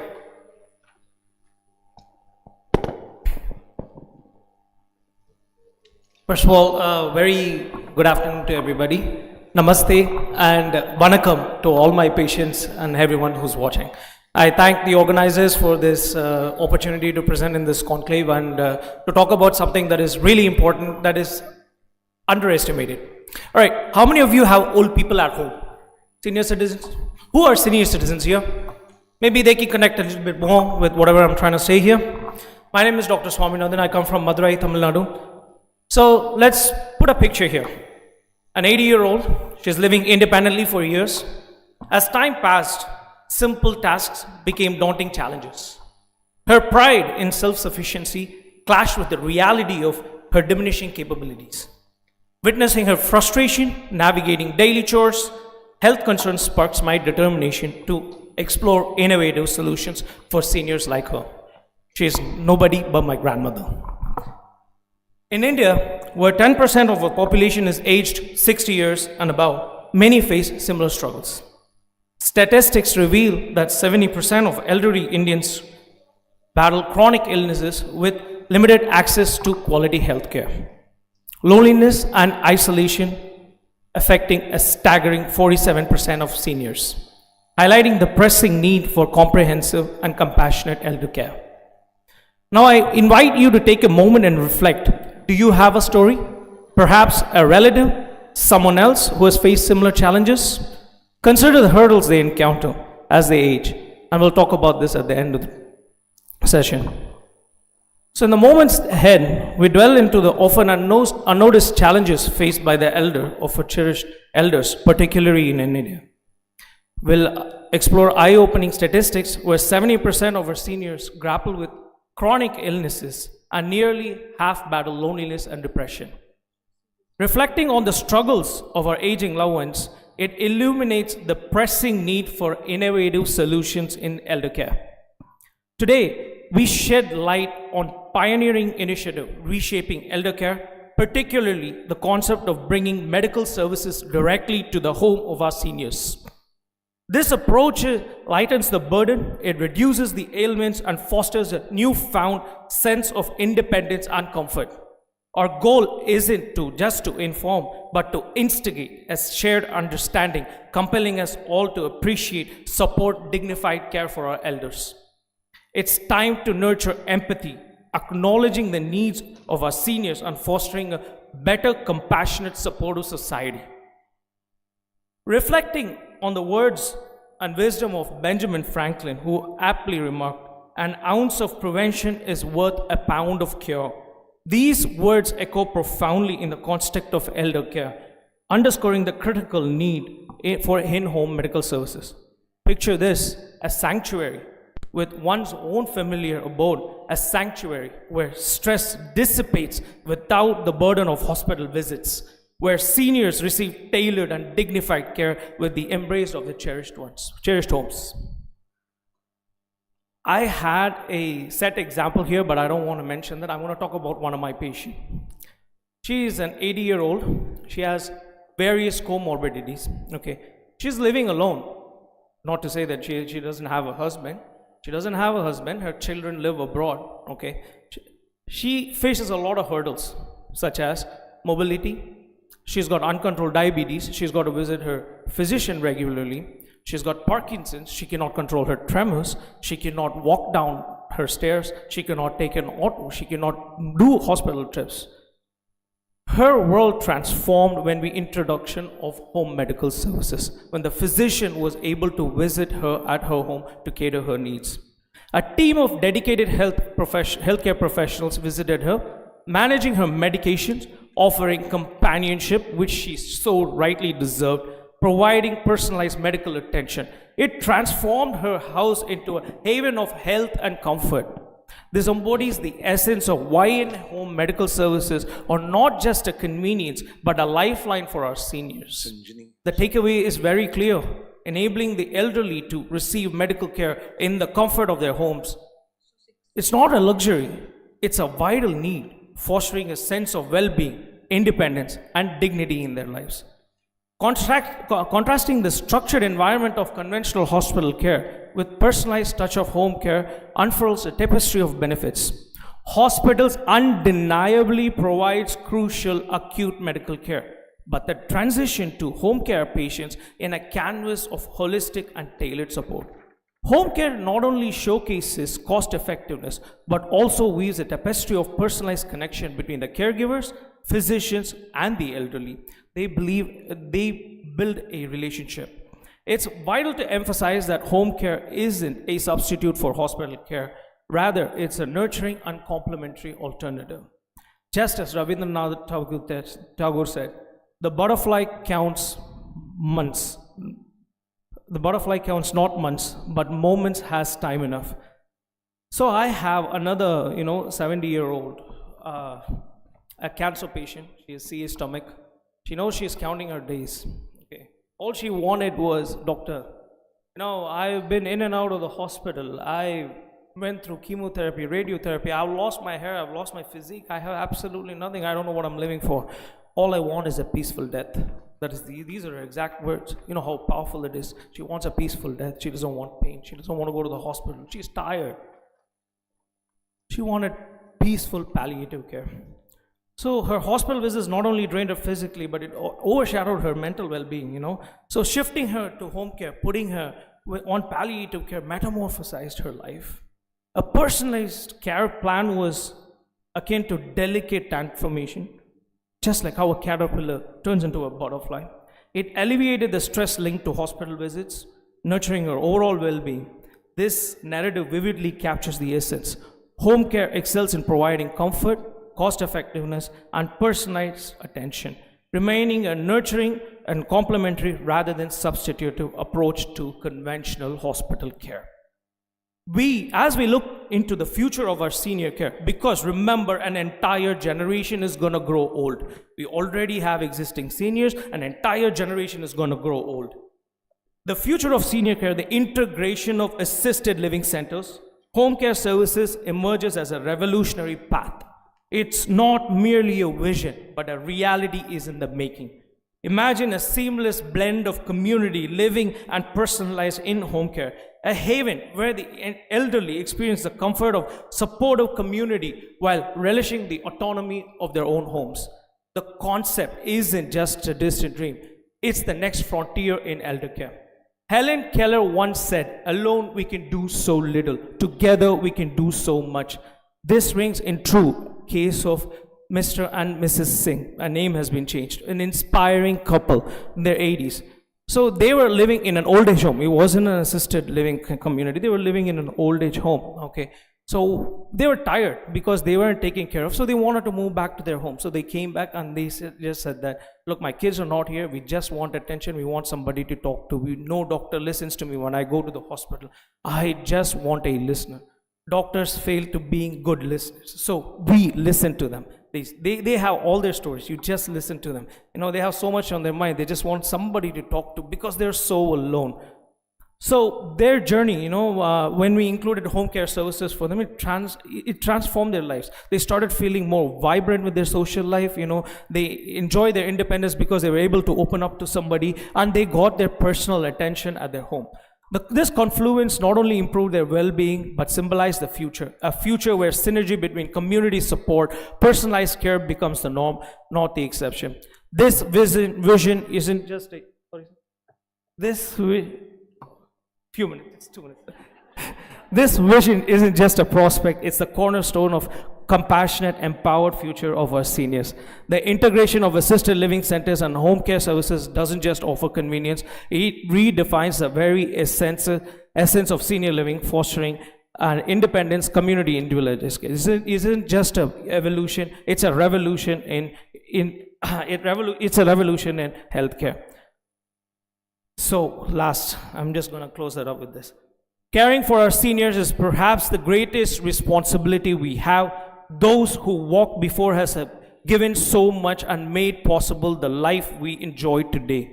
Take the lead in this transformative journey. Embrace the change, for in nurturing our elders, we can cultivate a compassionate future for all. The seed of change has been planted, and each of us hold the power to shape a world where respect, love, and personalized care defines the golden years. The future we built is not just for them, it's for each of us. It's a world where our elders thrive and our collective humanity blossoms. Join the revolution, and together let's cultivate a tomorrow where care isn't just a service, it's a celebration of life and love. Thank you. Thank you, Dr. Swaminathan. If there are any questions, we'll take 2 questions. Or any insights that you want to...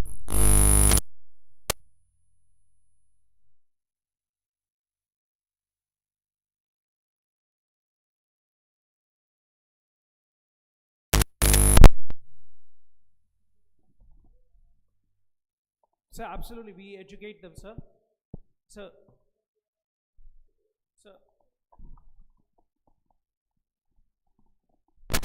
So the seniors are big babies. They are big babies, okay? The need of a 4-year-old and an 80-year-old is just the same, okay? Yes, they will be adamant, they will be arrogant because they cannot describe what they want. It is the responsibility of the caregiver to be, very patient, very caring, compassionate. People, these caretakers, these caregivers, they work for money. They don't really try to understand, connect with the seniors to, move them to the next level. That is where we come in. We tell the caretakers, look, this has to be done. This is what they want. This is what they need. It is also the responsibility of the doctor, the physician who visits at home to educate not just the seniors, but also the caregivers as well.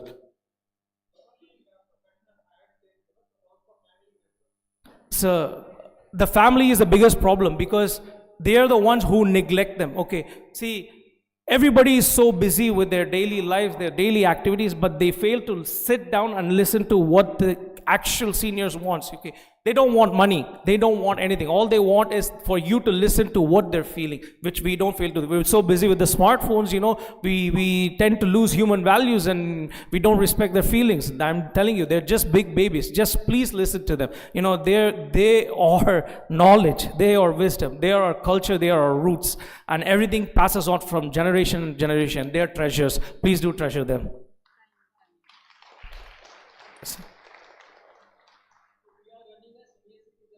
Yes, sir.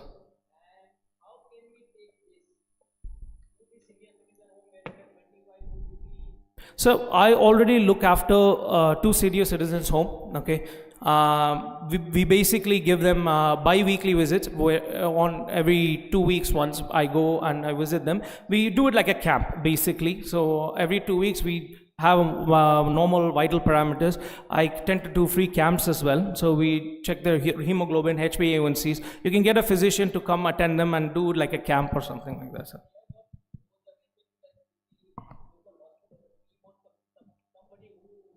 Can take deeper cut. So I do this with a lot of passion and love, and I don't know, many of you may not know me. I think Rajeshwari ma'am knows me. I wake up before I tell everybody, mother wakes up because I start my day around 2:45 a.m. in the morning. I see my first patient at 3 o'clock.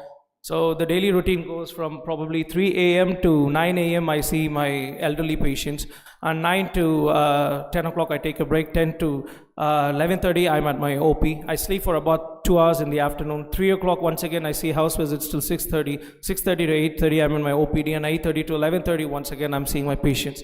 So this is how I've been doing it. I do it with a lot of passion and love, and I don't do this for the money. Thank you. I am looking forward to connect with you. Thank you so much, sir. Thank you. All right, thank you. Thank you, Dr. Swaminathan. Thank you so much, sir. All right, thank you. Thank you. Oh,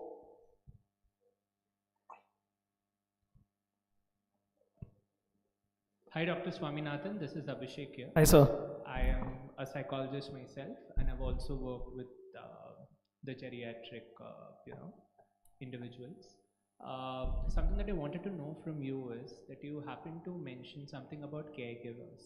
Pardon? I can't hear. Caregivers. You happen Yes, to mention yes, something yes. about caregivers. Now, here I'm closely talking about the family members of the geriatric individuals.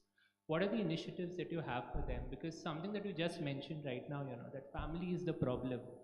And I have a bit of an issue with that statement because sometimes the grief that they go through. So I don't mean, generally you take 70%, 80% of the population, okay? Definitely family is a problem because we encounter a lot.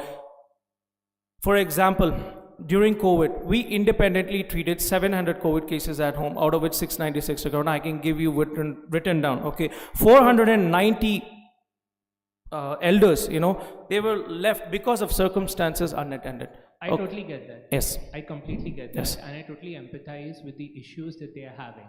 But I want to here, try to make a point that I think the caregivers need to be empowered with more support on how to deal with their mental stress while handling a geriatric. So half of the time, the caregivers that are employed over there are uneducated fellows. Somebody's, No, who... I'm not talking about the caregivers that you've employed. I'm talking about the family. Family, yeah. Caregiver burden, which is a very real thing, which is a diagnosable thing. CB, what we call caregiver burden, which is there.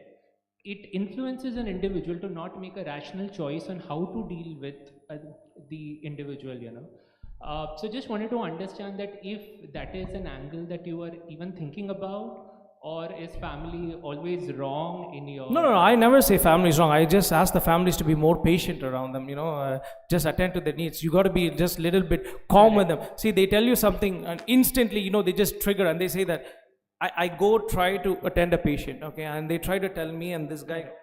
Correct. Be quiet, don't tell him. True, I say, true. okay, no, relax. You relax first, let her tell me. She is the one who I'm here to see. I'm not here to see you. But they got to be a little bit more patient. They got to be a little more attentive. They got to give the patient, the elder person a little more liberty because they want to, just open their heart out and Correct. they just should listen. Yeah, since when we talk about grief, right, we usually feel that if the person is no more, okay, uske baad the grief process will start. So I don't know Hindi, I'm sorry. Okay, so if we talk about grief, okay, sometimes we say that when the person is no more, then the grieving will start, okay?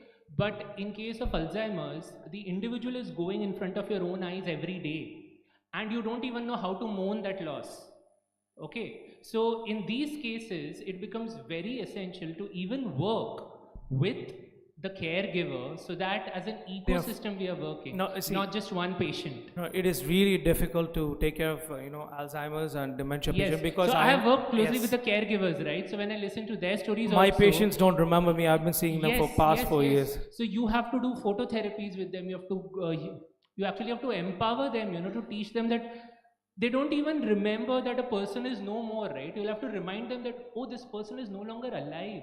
So even the Alzheimer's individual has to remember again, oh, this person is no more. So imagine the kind of impact it has in the caregiver also. No, of course it is definitely, they'll take a lot of emotional toll. Yes. Okay, we'll take this over to you. Yeah, thank you.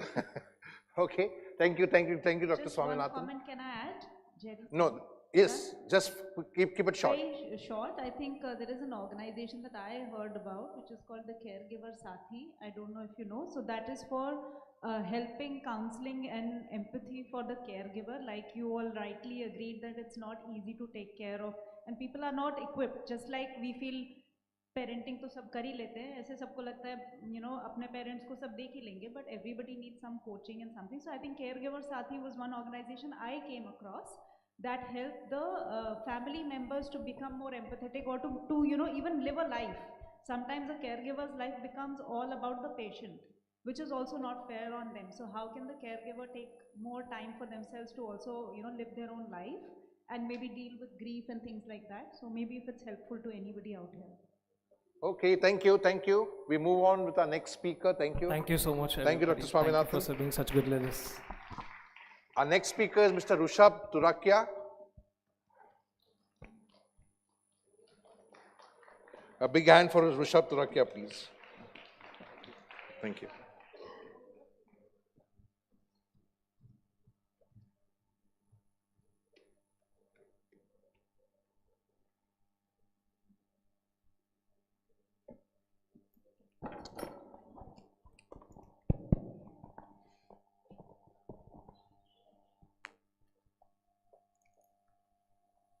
Good afternoon. Thank you, Jerry. You made sure we don't have heavy lunch so nobody is asleep. Thank you, Itu, for this opportunity. Okay, let me start with a story going by a toolkit. This happened 3 months back. We were stuck in Manali with no electricity, no internet, completely cut off from the world.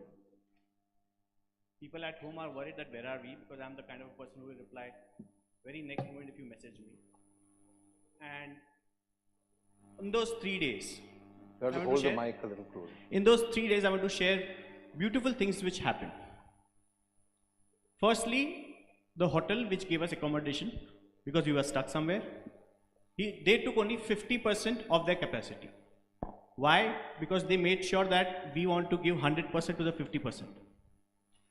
Next day, after 3 days, when we started leaving Manali to go towards Kullu, where there was network, where there was electricity, so it is around 45 kilometers, 45 minutes or maximum 1 hour. We took 14 hours to reach Kullu. 4,500 cars had left together. Beautiful things again happened over there. Because there were more than 4,500 cars on the road, it was difficult for ladies to go to a washroom because we are passing through either a forest or creeks or jungles and small villages. So it was difficult for a woman to use a washroom, right? You can't go even jari ke piche because aju baju sab gaadi hai. So there was this village woman who they didn't even have proper washroom, just that it was covered on 4 sides. They all said, why don't you try here? This was another act which touched me.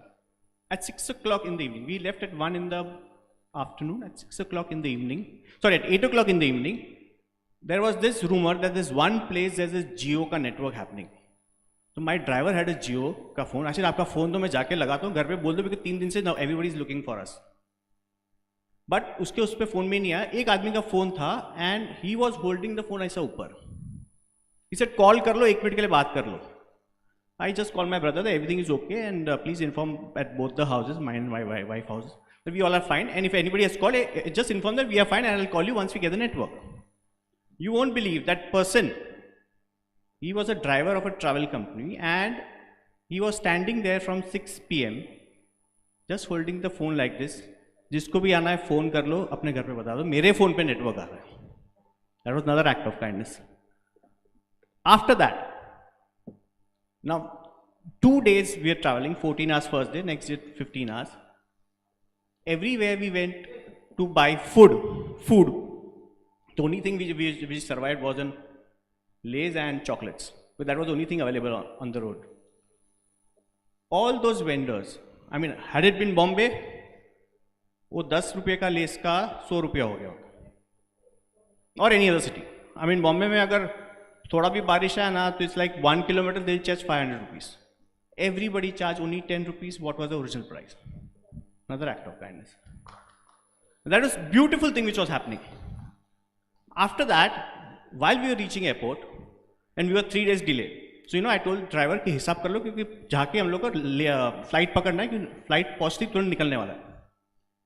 So I said मेरा 7 days 10 days का इतना हिसाब होता है. बोलते नहीं sir आपने 7 days का बात किया था. मतलब 3 दिन भी एक्स्ट्रा हो गया ना. He said sir उसमें आपका क्या fault है? Another act of kindness. So why I am talking about these acts of kindness? Because they are so important. They touch you. And why I'm talking about this is because of this little blue card which says your turn now. In Hindi it says ab aapki bari. The card says someone did a little nameless act of kindness that touched your heart. Now it's your turn to multiply this feeling. Be there for someone and pass on this card. So this first card was given out in December 2009, and as of now, more than 1 million cards are out in 49 countries. And these cards are in English, Hindi, French, Spanish, Mandarin, German, Russian, Arabic, international 10 languages. So depending on the country which calls for it, the card is sent. Now why? Why was this needed? It was needed because such acts of kindness, I remember right now, many people have done acts of kindness with us. Do we remember? This was to inspire someone else to do it. Now people tell me, if you are doing a good act, if you are doing an act of kindness, किसी का कुछ भला कर रहे हो, तो जताने की क्या जरूरत है? You know, गीता में लिखा है कर्म कर फल की चिंता मत कर. So I say कर्म कर, कार्ड दे, फल की चिंता मत कर, because you are a good person. You are a Rex fellow. You are here because you have achieved something, because you are an amazing human being. But what about people who have forgotten that? You know, in school we have learned, help a blind man cross the road, help an elderly woman who is carrying baggage, help her with the bag. But बाद में क्या होता है ना, this is वो stays at school. Then starts जिंदगी की race. पैसा कमाने के चक्कर में हम सब भूल जाते. You know, sometimes it matters is only that 1 minute which you have to give to someone, or the 2 minutes you have to give to someone to listen. Like listening, किसी के बारे में अगर कोई बात कर रहा है, हम लोग ने उसके बारे में 5 मिनट सुन भी लिया. He's just venting out. It doesn't matter to you. But if you just hear it up, and it can make a huge difference. People say charity, मतलब खाली पैसा is not. It's not that. पैसा देना, I'll say it's the easiest thing to give. But to give your time is something which is not going to come back. That is more important. So with this card, my target is to reach 8 billion people. More than 1 billion cards are already out. And I travel non-stop just to spread the message of kindness. When I was doing this, this started in 2009, and I said, okay, my target is now 8 billion, so I'll need at least 1 billion cards. If, imagining one card is going to at least 8 people or 6 people. 1 billion is like 100 crore rupees. 1 रुपये का card पकड़ो तो भी कहाँ से लाए? Yes, I'm into business of diamonds, पर तो भी 100 crores is a long thing, long amount, a huge amount. So I came up with an idea that I get the stories of people of how they are using these cards. Either they are, you know, getting the card, receiving the card, or they are giving it to someone. Like how I have shared a story about Manali. There are little stories which happened, and they used to share with me. So I said, let me go and publish this book. So whatever royalty, whatever sales proceeds I get, I can use for charity, or at least funding this movement. So that was the first reason the first book came out, which was called Your Turn Now. That was in 2013. Crossword gave the best book award. Then Your Turn Now 2 came up in 2016. Amazon gave the most memorable book award. 2020, there was a research done across the world. There were 8 books which were chosen if you want to teach your child peace and kindness. Out of those 8 books, 1 book was Your Turn Now. The rest all were US and UK authors. Eventually in August 2020, Amar Chitra Katha tied up saying that we want to promote this because Amar Chitra Katha is all about moral stories and what we have, mythological stories which we have read since we were young. And that's how they came in and they gave this Your Turn Now 3 book, which is combination 1 and 2. And it became so successful that it's not only just funding the movement, it is funding the education of the underprivileged children, funding the education of, funding the medical cancer patients' medical requirements, funding school fees of deaf and mute kids, funding school kids of blind children, funding school kids of mentally challenged children. I mean, you name it, and because of that one small idea, it's now going across the world.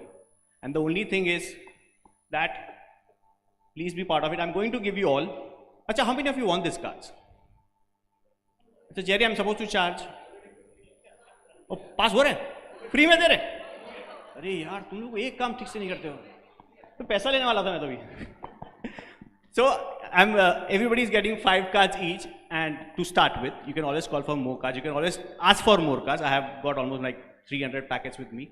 One packet has 5 cards, and let's together make this world a better place. You know, I generally ask. आज थोड़ा पूछने को डर लगता है. Generally ask, you know, what do you call human beings? What's the other name for human beings? Homo sapiens? या फिर आज एक्चुअली बोलने को डर लग रहा है. Jerry, after listening to you, I can't say mankind. What man हो जाएगा? Humankind. Man supposed to be kind. Human supposed to be kind. So this is my idea, is that we are all supposed to be kind. So what is stopping us? We all need to be humans first, and yes, that will happen only once you are compassionate to another human, once you are compassionate to animals, once you are compassionate to your mother nature, planet. Because if you are kind to all of them, like we are the only ones who are destructive. If we are kind to all of them, and if we actually put this in practice, we can actually make this a better place. We have created a world which is worse for the next generation. Let us together create a world which can be better for the next generation. And those 3 things you mentioned I have to say, but I have only 3 things to say, is that be kind, be kind, be kind. Thank you. It's your turn now. Thank you, Rishabh. Thank you. Yes, we'll take 2 questions. If there are any questions or thoughts that you want to share with Rishabh.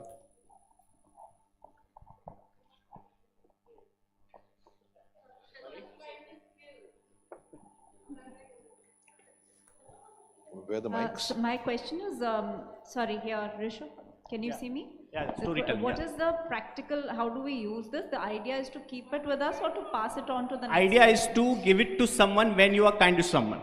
Okay. Say, like today, I don't use Paytm or QR codes, right? And you have to pay up. They were not accepting cash. Yeah. So Mahima there, she paid for me. Okay. Right. So at that time, she would have given me the card saying that it's your turn now to be kind to someone else.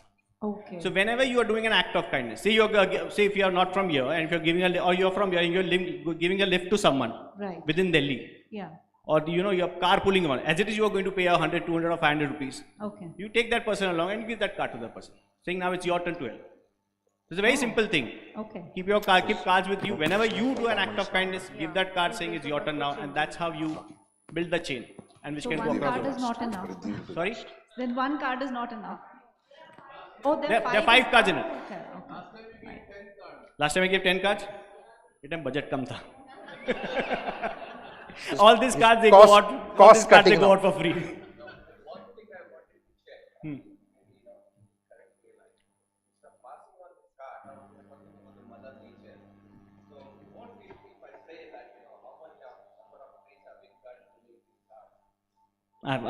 I get this question every time, I'm prepared with the answers every time. These are the cards.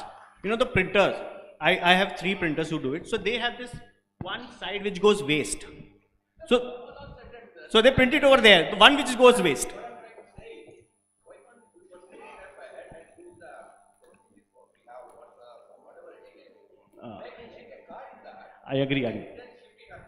I agree. But just imagine you doing an act of kindness to a lady and then you asking her number. Problem is the wife is together along with you. So what is this? Got it. Yeah, I understand your point. The only point is to ask a number of a stranger. This is something very easy to give.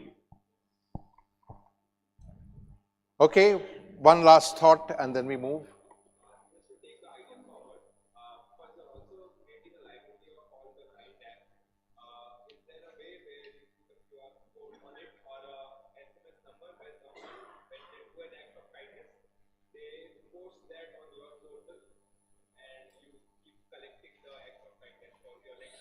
So there is a phone number on the card and the email ID where you post the story, and everything goes then on the website after it is edited.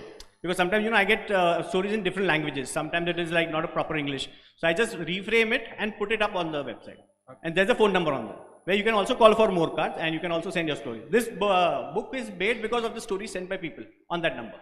Awesome. Thank you. Thank you, Rishabh. Thank you so much. And we move on with our next speaker, Darshk Dar. Darshk.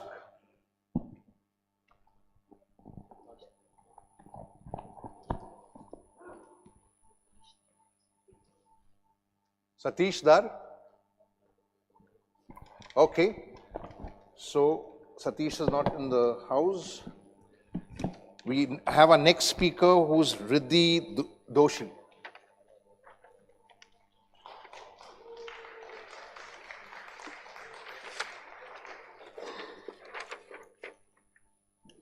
Give her a big hand, Riddhi Doshi.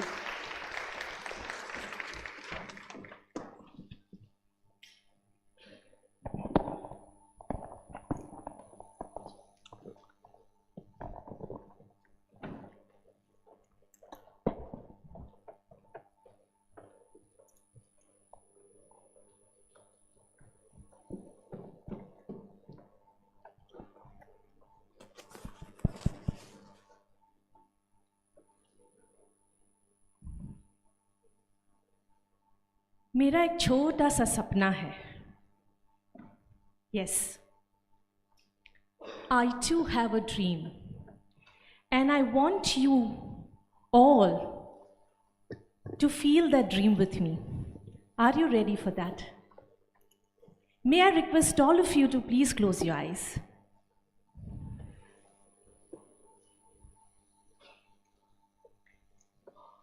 Imagine you are entering a park or a restaurant with a young child,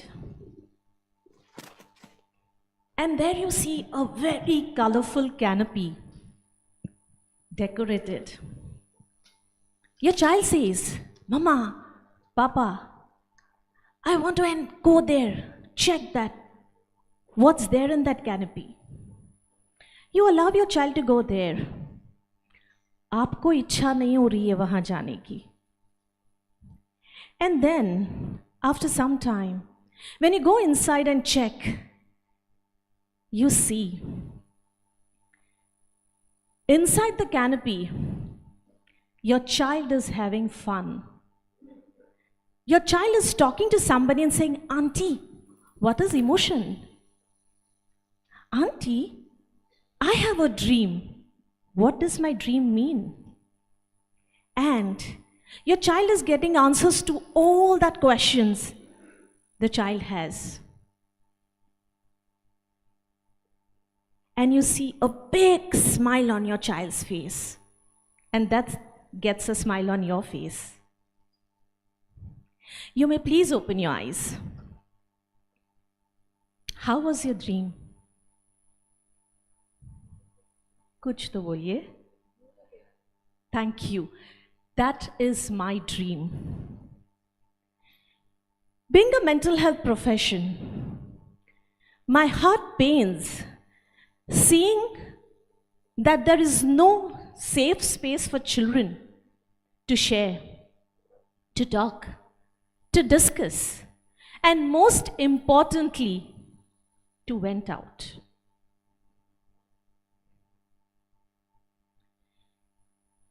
These safe spaces, I don't intend to create just for the sake of creating within the four walls of the house or just limiting it to a therapy room or a consulting room. I want the safe space where it is easily accessible to the children, where children feel connected, children feel joy, and children feel I'm safe. Now, while you saw the dream along with me, you walked through the dream. Imagine you are entering a park with your child. You're entering a restaurant with your teen child. You want your child to just leave your safe space, leave your hand, go and play with other children. You want your teenager son to go and meet and greet other people who are there at the restaurant for a dinner with you or are hosting a party. And your child refuses to do so. क्या करेंगे आप? Aunty को hello बोलो. I said aunty को hello बोलो. All of us have passed through this. All of us have faced this. And we end up getting frustrated. We end up getting angry. And we end up judging that child, probably who is not feeling connected with that uncle or auntie. That's where I see a dream. My dream is to create safe spaces for children where they can vent out, they can share, they can discuss, and most importantly, not feel judged. एक छोटा सा सपना. I've already started the pilot project at Mumbai. I don't know how successful I will be in this. I don't know how far I'll be able to take this project of mine. but I surely know that the future lies in that dream. And it's a matter of time that my dream will also come true in real sense with great success. And again, that's another story to say.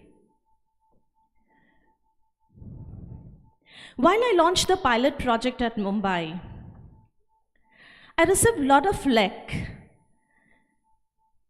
saying that एक थप्पड़ मारने से बच्चे का mood ठीक हो जाएगा, या ये तो सोशल मीडिया के चोचले हैं, कुछ नहीं है ये इससे ज़्यादा, ये इमोशन जैसे कोई चीज़ नहीं होती हैं.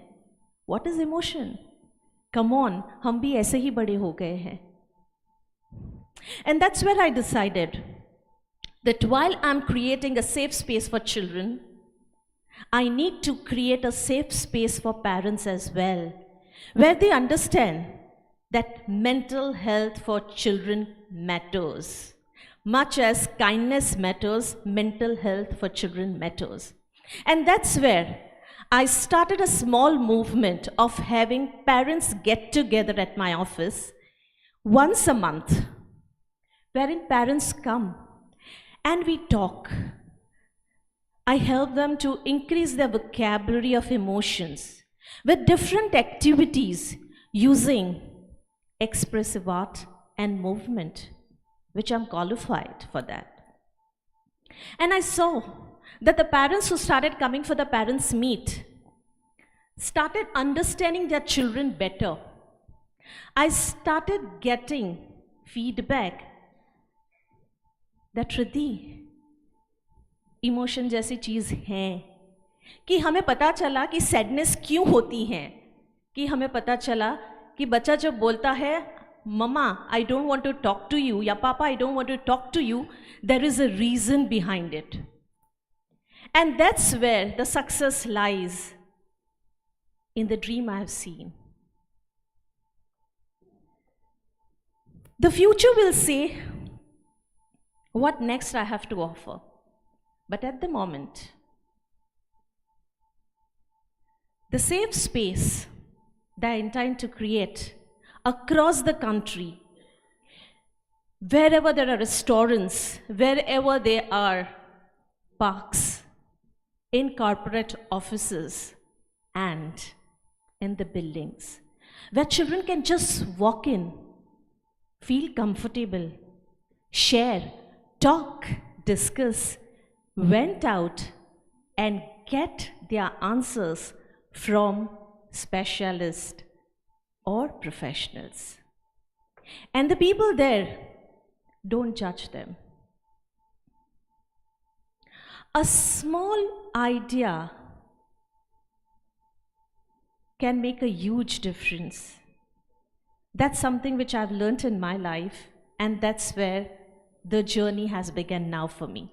Thank you so much.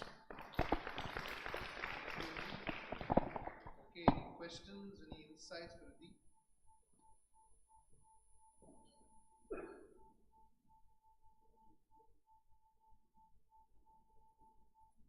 Any thoughts that you want to share with Krithi?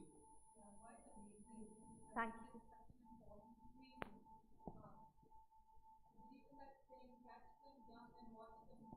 Absolutely, you said it, ma'am. Absolutely.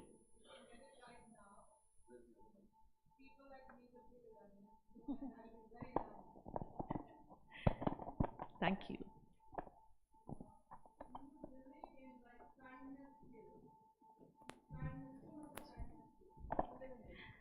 Like, you know, we pampered the children. इतना pamper करके उसको इतना बिगाड़ दिया कि they, I think as an individual when they grow up, from there the criminality starts. From there ये जितने भी trolling से लेके terror starts. I have always been. It's just like blinding. I mean, too much of light blinds you, right? Too much of love blinds you. Because, like, give me an example. I'm a filmmaker. My production boy was working for Shahrukh Khan, जो Chennai Express में था, and I didn't believe. It was like, अरे घर भी टूटा फूटा. Even that shed looks good in Goa. इतना ऐसा घर है, I look after a bathroom बना दिया, जो भी हो, मेरे को बोलते I am working with Shahrukh Khan, I didn't believe, photo भेजता है, and that Rohit Shetty was holding him और Irfan Khan, I was shocked, my production boy. Then वापस आया कोविड टाइम में, then I said are you going back? Yes, I said you'll go back and do more good. One day you might become the director of Indian film cinema industry. उसके बाद में after some time I found some changes in him. मैंने बोला are you going back Shio? और कुछ करो. हमारे Zubin is very famous. याली जो गाया था. He is my good friend. Work for him. Why should I work for him? I work for Shahrukh Khan and I looked after the family. I feed them. Kindness killed him. Now he has psychological issue हो रहा है. I have learned one thing in my life, and that's something which I've learned from my parents, especially my father, Ajay Doshi. Anything beyond limit is not proper. Limits has to be there in everything and anything in life. Too much of sugar gets you diabetes. Too much of awareness kills your childhood. That's something which I've learned. So there is something which is called limit. And that's each one of us has to understand in our life. Absolutely. Drawing a line is the mantra. Absolutely. Absolutely.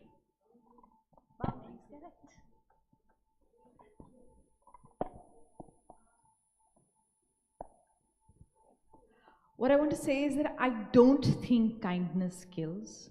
And I think there's a difference between pampering, entitlement, and kindness. Kindness does not kill. I don't think there is anything called too kind.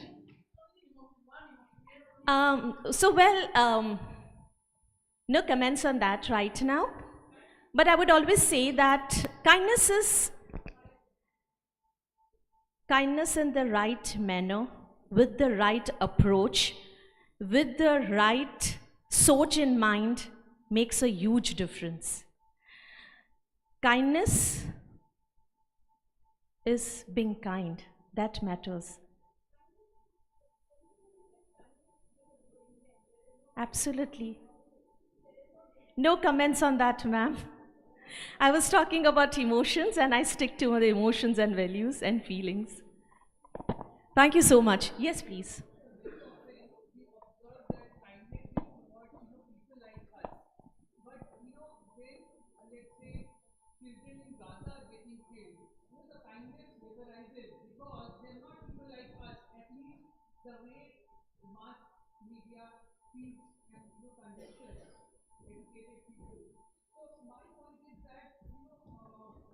Just like you. Let him complete. Yeah, you're saying something? No, go ahead. So, like you tend to be very good with, one-on-one. But there is a mass psychology. There is a mass psychosis that the world is going through on multiple counts. So, kindness really needs to be very generous in that sense, which I would just like to know if you are also addressing that aspect. Sir, I address all sort of emotions.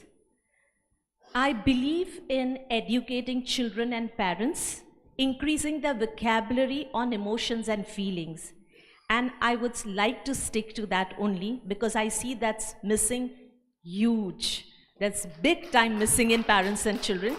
I would like to do my bit in that space only. Kindness and all, I leave it to all the people of our country and Rishabh Turakia. But I would stick to emotions and feelings only. Thank you so much. Yes, please. Suhani, hi.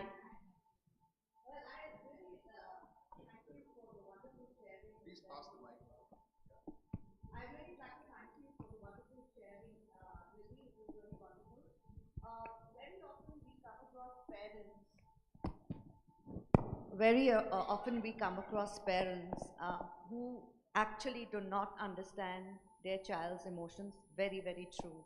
Because we work with a lot of youngsters, the youth. We work with children who are absolutely tiny, different age groups. So most parents feel that today's kids are so blessed because they are exposed to so much. In their times they did not have. And the children today, sometimes because of the lack of communication between them and their parents, they are lost.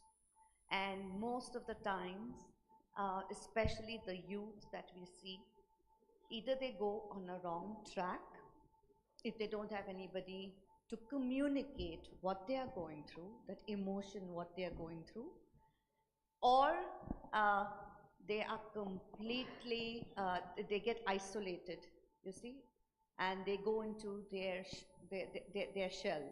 So we face that a lot of times, Riddhi, and wonderful work what Thank you're you so doing, much. because- So you said it, you said it. So one day if you come to my office once a week, that is Saturday, children, it's a walk-in for children. And there are colors, there are twigs, flowers, chart paper, shells, drums, everything been kept there. And there is a soft instrumental music been played, and children can create their own rhythm. Children can create their own space. And while drawing or while talking, if something comes up, I make myself available for them to discuss, to share, and to just ask that auntie, what does it mean? Lovely, lovely. Just wanted to share an experience. Do I have a minute? Thank you. Just 4 days back, I had a client coming, and the mother was complaining that my child speaks a lot of bad words, and the school has rusticated the child for 1 week. And the mother was really horrified. The mother spanked the child, and the mother is just undergoing a separation with the father, so that's another story altogether. But when the child came to me, and I requested the mother if you can just sit outside for 5 minutes. And I did a strength test with the child, wherein 5 fingers, I gave the child paints. Okay, this mobile phone is... So I gave the child watercolors. I gave him a chart paper and I said, create your hand impression on the chart. And he was happily doing it. He just selected his favorite color. He put his impression, and I said, 5 things that you like about yourself and 5 things that you don't like about yourself. Now write on this chart, on the fingers that you've put up. He started writing, and while we were discussing the things that he doesn't like, he said, I use a lot of bad words. And auntie, my school has rusticated me. I said, would you like to talk to me which bad words you speak? And he named few. I said, okay, do you know the full form of this? He said, no. I said, do you know the meaning of it? He said, no. I said, did you try asking your parents? He said, no. I said, let me explain you the meaning of it, and then you decide whether you want to use it or you don't want to use it. I just explained, and then we went for something else, the activity. While he was going, he went outside my office. Again he knocked, he came back and he said, auntie, I will never use those words again. And that was it. That's the space I want to create for children. That's the space where children understand the meaning and children get the answers, is something which I've dreamt of, and I've started that initiative. Thank you so much. Wonderful. Aditi, just one more second, please. So, what I spoke to you about are privileged kids, but we work so much in the slums with the underprivileged, and their situation is completely different. Yeah? Absolutely. So, it would be lovely if you could work together for them. Absolutely. Find me just there when you need me. Thank you. Thank you. Thank you, Shivani, thank you, Aditi. We move on to the Can you next please- speaker. Yes, Sinchini Sen Gupta. Sinchini Sen Gupta.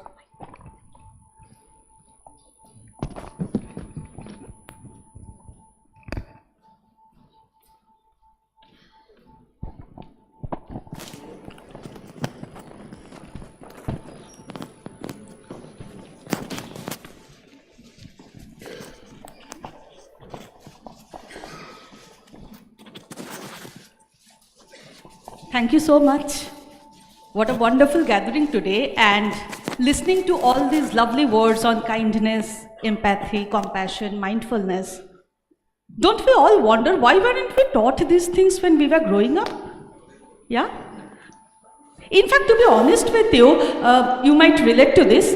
When I was growing up, I was grown up on a pretty strict diet. 3 things mainly: Cerelac, Horlicks, And then the great Indian myth. What's the great Indian myth?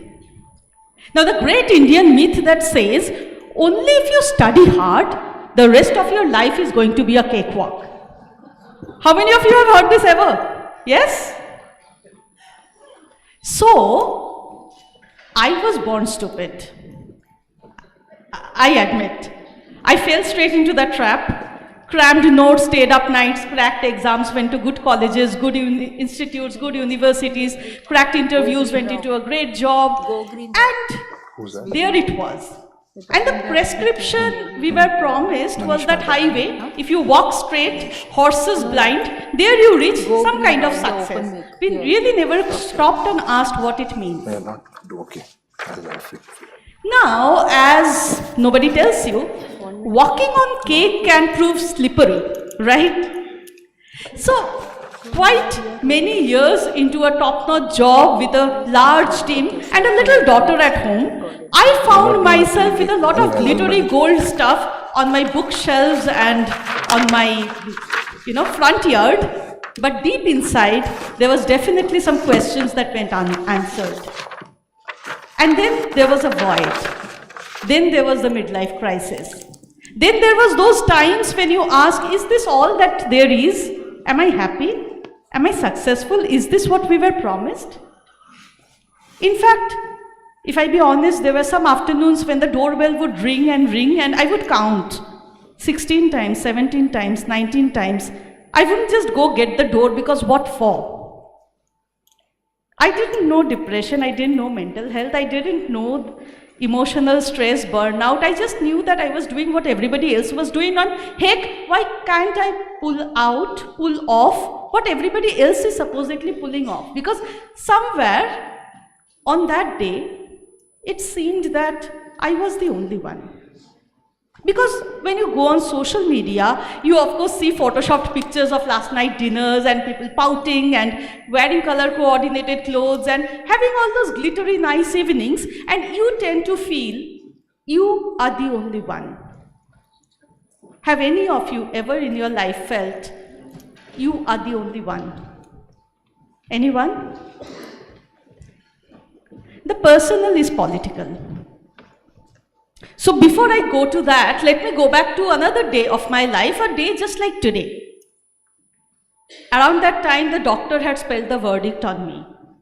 All those voids, all those emotional needs, all those mental requirements have now manifested on my body, and now I was a step away from quadriplegia. I was suffering from fibromyalgia, which is an autoimmune disorder, and I had so many conditions that I was blacking out on the road on days and only waking up the next morning, etc.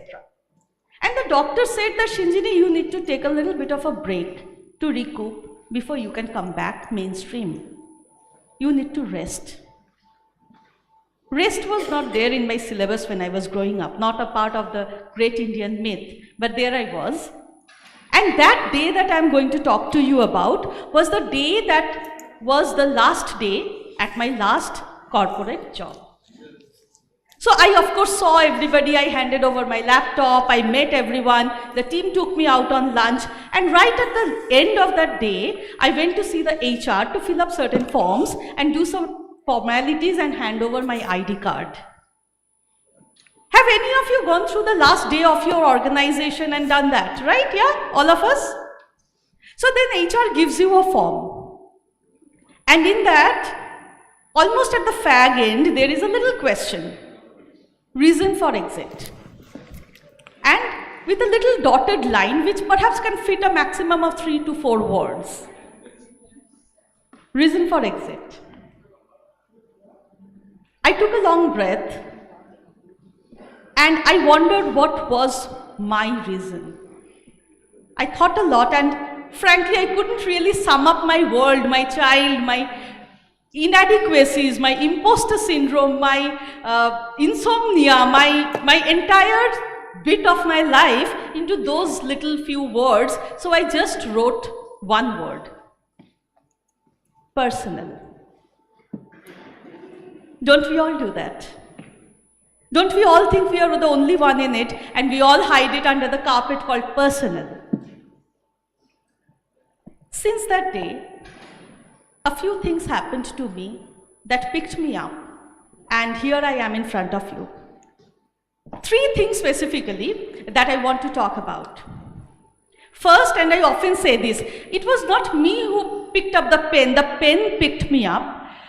Very, very interestingly, I found my catharsis in a way of words. For the longest time, I did not really write anything other than PowerPoint bullet points, but somehow when I left my job, the first thing I could really hold on to, like somebody drowning and looking for, that last twig, I held on to the pen and I started to write.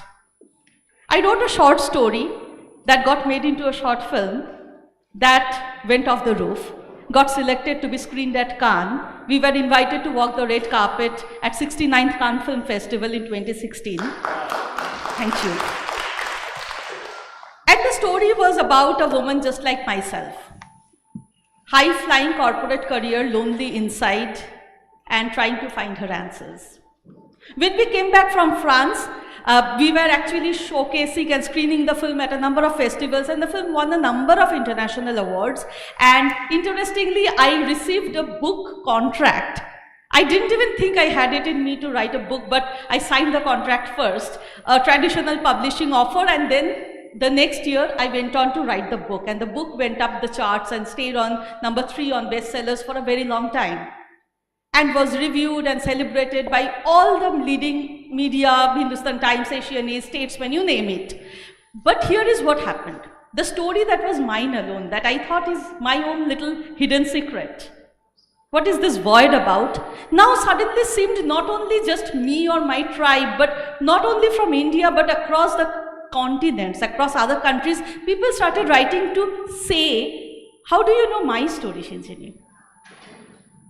The second thing that happened, if the first was to give your personal, the political voice, the second thing that happened to me was something very different. To shut the voice and go inwards. As I speak to you today, I went to Vipassana 8 times. 10 days of silence each time, where you just shut your mouth and shut your eyes and go inwards. And if you're feeling sad, if you're feeling happy, if you're feeling jealous, where in your body are you feeling it? What makes you feel it? The mindset, the compassion, the kindness, the sanskaras, that journey inwards then opened up a new channel, a new faculty. If you were reeling under your own victimhood narratives, now is the time you open your perspective. Because your narrative is only one side of the prism. What are the other sides of the prism? What is the truth? In search of the truth. That took me into a different zone where I could finally explore and understand what I am made of, what I like, what is my true nature. And talking of true nature, I'll take you back to my classroom days once more. And here comes the third thing. Again, some of you may relate to this. While I was growing up, every time my report card would come, there would be one section which will be comment from the class teacher, right? And every time that piece had only one thing to say: talks too much. Every PTM that my parents went to, the teachers would say, she talks too much. What I realized through my journey over the last few years of going deeply inwards as well as going outwards is that we are all gifted with certain faculties. We call it virtues or vices, based on where you are, who you are talking to, and how they see it. I now make a living out of talking. And thank you so much. When I qualified to represent India as a finalist in the quarterfinals of the World Championship of Public Speaking, again in 2017, and from there to be invited and to be speaking, I am a guest faculty with IIM Ahmedabad, IIT Delhi, XLRI, TIS, etc. And for all of these places where I was talking about things that were deeply personal, about the gendered intelligence at workplaces. I am 3 TEDx old as I'm speaking to you today. I speak about storytelling. I teach data storytelling. I come from an academic background. I studied at ISI, Indian Statistical Institute, and now I do storytelling. And the data and the stories were supposedly two different things. If you are good in literature, you couldn't be good at maths, which is again another fallacy. How to speak so that people listen, how to influence without authority. All these three faculties, to speak, to go in words, and to be able to express, came together when I created Lighthouse. So I am the founder of Lighthouse, and Lighthouse has been incubated with IIM Bangalore and ISB, and it has been very, very successful over the past 2-3 years that it has been born. And now my work is to work with CXOs and CXO-1s, the top leaders with the big fours, and also one-to-one leaders, change makers, speakers, to be able to find their authentic voice, to be able to give them the gift of perspective, to be able to help them create their thought leadership. And that is exactly what I want to come to. Our stories, our narratives, our individual lived experiences are gold mines. Each one of our stories are so powerful, and we have been uniquely endowed with certain things. It's only waiting for us to find it and to grow with it. Long, long back, once upon a time, a land far, far away. We've crossed the time. Sure. Thank you so much. Thank you so much. We went over 3 minutes more, but somewhere it had to. I really appreciate. Thank you. Thank you. Okay. Any thoughts, any questions that you have for Sanjini?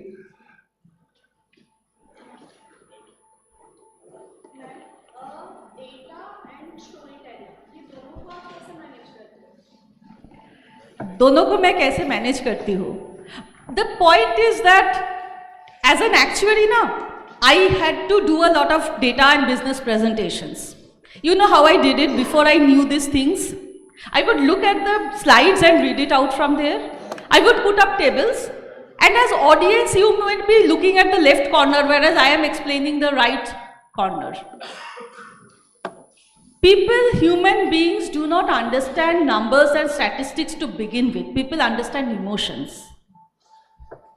Now what I teach corporates, and I work with a number of consultants, industries, etc. I work with a number of very top-notch organizations, and I help them to understand how the emotion of the numbers, the emotion of the business, the content really matters if they are going to drive an action, a decision through that number.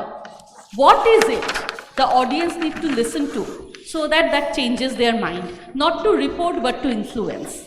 And that is where stories become integral to any data or business presentation. Yes, please. What is the name of your film and book? Elixir, ELIXIR. It's a short film that is also available on YouTube, and the book is very much on Amazon. Yes. Okay, thank you, Sanjini. Thank you so much.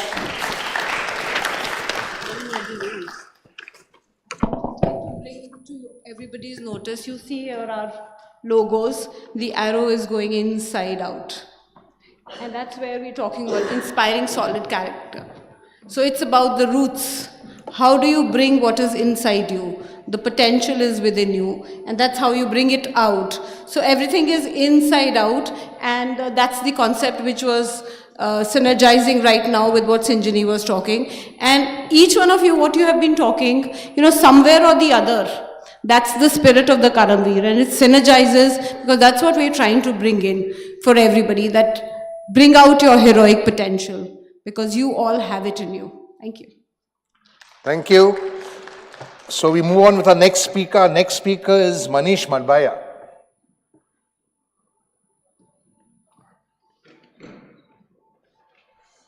Yes, Manish ji. The mic is up there on the podium itself. Thank you. A big hand for Mr. Manish Madbaya, please.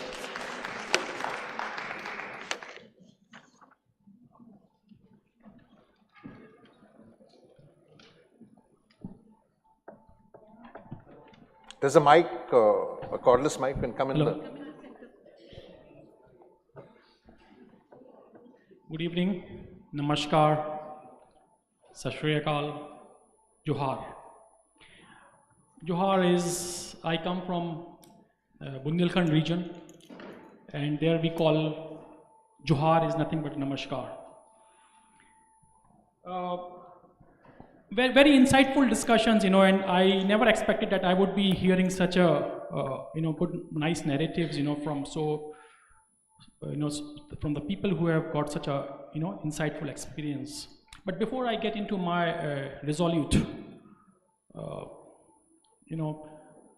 let's thank Jerry and Itu, for bringing us all together. This is a time of Thanksgiving. I'm sure you all would know.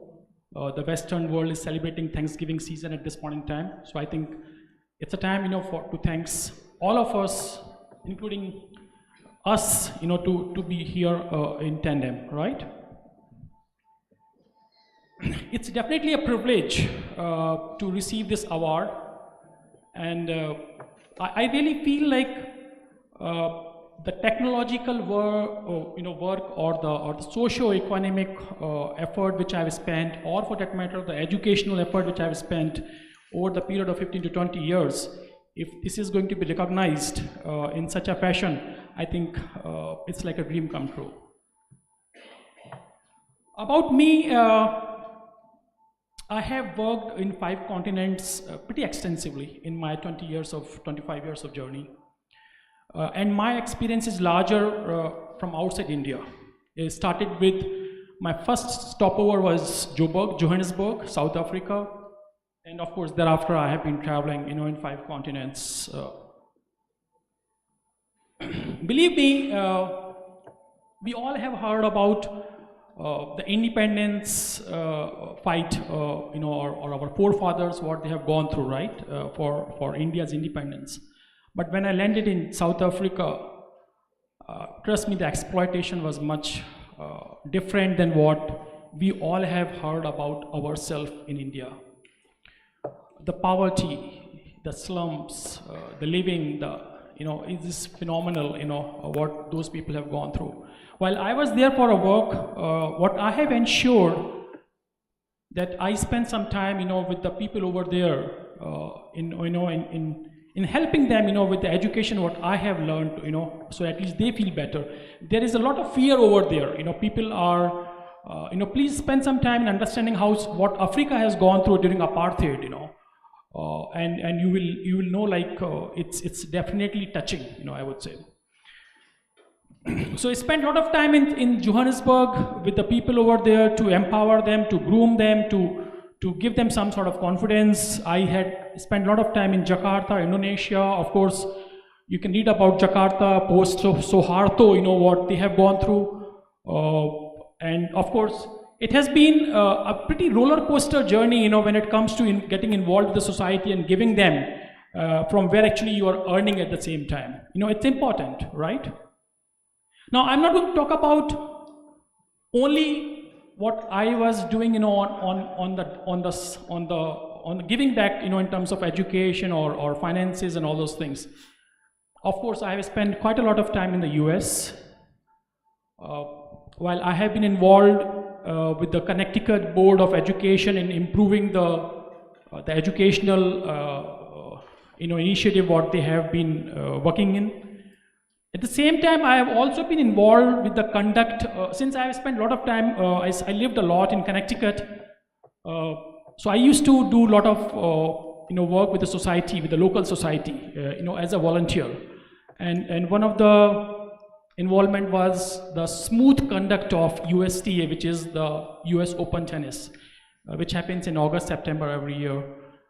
So yes, being a part of the USTA in conducting the event over there. So in a way, what I'm trying to say in a nutshell, that it's not only the one side of the involvement which I have been as a part of the giving back to the society. At the same time, I'm also being involved with the events like US Open, and today also, with the type of suggestions which I have given them in the past due to my involvement today also they reach out in anticipation that whether I am planning to come back, but I don't have plans because now I've decided to stay back in India. And I'll also talk about what I have been doing since I have come back to India. Since I have come back to India, of course, I live in Bangalore, and of course, I work for a corporate. Been a part of regular activities in going to the local schools and colleges and imparting the education, and also contributing physically, mentally, and financially. So I've been contributing financially every month from my salary for the last 19 years. And that's what I'm going to continue as well as the time progresses. In a way, coming from a region which is backward, Bundelkhand, and then achieving the heights of working in 5 continents. I mean, there is a saying like मंजिल तो मिल जाएगी, भटकते भटकते उनसे तो बेहतर है जो घरों से निकले ही नहीं, right? So that's the thing. I also would like to touch upon an era of COVID. I'm sure we all have witnessed it. It has definitely shaken us, taken away, awakened us, right? And so as I also have gone through the tough time during that time. During COVID, I have ensured that all the people whom I know, with whom I have been working for many years across the globe within India, I reach out to them, I help them, with whatever the maximum possibility I could. And of course, I think somewhere, someone would have communicated those efforts, and that's how I am here, honestly speaking. Undoubtedly, it's been a time which has taught all of us a lot of lessons, and I'm still trying to help the people, the COVID impacted people, through conduct of some events, educational events in Karnataka, with the best of my abilities. We definitely have a group of people who meet them regularly through going to the schools, colleges, and institutes to convey, and to empower them and to strengthen them, and mentally, help them that yes, the world is a better place now. That's about it. Of course, we will go through numerous sharings of experience, but this is the best I could do with my abilities, nationally and internationally. And of course, whatever I do, I have my own YouTube channel where I publish, whether it is in terms of involvement with the events or whether it's in terms of whatever the social work I'm doing. And of course, there are a lot of people who are following. I just wanted to end my thing, with a nice song, which is एक दिन बिक जाएगा माटी के मोल, जग में रह जाएंगे प्यारे तेरे बोल, दूजे के होठों को देकर अपने गीत, कोई निशानी छोड़ फिर दुनिया से डोल, एक दिन बिक जाएगा माटी के मोल, जग में रह जाएंगे प्यारे तेरे बोल, ला ला ला ला ला. Thank you. Thank you, Manish ji. Thank you so much for sharing your life story with us. Yeah. Are there any questions for Manish ji? I think one of the questions which everybody is wondering is, you worked across 5 continents, but what are you doing? You said worked across or walked across? I worked. Worked, okay. I didn't want to talk about my corporate life deliberately. Yeah. Because then it becomes like, as you said, like, I don't want sponsors and all those things. So I work for Wipro as a program director, and that's been I've been there for last almost 19-20 years. Right. People were messaging me, what does he do? So I said, I don't know. I definitely, I thought you walked through 5 continents. I was like, wow, that's amazing. Right? Okay, excellent. Anyone else? The main question asker is leaving the room because she. Okay. Okay, thank you, Manishi. All right. Our next speaker is Lovita Morang. Yes, Lovita. Thank you, Manishi. Yes, ma'am.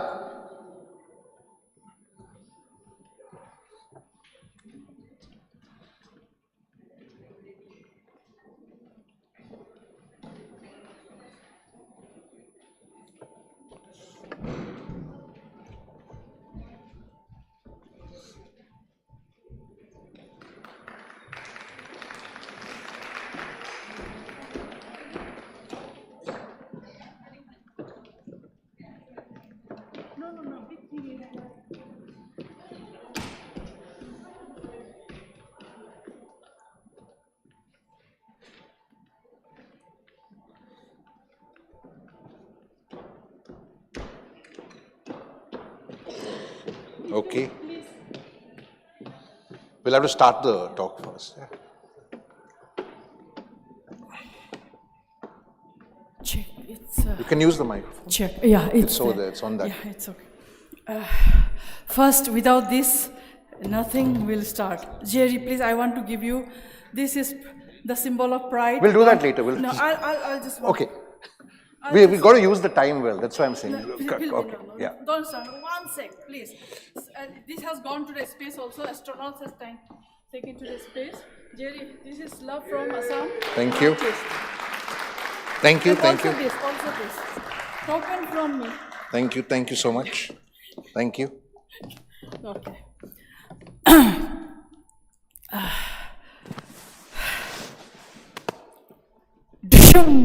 Boliye, please.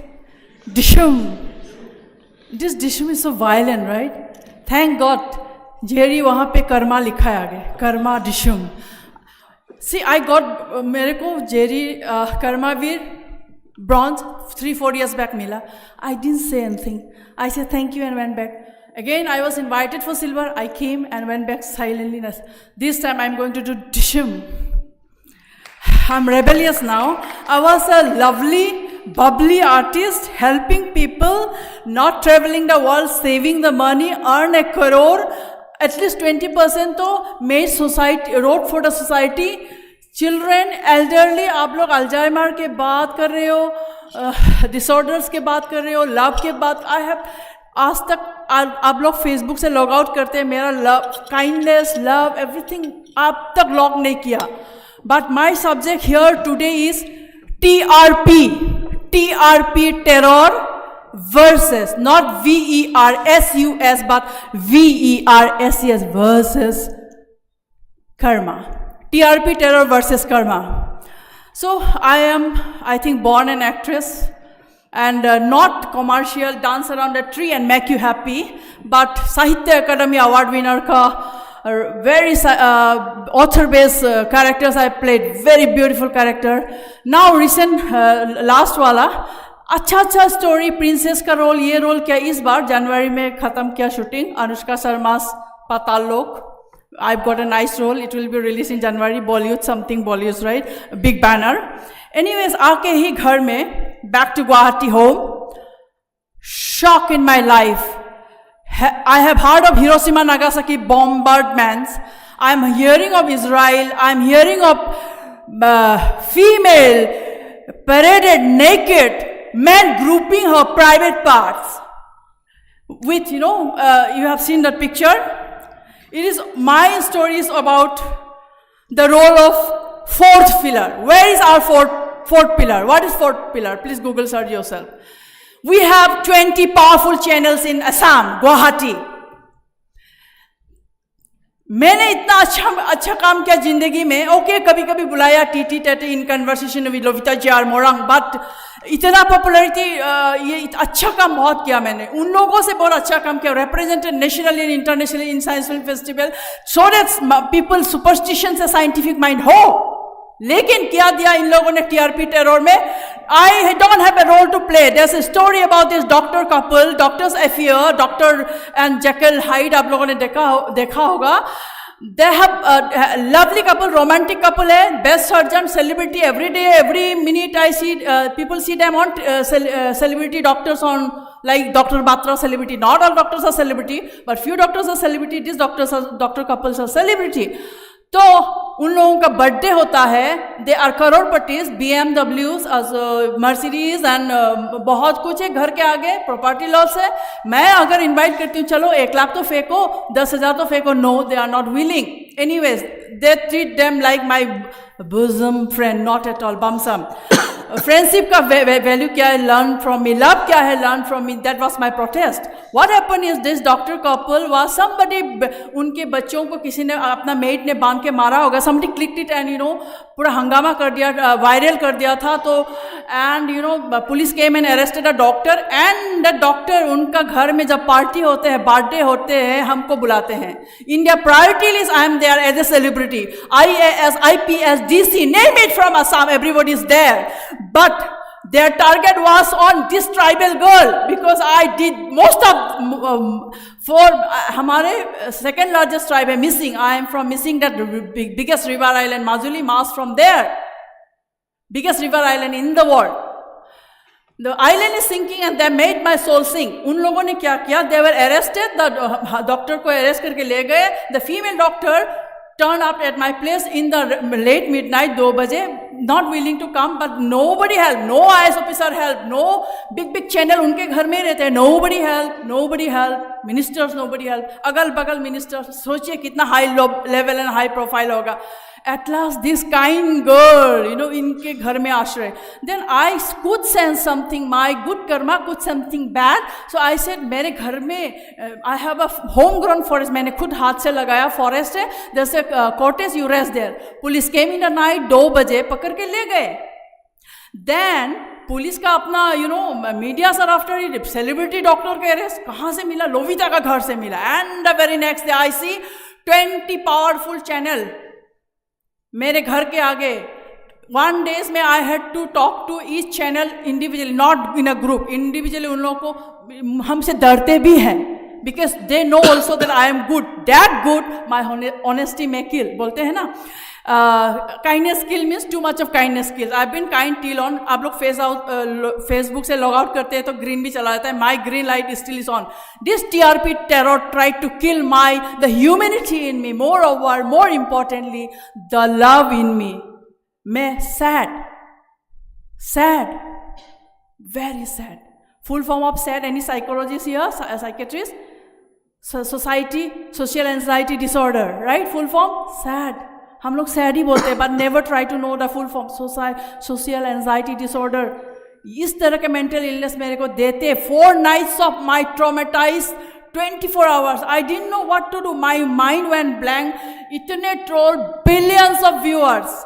मैंने अच्छा काम किया, Jerry award देता है, post करती है तो 100 viewers, और उन लोगों का कनेक्शन में लोविता करके मैं फिल्म बना के लाई थी. I wanted to show the film but technically is not supporting, is in the my mobile. And इतना TRP टेरर. मेरे को डॉक्टर को बेचारे घर का एक छोटा सा पेरेंटिंग में कुछ फॉल्ट हुआ होगा. They were like okay 12 months they are going to, each month they travel to 20 countries. 12 months mean more than 50 countries, mean they are linked to international human trafficking. अरे ट्रैफिकर गर्ल को ना मैंने बचाया बहुत, with some with NGO, with police we have helped rescue trafficked girls. किस तरह से करते हैं? This human powerful strong human chain is difficult to break this trafficking. उन लोगों को लिंक कर दिया, प्लस हमको भी लिंक कर दिया. And then this Babli beautiful kind helping girl. मैंने बोला ना, अगर करोड़ भी हेल्प किया तो मोर देन 20-30 lakhs मैंने हेल्प किया. उस पैसा से मैं भी मॉरिशियस में जाके, I am from A glamour world, glamorous life रह सकती थी. मॉरिशियस एक बॉयफ्रेंड लेके एंजॉय कर सकती थी. But that life I don't have. I may look like from that world, but real life में I've been there helping during COVID time. I spent 10 lakhs to feed people. कोई 1 रुपया आपको नहीं देगा. If you think that money is not important, I am telling you, without money I wouldn't have able to come here.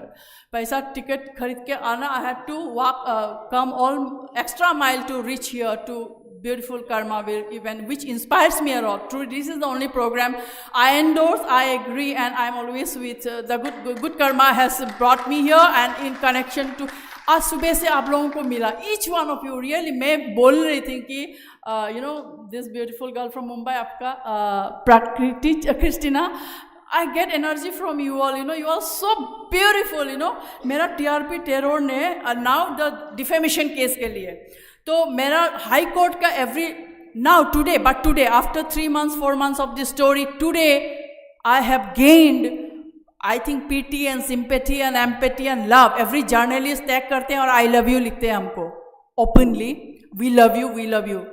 जब real, I mean audience are good, we are filmmaker, we know audience are main judge, उनको पता चलता है taste कैसा है. Scientists have discovered taste ना, हमारा taste कितना है, bitter, sad, sour, umami, but scientists are discovering the 6 taste. You know that because I make science films, so scientifically related हो तो.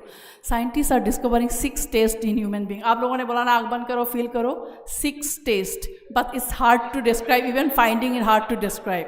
So this thing, you know, the psychological breakdown I had for 4 nights, suicidal था,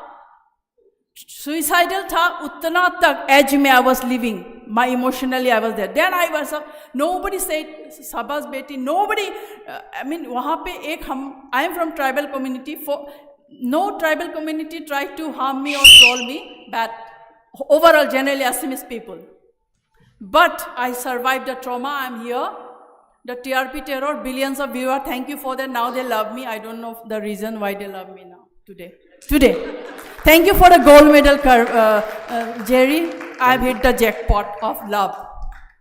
Thank you. Thank you, Lavita. Any? बांसुरी बजा दूं एक छोटा सा, 1 minute. बजाऊं या ना बजाऊं? On public demand, Jerry, sorry. Break the rule for love. Not too much.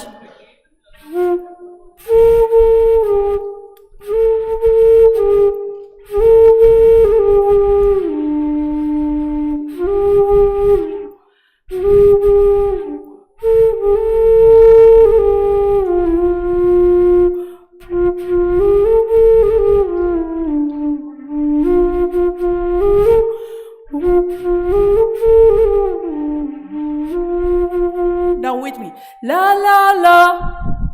Jos. Da da da. La la la. La la la la la. La la la. La la la. Da da. Da da da. With flute, okay?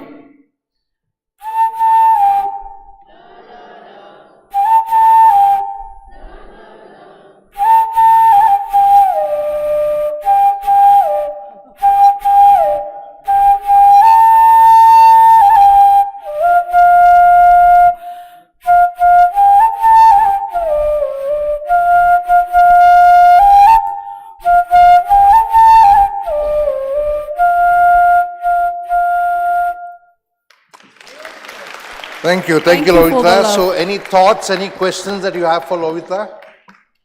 You'll have to stay up. Yes, go ahead. We'll just have to speak Defamation loudly. case. I'm going to fight with ministers and mafias of the channels. With my fruit, I'll kill them. With my love, I'll kill them. I'll tear them apart with my tears. The big balance. अच्छा news नहीं दिखाते हैं. Fake news. There's a cordless mic over there.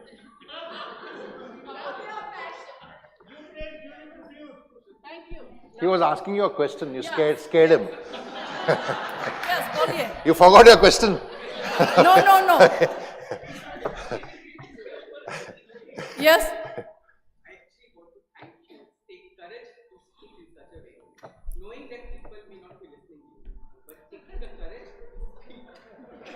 Nobody listened to me. I mean, ये प्यार only Only out of love अभी तक माफ किया है. Defamation case, I'll be asking 1 crore. They are saying they are mafias and minister of the channel, you know, आपको hurt करेगा फिर से. So my life is on thread, you know. लेकिन प्यार से हम प्यार में जी रहे हैं. Nobody can kill me.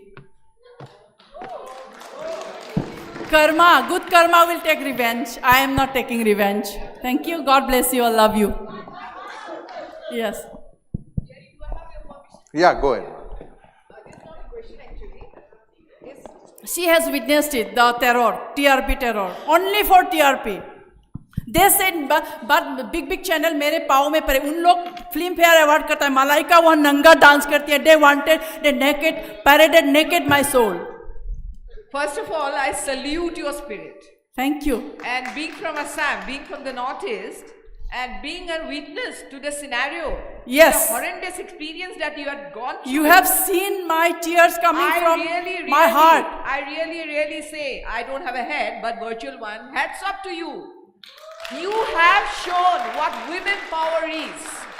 But Prague channel, Filmfare, they have... Not bothered.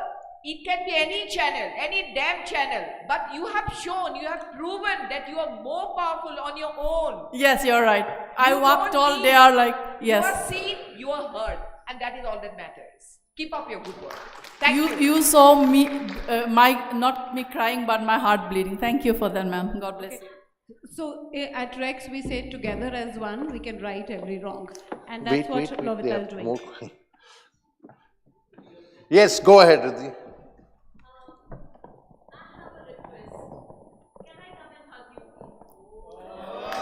My biggest open arm never. Without you putting a case of defamation on me, I have to come and hug you. I'm still there to help you all. मैं जितना कमाऊंगी मैं देश विदेश नहीं घूमूंगी. A big hug for you. सबके लिए. Through me and you, आपके I'll नाम be में ही hugging love each है one of लविता. you. आपके नाम में ही love है. ये प्यार so का. it can come across, to all of us. And I think you earned a big fan today, and hats off to your spirit. And I think I say this on account of everyone, Hats off to your spirit. मेरे को भगवान बहुत पैसा देता है लेकिन मेरे को प्यार चाहिए. अरे प्यार. पैसा आप लोग ले लो, प्यार दे दो. Let me hug. Let's document our. So she gives you a hug and you give her the paisa. Riddhi, wait, she's going to give you paisa now. I'm ready to help everyone. Open. Okay. Yes, any other thoughts for Lovita before we move on? Thank you, Lovita. Thank you so much. And thank you for the contribution. Thank you. Okay. So, she's taken it back. Okay. Okay. So thank you for that. So we have our final speaker and performer for the evening, Katie Bagley. I think we've had some great talks at the experience today and some great sharing. So the best for the last of the first day. The microphone is, Lovita's taken the microphone? No? It's fine. Yes. It's all right. Yeah. If you don't Come on. mind, I'll talk. Okay. All right. So, good evening, everybody. And after that powerful talk by Lovika, I hope I don't put you all to sleep. Anyway, thank you, Etu and Jerry, for inviting me here and giving me this platform. And the topic I'm going to talk about is very close to my heart. It is the importance of learning from nature. So, I would like to begin with a question. How many of you would prefer that I address you instead of inside these closed walls?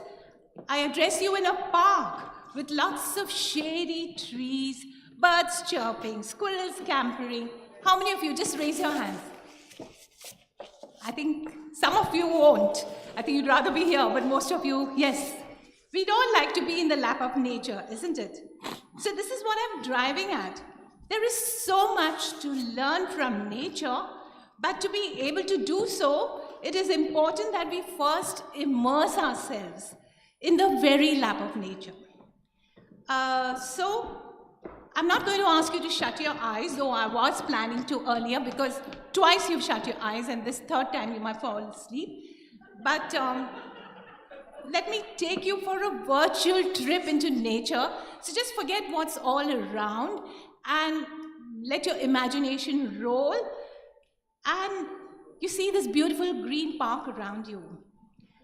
Lots of grass and lush, dense trees around you. And I ask you to carry out 3 exercises. For the first exercise, remove your footwear and walk barefoot on the grass. Feel the velvety, cushiony grass. Feel the dew on your feet. Feel the oneness with earth. You are earthing yourselves. Realize that there is so much life underfoot also. There are ants and termites and earthworms and mole crickets and other creatures in their burrows. You feel connected. According to a very eminent neurosurgeon, Dr. Mazda Turel, earthing ourselves enhances our neurons in the brain, especially for children. So it has been proven. Let yourself get, okay. So next exercise, I would ask you to look up. Sit under one of those sprawling trees and look up at the canopy. Look up at the intricate network of branches, the filigree of leaves. You may see birds hopping about. You may see squirrels scampering about, and a lot of buzzing activities by the insects. And you become conscious of an entire ecosystem around you, above you. This exists in the tree, and you surely appreciate the harmony that exists amongst all those creatures. Now for the third exercise, I would want you to go and hug the trees that are there. Feel the vibes of the tree.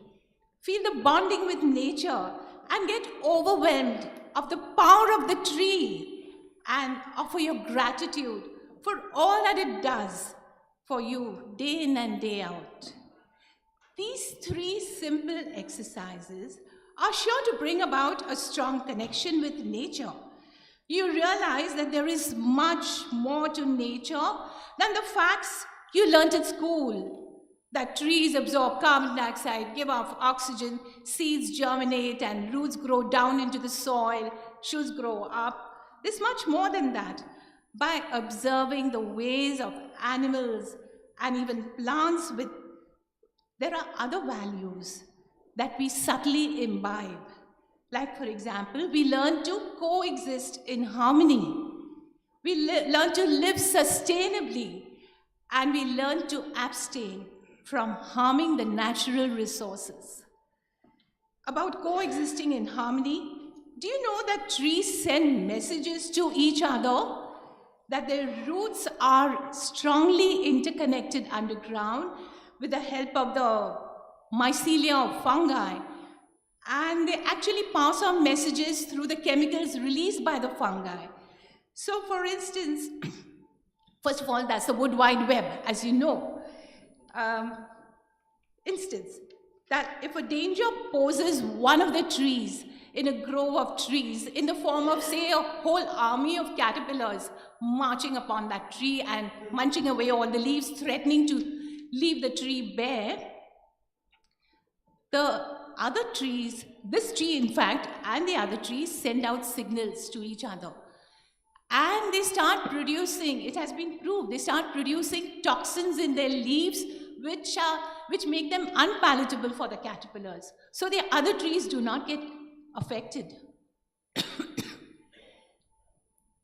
And it's really, really amazing. Look into a beehive. Imagine you're looking into a beehive or an underground ant's nest. And you appreciate the harmony that exists among all those hundreds of individuals of the colony. Every member is well fed. Every member performs its particular duty to ensure the colony thrives on the whole. If only we humans followed their examples, Watch those thousands of birds migrating every winter. There's so much coordination, there's so much harmony in their flight itself. You see them flying in a V formation. Why? Because only the leader really flaps his or her wings, creating air currents that, help the others in the flock and give them buoyancy. So there is energy efficiency in that entire flock of thousands of birds. Of course, they keep changing their duty. Another leader comes on and the first leader goes back.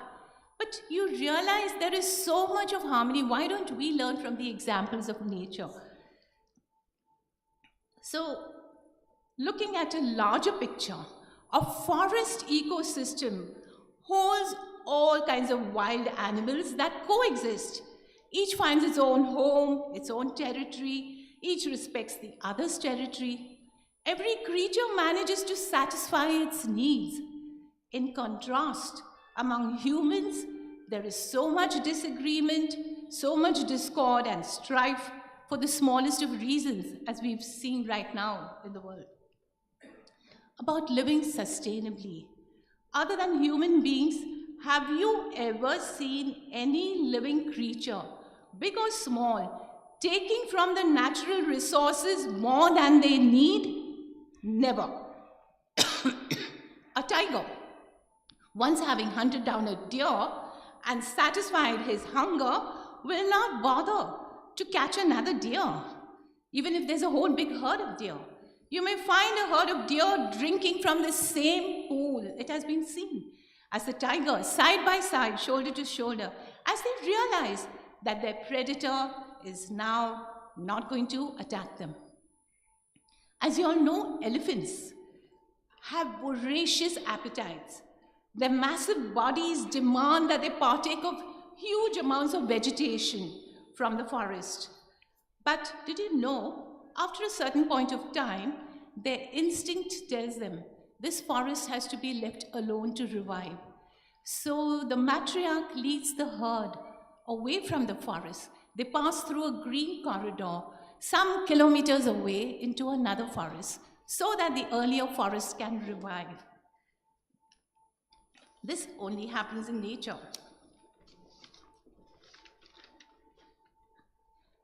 One minute, sorry. Unfortunately, we humans must often give in to greed, most often give in to greed and indulge in overconsumption. Just a simple thing like catching fish from the seas. Over the past few years, fishing has become a huge industry. Huge, massive trawlers use oversized nets that can go deeper into the ocean than the height of a cathedral and filter out whatever comes their way. This includes a lot of bycatch, which we don't even consume, but which gets killed in the process. And that's so much of wastage, so much depleting the ocean of its biodiversity. The third important thing that nature teaches us is not to harm the environment. Can any of you tell me what is the difference between a human architect and a termite? Anybody knows? Anybody would like to try? Yes, of course. Yeah. A human takes from nature to build, but destroys the environment. A termite too needs mud to build his huge mound, her huge mound, but they never destroy nature. They give back to nature. Ultimately, when that mound becomes unusable, then it is recycled back into the soil. The elements are returned. So this is how nature works. Humans, on the other hand, have poisoned soils, even drinking water resources, by using chemical pesticides and fertilizers. In nature, there are natural pesticides. Did you know? Like insects like praying mantids, assassin bugs, ladybird beetles, and also lizards and birds. They feed upon the harmful insects, keeping them under check. So there is no need actually to use synthetic chemicals. which leach into the soil and destroy it. Then why do we do it? Because the pesticide manufacturing companies are ambitious. They want to make big money. Besides, subsidies are offered to lure the farmers and they fall into the trap. And ultimately, it's their land which gets destroyed. At one time, it was common practice to think, if you find it useless, then just chuck it into the ocean. Oceans were considered as bottomless dumping grounds. But we realize now, even the ocean cannot take all that we dump into it. There are islands of plastic in the Pacific Ocean. Scientists predict that if we do not stop our dumping, in just 6 years, in 2030, there will be more plastic in the ocean than fish. Already the fish have microplastic and already we are consuming it. And already this plastic enters through the womb into the fetus of the unborn child. This is all our doing. That's, ladies and gentlemen, once you realize that nature is a perfect example of living in harmony, of following the practice of sustainable living and never resulting in harming the environment, what do you stand to gain? You gain sensitivity towards all creatures. You realize the importance of coexisting with your fellow beings and hopefully mold yourself into compassionate and empathetic beings. It is never too late to change. The earth has already begun leaning towards the tipping point.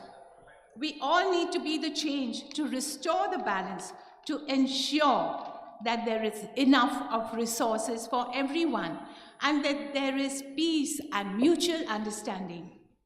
It is time our education system is changed, made more inclusive and nature-centric. It is important to raise children who are sensitized and aware of their environment, who realize the importance of sustainable living. Most of all, it is important to foster in every individual leadership qualities of compassion, empathy, and mindfulness. I would like to conclude by quoting Jane Goodall, "Every one of us can make a difference, and there is hope through our actions, every one of us." So thank you for listening. Thank you, ma'am. Thank you, Katie. Yes, any questions, any insights before we conclude for the day? Yes, sir. Thank you so much for such enriching presentations on something vast,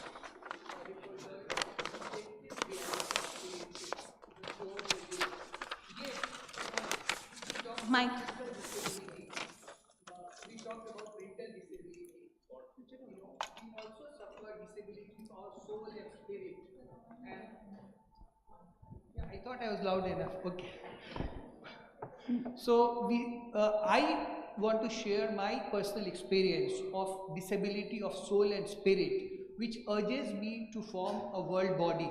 And we live unanswered problems. You talk, ma'am, about how the worldwide wave of fungus, but we choke our trees right there at the root, whereas we should live at least till the canopy.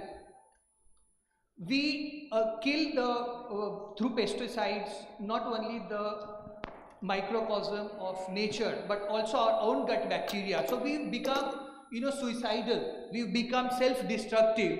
Yes. And that needs an understanding of the objective reality.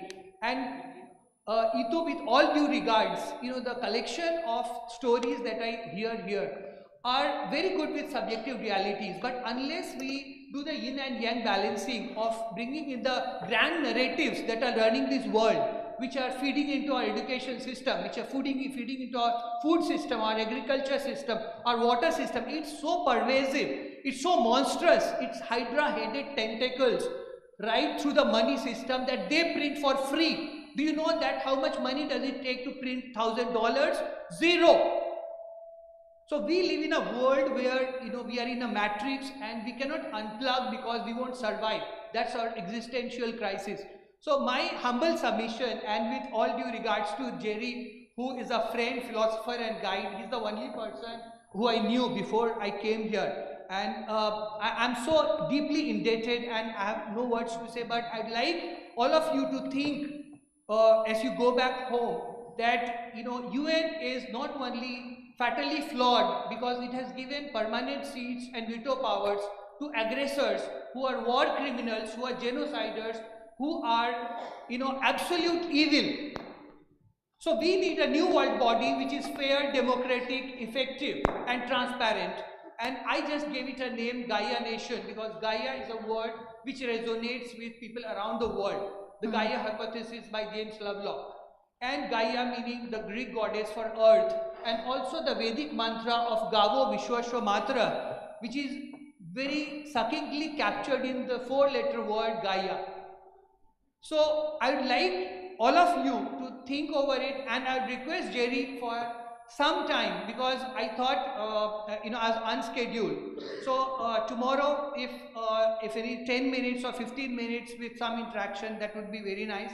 I'd just like to share my very warm regards to all the audience, and it's been a beautiful day. I have no more words to share. Thank you. Thank you, Vikasji.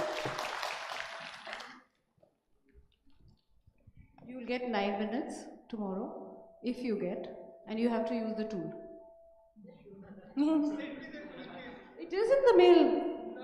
No, I don't believe anybody who says it's not in the mail. Go check your mails.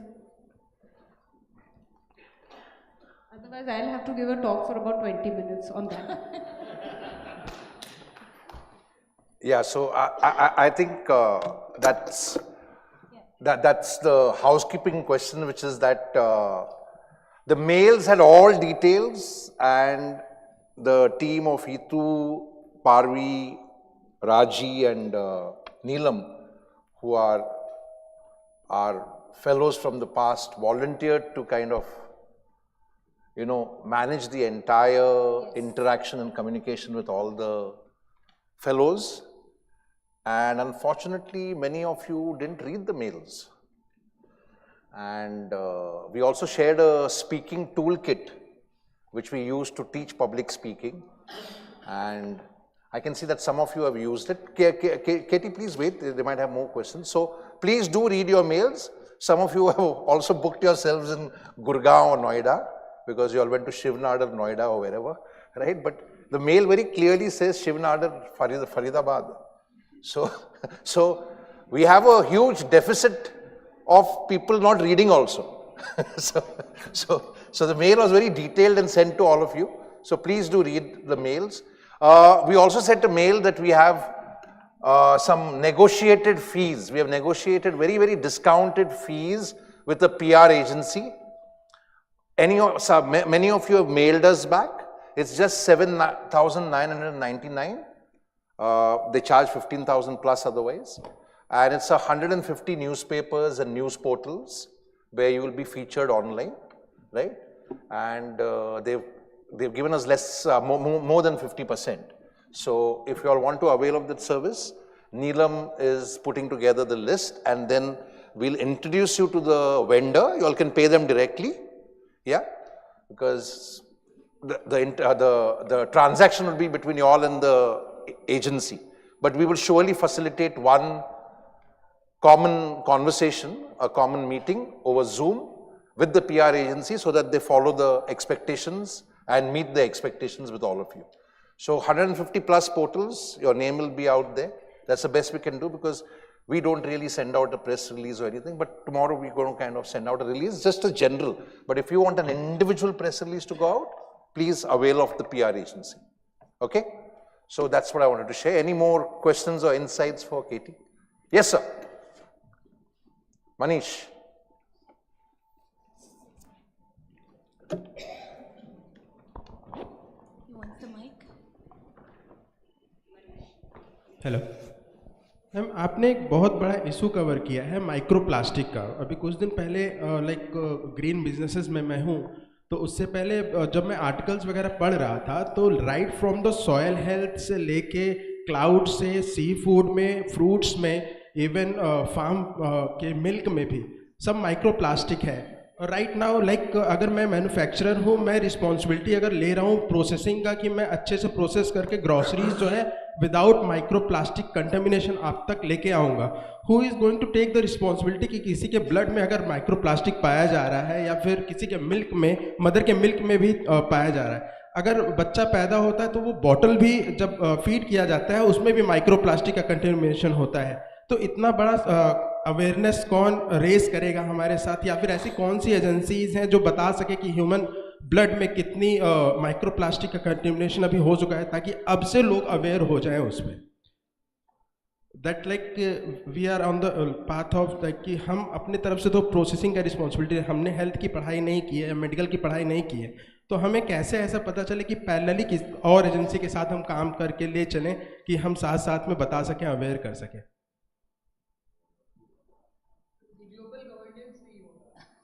हाँ, तो like I know that like Yeah, they have found out. Right. नहीं, वो तो है, मैं कह रहा हूँ, लेकिन इंडिया में है कि नहीं Scientific है? research. तो हम कैसे क्लेम करेंगे, वो तो हमारे साथ, वही मैं पूछ रहा हूँ। मनीष, आपका जो एक क्वेश्चन भी ना, I just want to just say that is also about individual social responsibilities. आप कितना प्लास्टिक खरीद रहे हैं या नहीं खरीद रहे हैं? हाँ, ये भी हो आप सकता कितना है, लेकिन बंद कर आपने रहे हैं? किचन So में each one of us has to be responsible for how much plastic we use and how much we can stop. Because at the bigger, you know, if you look at it in the expansive state, we buy those things. We say कोई चारा नहीं है, तो हमें चारा ही ढूंढना उसका. That's an individual responsibility question. He's asking how do we stop that, no? I don't think Katie has that answer. Agencies. No, I didn't mention any agency. Do you know of any agencies that can help? There are lots of agencies, but I'm not aware of which particular agencies. But we work with schools through Jane Goodall Institute, and we inspire children into coming up with ideas, how making a list of all the plastic items they have in the house in one day, how much they use, and how it can be substituted, or how the plastic can be contained so that it doesn't go into the environment. You know, even somebody living on the top of the Himalayas, suppose somebody's trekking there, carelessly tosses a plastic bottle, that can ultimately land in the ocean. It can pass through the rivers and streams and melted glaciers, and finally it goes into the ocean and it can travel continents, and it's been happening. So it's a very scary problem. It's a massive problem. It's not so easy just, you know, going to an agency and it's just going to stop. We have to work towards it. We have to work over years towards it. So in very short, there's a poster. I'll just read out what's written on the poster. It's called Sex is Cool, but have you forked the system yet? You know, most of our problems are so systemized. You know, they're beyond individual capacity. So we can only, you know, throw our hands, you know, in panic and in, you know, despair. Also through examples, through action. If we really want to do it justice, you know, please give it a serious thought. Deeply reflect that does the United Nations as the super hierarchy, as the world body, justify its existence after 78 years? The League of Nations was dissolved just after 26 years. We need a new world body, and India is very well placed because we are considered as neutral. You know, neither we tilt towards the east or towards the west or towards the global north or the global south. So we are in a very good position, and we are in Delhi, and this bright, brilliant audience and all the participants here, you know, I'm telling this from the depth of my heart. Yes. You have the potential. You just need to apply your minds, and you know, we need to sit together for hours and we'll get you a solution. A simple and thing. has all my emails, all my WhatsApp correspondences for the further action. I'll just tell you one very simple thing. I go to many schools for workshops and things, and they always offer me water. And now there are some schools who have started offering water in glasses, but most of them put the plastic bottle. I just refuse to have it. They wonder why. And then I tell them, I brought my own water, and very subtly try to tell them this should not be used, you know. Thank you so much Manish, मुझे आपको इधर में यहाँ पे हूँ, sorry, सिर्फ एक में कुछ बात बोलनी है जो ईटू ने कही. बहुत डेफिनेटली जो आप कर रहे हैं ग्रीन बिजनेस वगैरह का अच्छी बात है, क्योंकि जब हम लोग ही वन बाय वन एक्शन लेंगे. वर्ल्ड बॉडीज़ भी ह्यूमन बींग्स से बनी होती हैं, बट वो वर्ल्ड बॉडीज़ अपने अपने जगह पे होती हैं. वो डायरेक्टिव देती हैं, एग्जीक्यूशन हम करते हैं. जो आप इंडिविजुअल एक्शन को लेकर के, जैसे अभी केटी मैम ने बताया, वो अपनी ग्लास की बॉटल लेती हैं, मेरे पास एक बहुत बड़ा स्टील का फ्लास्क है, etcetera etcetera. I am sure आप हम सब में से सब लोग कुछ ना कुछ कर रहे हैं. हैविंग सेड दैट, आपका एक बहुत अहम सवाल था कि हमें कैसे पता चलेगा कि ह्यूमन ब्लड के अंदर कितना माइक्रोप्लास्टिक है एट्सेट्रा. पता नहीं वो अभी टेक्नोलॉजी बनी है कि नहीं, लेकिन ह्यूमन बॉडी की एक बहुत अच्छी गिफ्ट है भगवान से. It's a miracle. तो हम इनबिल्ट हमारी बॉडी अडैप्ट करना सीखती है. क्या ये सही है? शायद नहीं, लेकिन ये क्या ये सही है? शायद नहीं, लेकिन at this point of time अगर हमारी बॉडीज यूज टू हो चुके हैं. फॉर एग्जांपल अगर आप देखेंगे जो आजकल के बच्चे हैं उनको आदत है मोबाइल की, आप और मैं शायद सर्वाइकल हो जाएगा, उनको बच्चों को नहीं होगा. So the human body adapts. But should we stop taking action towards protecting the environment so that the future can stay better? No, we should not. वो टेस्टिंग वेस्टिंग के चक्कर में अगर खो जाएंगे और एक्शन नहीं लेंगे तो सब कुछ वेस्ट हो जाएगा. But in the ocean, the marine life is being affected by the plastic. And that's what I'm saying. If we don't take action now, it's never going to stop. So we can take individual action like Itu said. Right. Like you limited the speaker time like for 9 minutes, and also the limit for questions also. 30 seconds to 1 minute. People take lot of time to even ask questions. So we should limit that time. Thank you for the suggestion. So with that, we shall conclude. If you have any more questions, please catch up with Katie ma'am over tea and buy her tea also. Yeah. And please let us start at 10 sharp tomorrow. Yeah, because many more fellows who couldn't join today will be joining tomorrow. So see you all tomorrow at 10 sharp. We start because tomorrow is also the big KARMAVEER Jyoti and KARMAVEER Maharatna awards in the evening. Just announce your notepads if they're not used. Please take your